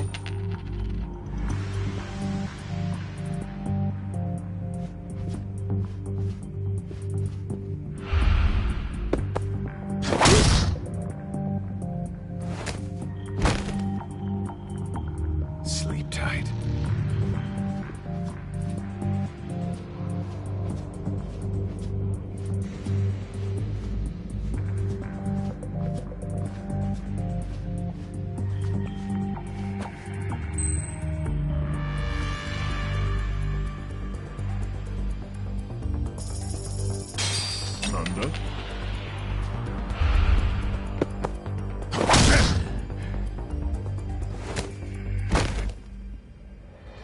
Still alive, right?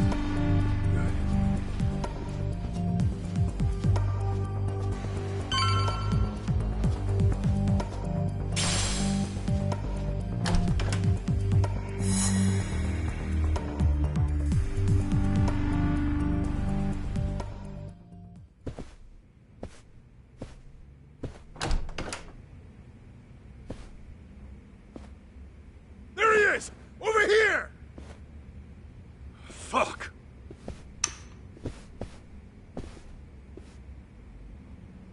We're done playing hide and seek. Nowhere to run. You're dead!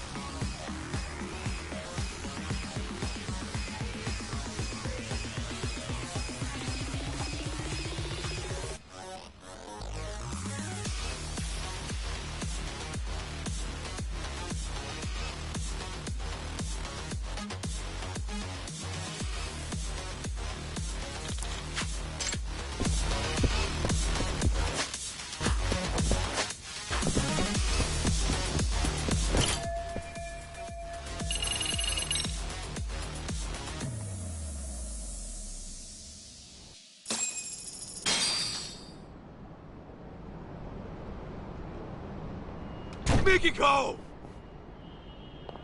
Stay back! Come near and I shoot!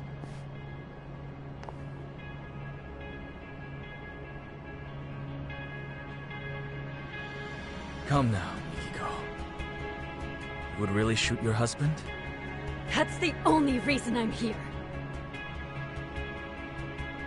Very well. Then perhaps let's settle down and talk this through. Talk? What is there to talk about? Well, try putting this all into perspective. Are you sure you want to kill me? Can you kill me? Oh, I've got an answer to that. But what about our son? What would June think? Would he condone his mother's actions as a killer? Have you even considered the thought? Of course you have. Compassion comes naturally to you, and guilt's enough to freeze you in your tracks. After all, that's what gives this woman her charm. Wouldn't you agree, Kaito-san? Sinister fuck. Unfortunately, nice people don't make money. Business opportunities are all around us. Most fail to seize them, let alone comprehend they're there. Why? It's simple. They're inefficient at drawing wealth to themselves quickly and competently. Instead, they sate themselves on worldly affairs and superficial relationships. They're worthless. So, you cut down your old pals and burned her family alive. They meant nothing to you. Precisely! You catch on quick. I like your potential. Now I'll admit the Natsume family ordeal was a risky choice. But the results really spoke for themselves. It was a brilliant idea, if I do say so myself. Human bastard! Julia! You think you'll get away with killing my parents? My sister?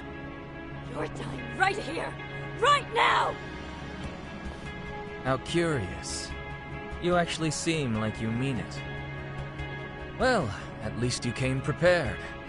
Glad I took the steps to confirm that.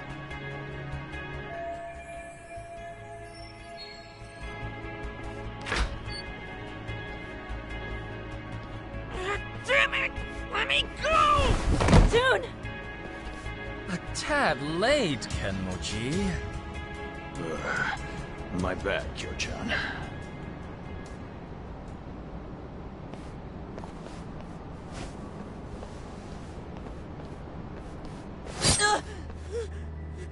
Damn you, Sadamoto! Settle down. You move and June dies. Understand? Can't move, can you? He takes after me, that's for sure. Never know when he'll catch his old man off guard. Seems I was right to discipline him the way I did. Asshole! That's your own son right there! Now then, Mikiko. The real party's about to begin. What?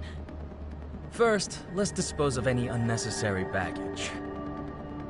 Shoot Kaito, and I will release June. No.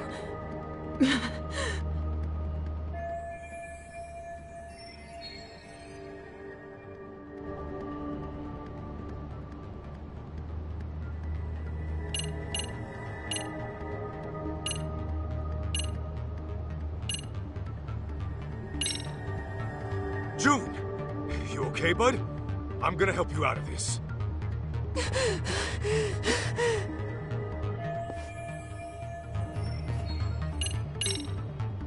Mikiko, don't listen to any of this guy's bullshit.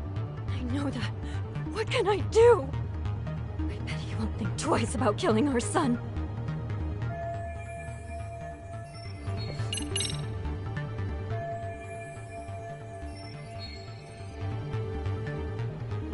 Hey, Kenmochi. You still think Mikiko was the one taking down Crimson Lotus? Of course I do. The hell are you talking to me for? Because there's something you might want to know. Each time Mikiko went to take out your buddies, someone else had gone and done him in first. dead by the time she got there. Get out of here! With her memories back, and a plan to kill Crimson Lotus, Mikiko became a huge threat. Enough to scare the killer into action. And by killing his old pals, he could erase his dark ties and pin the crime on Mikiko in one fell swoop. The fuck are you yapping on about? Still don't get it? It's the guy standing next to you. Your legendary guru is a traitor. What? I hear Sadamoto's been making the rounds on the media lately.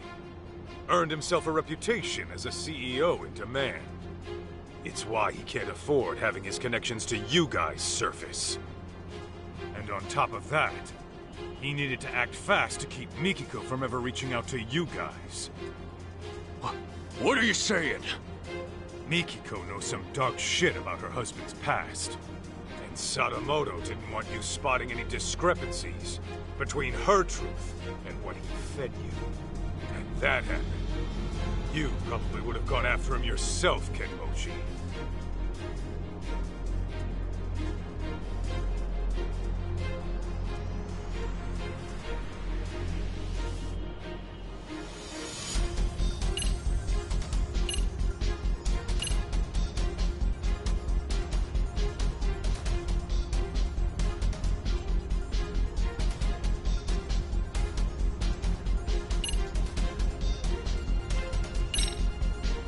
You said it was an accident that Maho-chan and her parents were burned alive. Nobody was supposed to be home, right? Well, yeah. I was told they were on vacation. The place was supposed to be empty. Let me guess. Sadamoto gave the order. Told you nobody get hurt. So what? What are you getting at? Your guru made it loud and clear before you showed up. He said, the Natsume family ordeal was a risky choice, but the results really spoke for themselves. He knew Maho-chan and her parents were home that night, and he still had you burn the place down. No. Since you guys were just after the property, you had no reason to burn anyone to death. Even a hardened criminal might flinch at such an order. But Sadamoto's no ordinary thug. He wanted the Natsume's fortune for himself. And for his company to survive, he needed them to die. That's why he lied to you, after fixing up his own alibi. Bullshit. He's lying. Right, Joe-chan? Huh. You've hit quite the sore spot. Sadamoto, you only had me find Mikiko, so you could get to her before Crimson Lotus. But when I found her, you planned to lock her up and wipe out Crimson Lotus yourself. Then you would wait for the perfect time to finish her off, and make it look like suicide. Sound about right? I knew I liked your potential. Joe-chan! What's this guy saying? It's all lies, right? The night of the arson was Maho-chan's birthday. The Natsumes and Maho-chan were big on wine, so I sent them a vintage Bordeaux to celebrate. After all, what's $1 million yen between friends? Joe-chan! Meanwhile, I was enjoying dinner at a restaurant with my lovely wife. From there, I gave Maho-chan a call and wished her a happy birthday. She told me the wine was delicious. Even the Natsumes, who were notorious wine snobs, enjoyed it. I was worried my secret ingredient, sleeping pills, had altered the taste. But to my relief, it all turned out fine in the end. What? If it's any consolation, the Natsumes were dead asleep. I'm sure they went out painlessly. Kyoya, how could you? Hey, Yo-chan! This is just one of your jokes, right? Should be any moment now. Delayed, I suppose.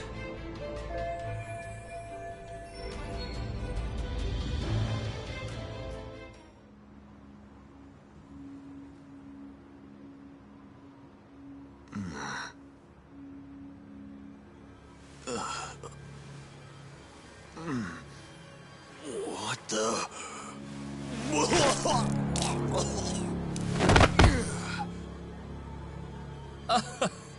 That's more like it. Finally, the stuff started kicking in. Big relief. Shoot-shot! This is bad! The whole party's...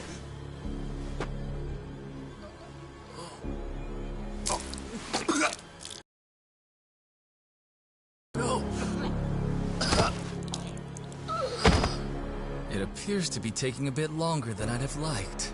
Okay, Sadamoto, tell me. What the hell did you do? Well, I imagine this will go down as one of the deadliest dinners in history. Would you like to see? Aren't I thoughtful?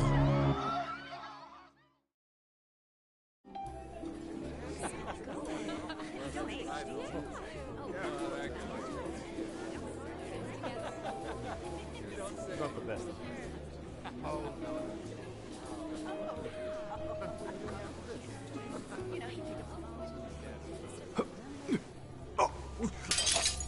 Oh no, what's wrong?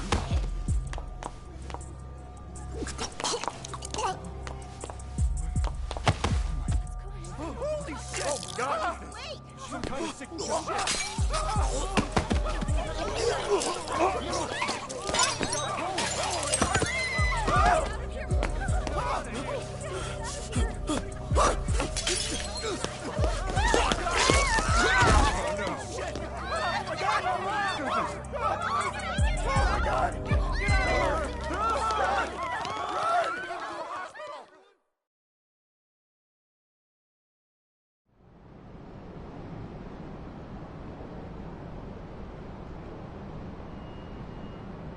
Excellent! I've just killed the final 4 members! A resounding success! piece of shit! You poisoned their drinks? Yes, I used the slow-acting stuff. A quicker poison wouldn't do for taking out a large group at once. Anyone who gets a drink later on would find out it's poisoned and refuse to touch it. Even so, I was starting to worry I'd miscalculated, since the effects took so long to show. Terribly sorry, Kenmochi. I'll hold a grand funeral for you, so try to rest in peace, okay? You even targeted innocent people! I wouldn't say I targeted them. There was a designated table for everyone in Crimson Lotus. I can't help it if some non-members stopped by for a drink. So at that point, I would say it's on them. Besides, wouldn't it make more sense for a vengeful, hate-fueled killer to pile on a few extra casualties? The public is much more liable to eat up a dramatic story after all. You're out of your goddamn mind! And now, Mikiko, the curtain rises on you. The time has come to kill Kaito. Do it, and I'll spare you and the boy. Why in the hell would I listen to you? Ah, right. Perhaps this scenario merits a bit of explanation. As for tonight, I'm technically not supposed to be here. Well, I was supposed to make a surprise appearance, but only a few people know. Anyway, I left your hair and fingerprints in the kitchen, where the poison was prepared. And on the rooftop, your ex-lover's bullet-riddled corpse will be found. That'd be you, Kaito-san. On top of that, I've arranged it so a news leak will soon reveal Crimson Lotus as the masterminds behind the Natsume arson.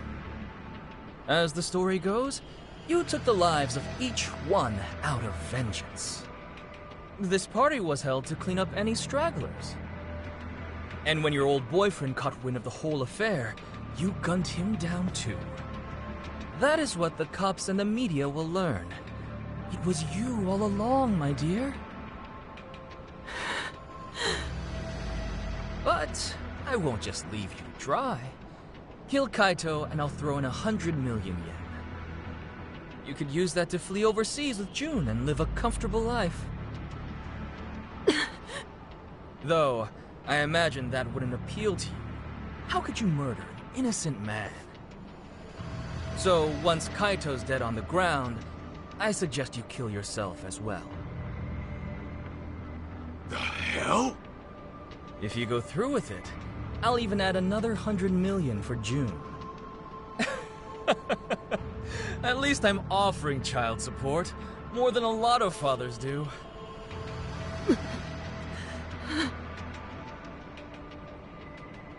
Now hurry up and shoot him! You were itching to kill someone, weren't you? Take too long and June will be the one to die.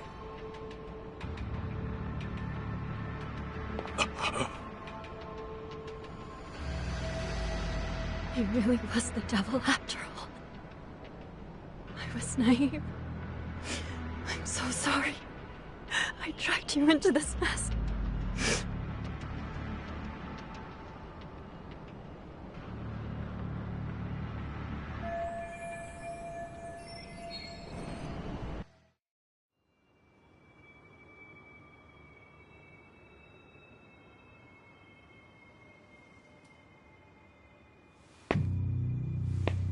Mikiko. It's okay. I'm here. Huh?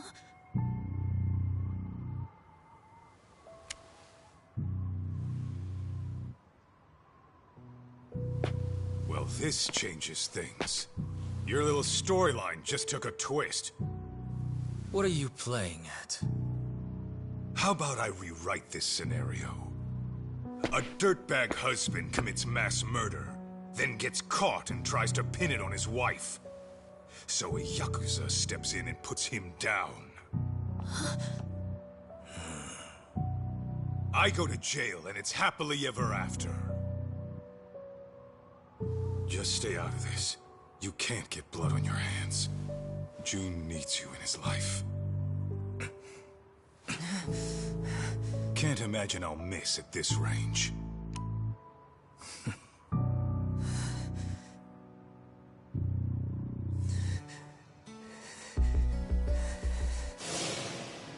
You say that, but how else am I gonna get strong? Strong enough to protect the people I care about.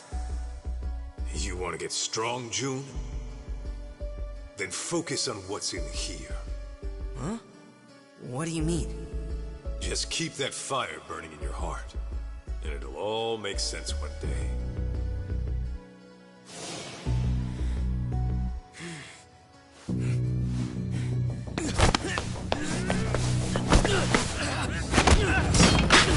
June! Yeah! Now it's time to... Bastard. How many knives can one guy have? Oh, goodness. And just when I thought I had you. June, Mikiko, you two go.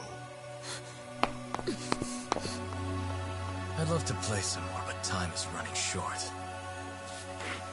I'll have you bleeding out by the time the cops arrive.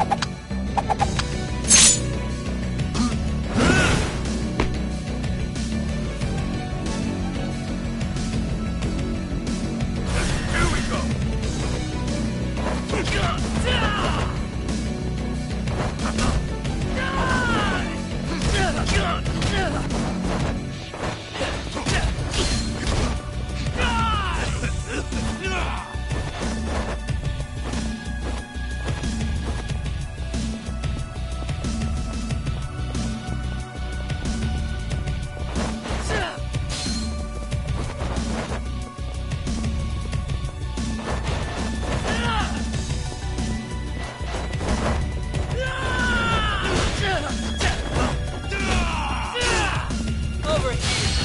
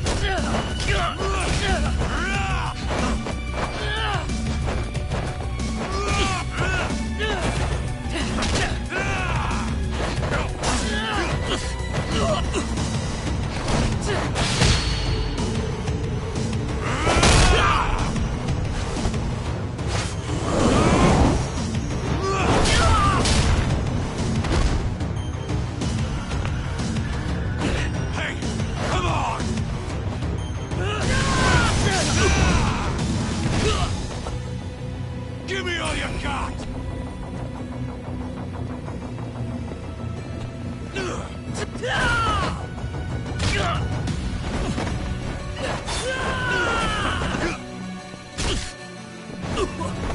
Here we go! Don't fuck with me!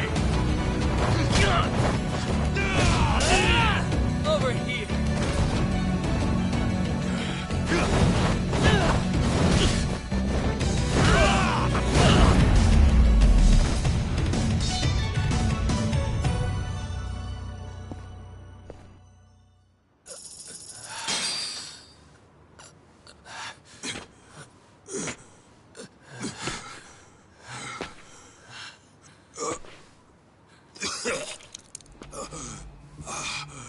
That bastard. His knives were laced.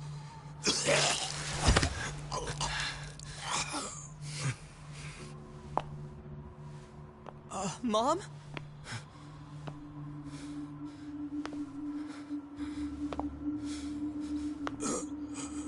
Wait. Everything was a lie. Everything you ever said to me was bullshit. Our marriage was bullshit. I guess you got what you wanted. To think I lived under the same roof with the monster who killed my family. My only sister. How does it feel right now? You calculate this too? Goddamn coward! Miki, go. Don't do it. I should have ended this a whole lot sooner.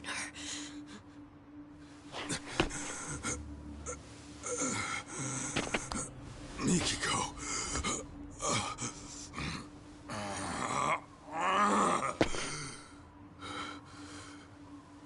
You do that, you'll regret it.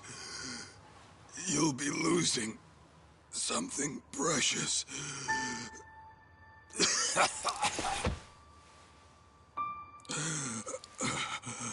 When we split, I was the same as you. I only wanted revenge. It nearly killed me. I realized what was precious was right in front of me. But then, I went down the path of vengeance. For the boss of the Matsukane family. And now, here you are, doing the same thing.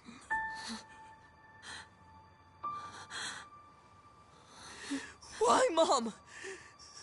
What happens now? You're gonna get yourself locked up?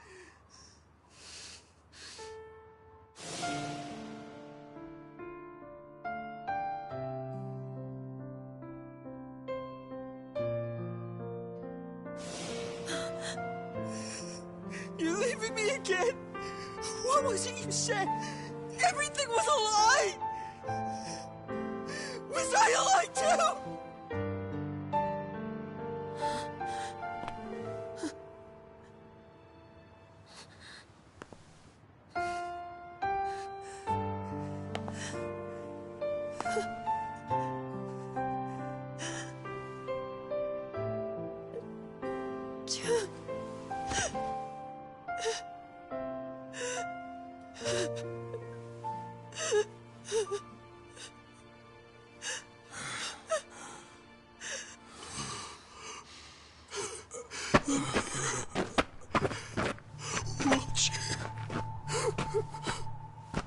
Always watching. I'm sorry. I'm so sorry.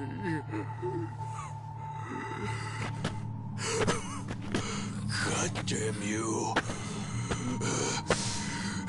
It's all your fault! Why, huh? Why'd you do it, Joe-chan? Why? Why?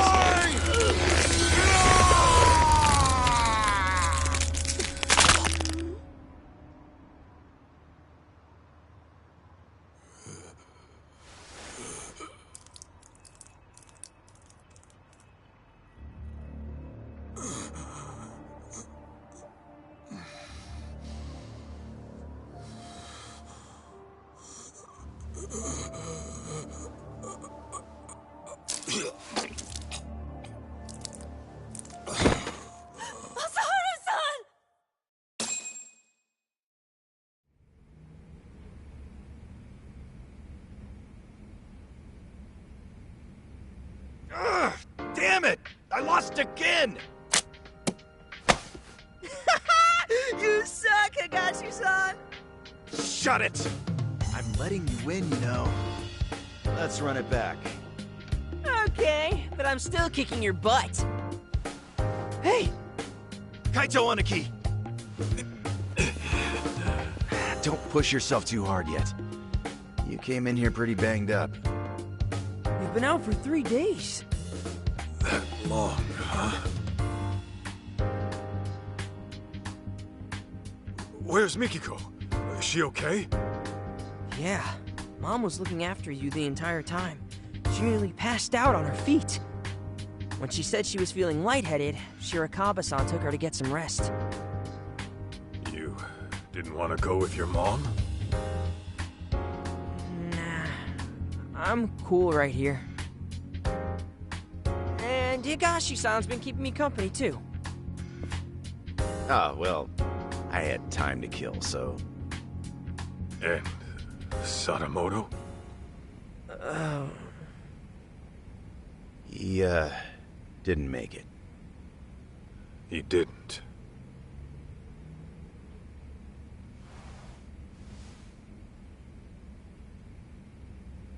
Oh, those are from Yagami. He's back from his business trip. He came by earlier, but saw you were out like a rock. That put him at ease, so he left this and went home. Nice touch.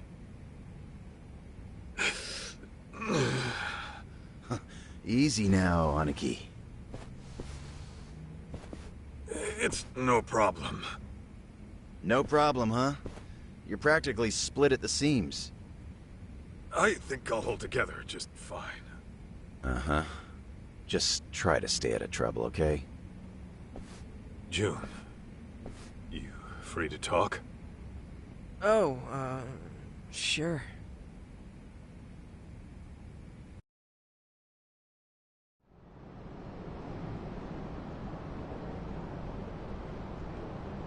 How you holding up? Fine, I guess.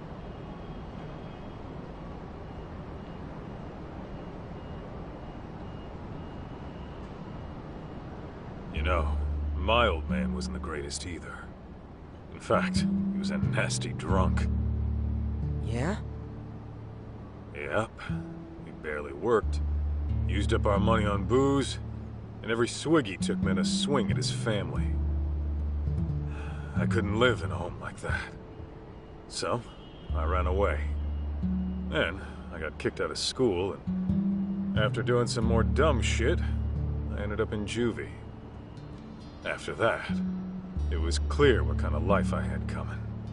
Huh. No kidding. Growing up, I wish the old bastard would just drop dead. Deep down, I took out all my problems on him. He was why my life turned out fucked up. But in reality, those fuck-ups were mine alone. Huh. Sure, my pops was a no-good loser who destroyed himself with alcohol. But when I got word he died, for some reason, all I could think of were the few good times we had. Huh? Stupid, right? Why? After hating his guts my whole life.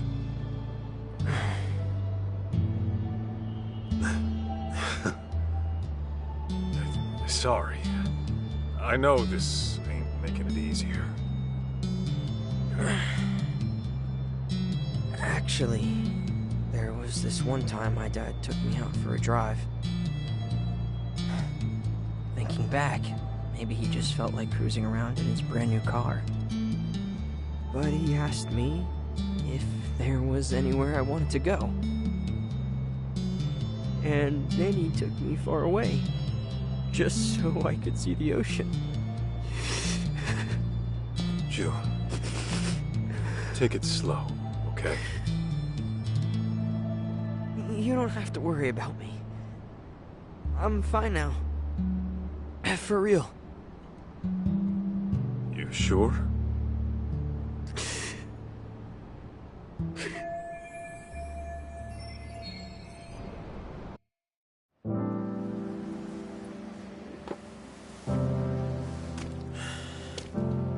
You know what, Kaito? I've been thinking. I never really wanted to be a Yakuza. It was something different all along.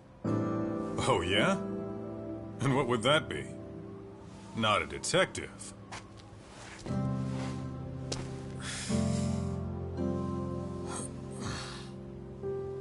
I want to be the kind of guy you can depend on. Someone who's strong. Someone like you, man. So don't worry. As much as it hurts, I'll be okay.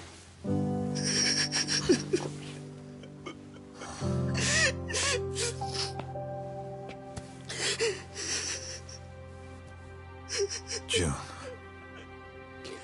I know it's tough. I can take it. And besides, I'm not a kid anymore.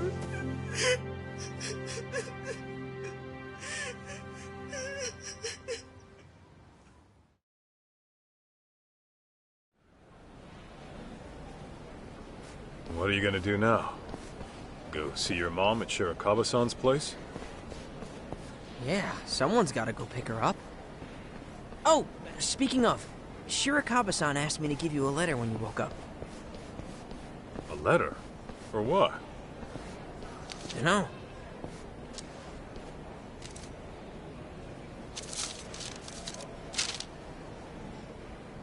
Kaito-san, as I've mentioned before, I intend to propose to Mikiko-san. I won't do it right away. She and her son need time to process. But I will say this. If you still have any feelings for Mikiko-san, I suggest you pay me a visit. Yasutaka Shirakawa. What a guy. So, what's it say? I think it's a challenge. And that means what exactly? Actually, June, I'll come see Mikiko with you. You sure? I can get there myself just fine. Trust me, I know. Huh. Okay then.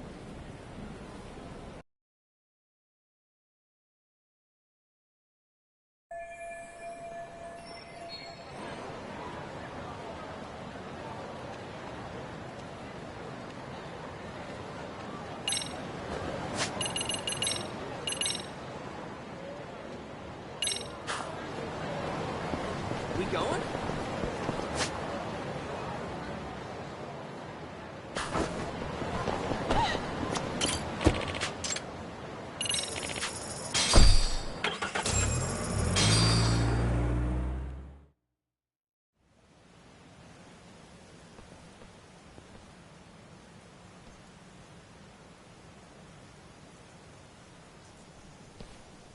Hey, you coming or not? Huh? Oh, yeah.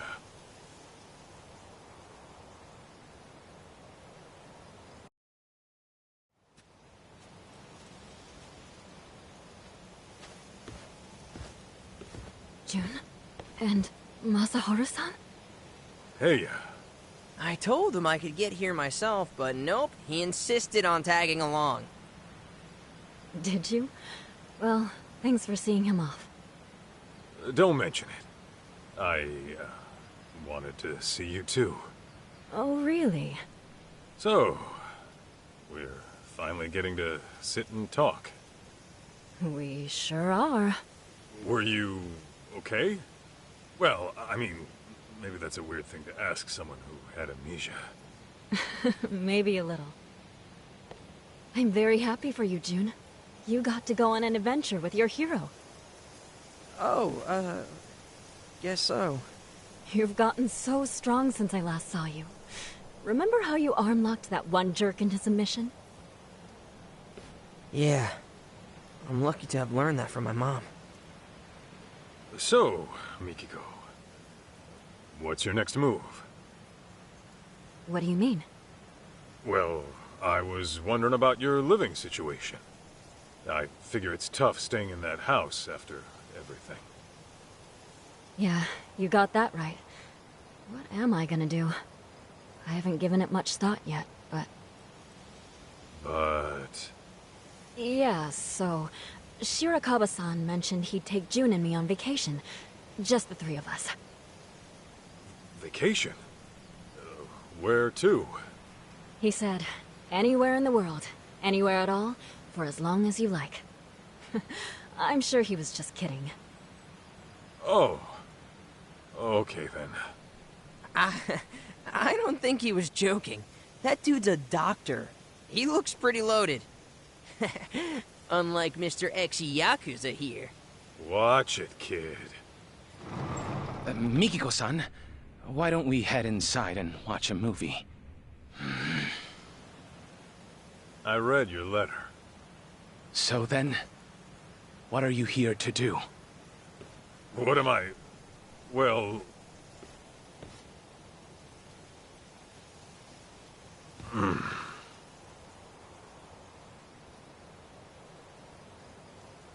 Mikiko-san, wait right there, please.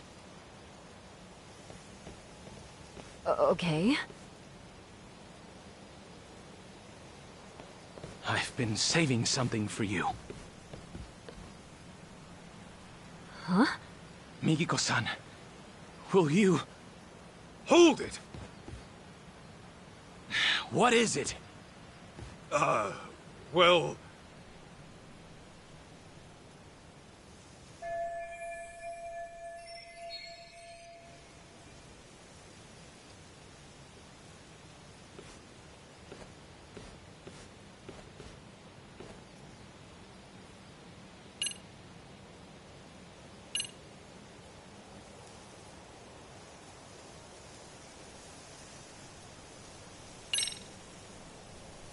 Actually, I'm here to take Mikiko home. Take her home? Where? To your dirty little hovel of an apartment? Yeah, if that's okay with her. And my apartment's tidy as hell, as a matter of fact. I clean up every now and then. Kaito-san, I understand what you're feeling. But this is the one thing I can't give up on, no matter what you say. I hear you. Let's talk this out. Oh, we won't be doing any talking. Huh? Then what are we doing? Settling this like the men of old. With our fists! What? Oh, come on. You trying to have a duel in this day and age? What about how Mikiko feels? This fight is for my feelings, Kaito-san. I told you from the beginning I was giving this my all, didn't I? Man... Mikiko-san will never share her heart with me. I've already accepted that. However, if I can best you, the one she sees as her hero, then perhaps there's a chance she'll acknowledge me. So please, give me this, Kaito-san! When you put it that way, fine. But don't blame me if you get hurt. You needn't worry about that.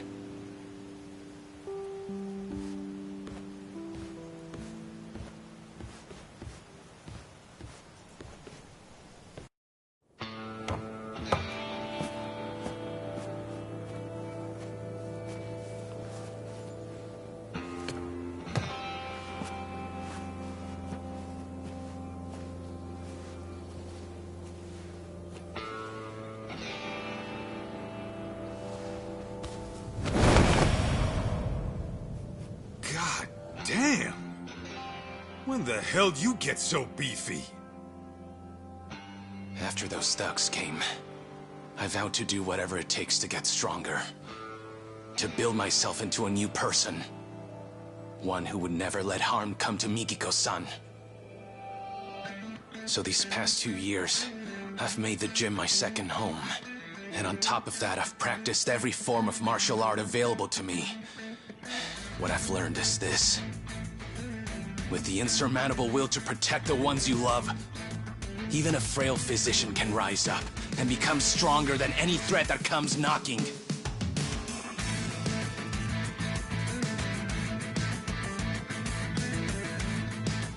All right, then. You made your point. Guess we're throwing down.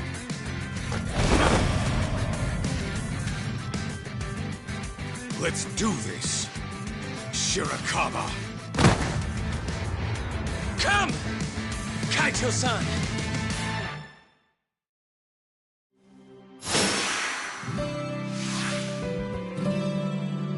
Get me!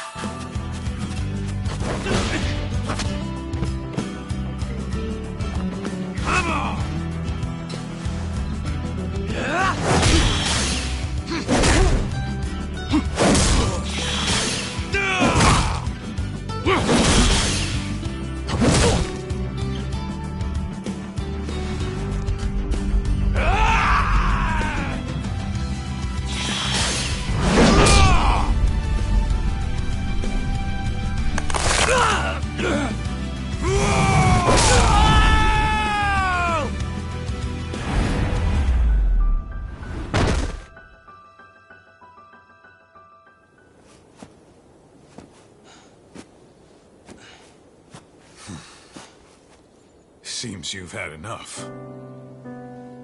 We squared up now? Yeah. Now it's out of my system. Thank you. Why do men have to be so primitive? So then, where do we go from here? Didn't you say you were taking me back home? Guess I did.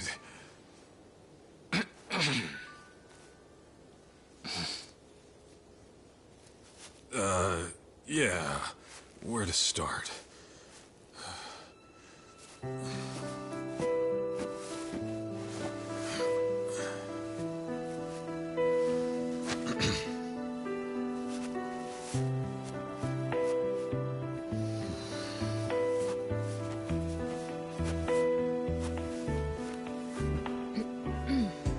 So, when I said my place was clean and all, sorry. That was a big lie. Even on a good day, it's about as clean as a farmhouse. And the bathroom's moldy. Yeah? And I'm flat broke. Seriously? Being a detective doesn't always pay the bills. Pretty often, I'll be months behind rent. Sometimes I can't even afford dinner. Well, you're gonna have to fix that, aren't you? I'll try. Will you still join me?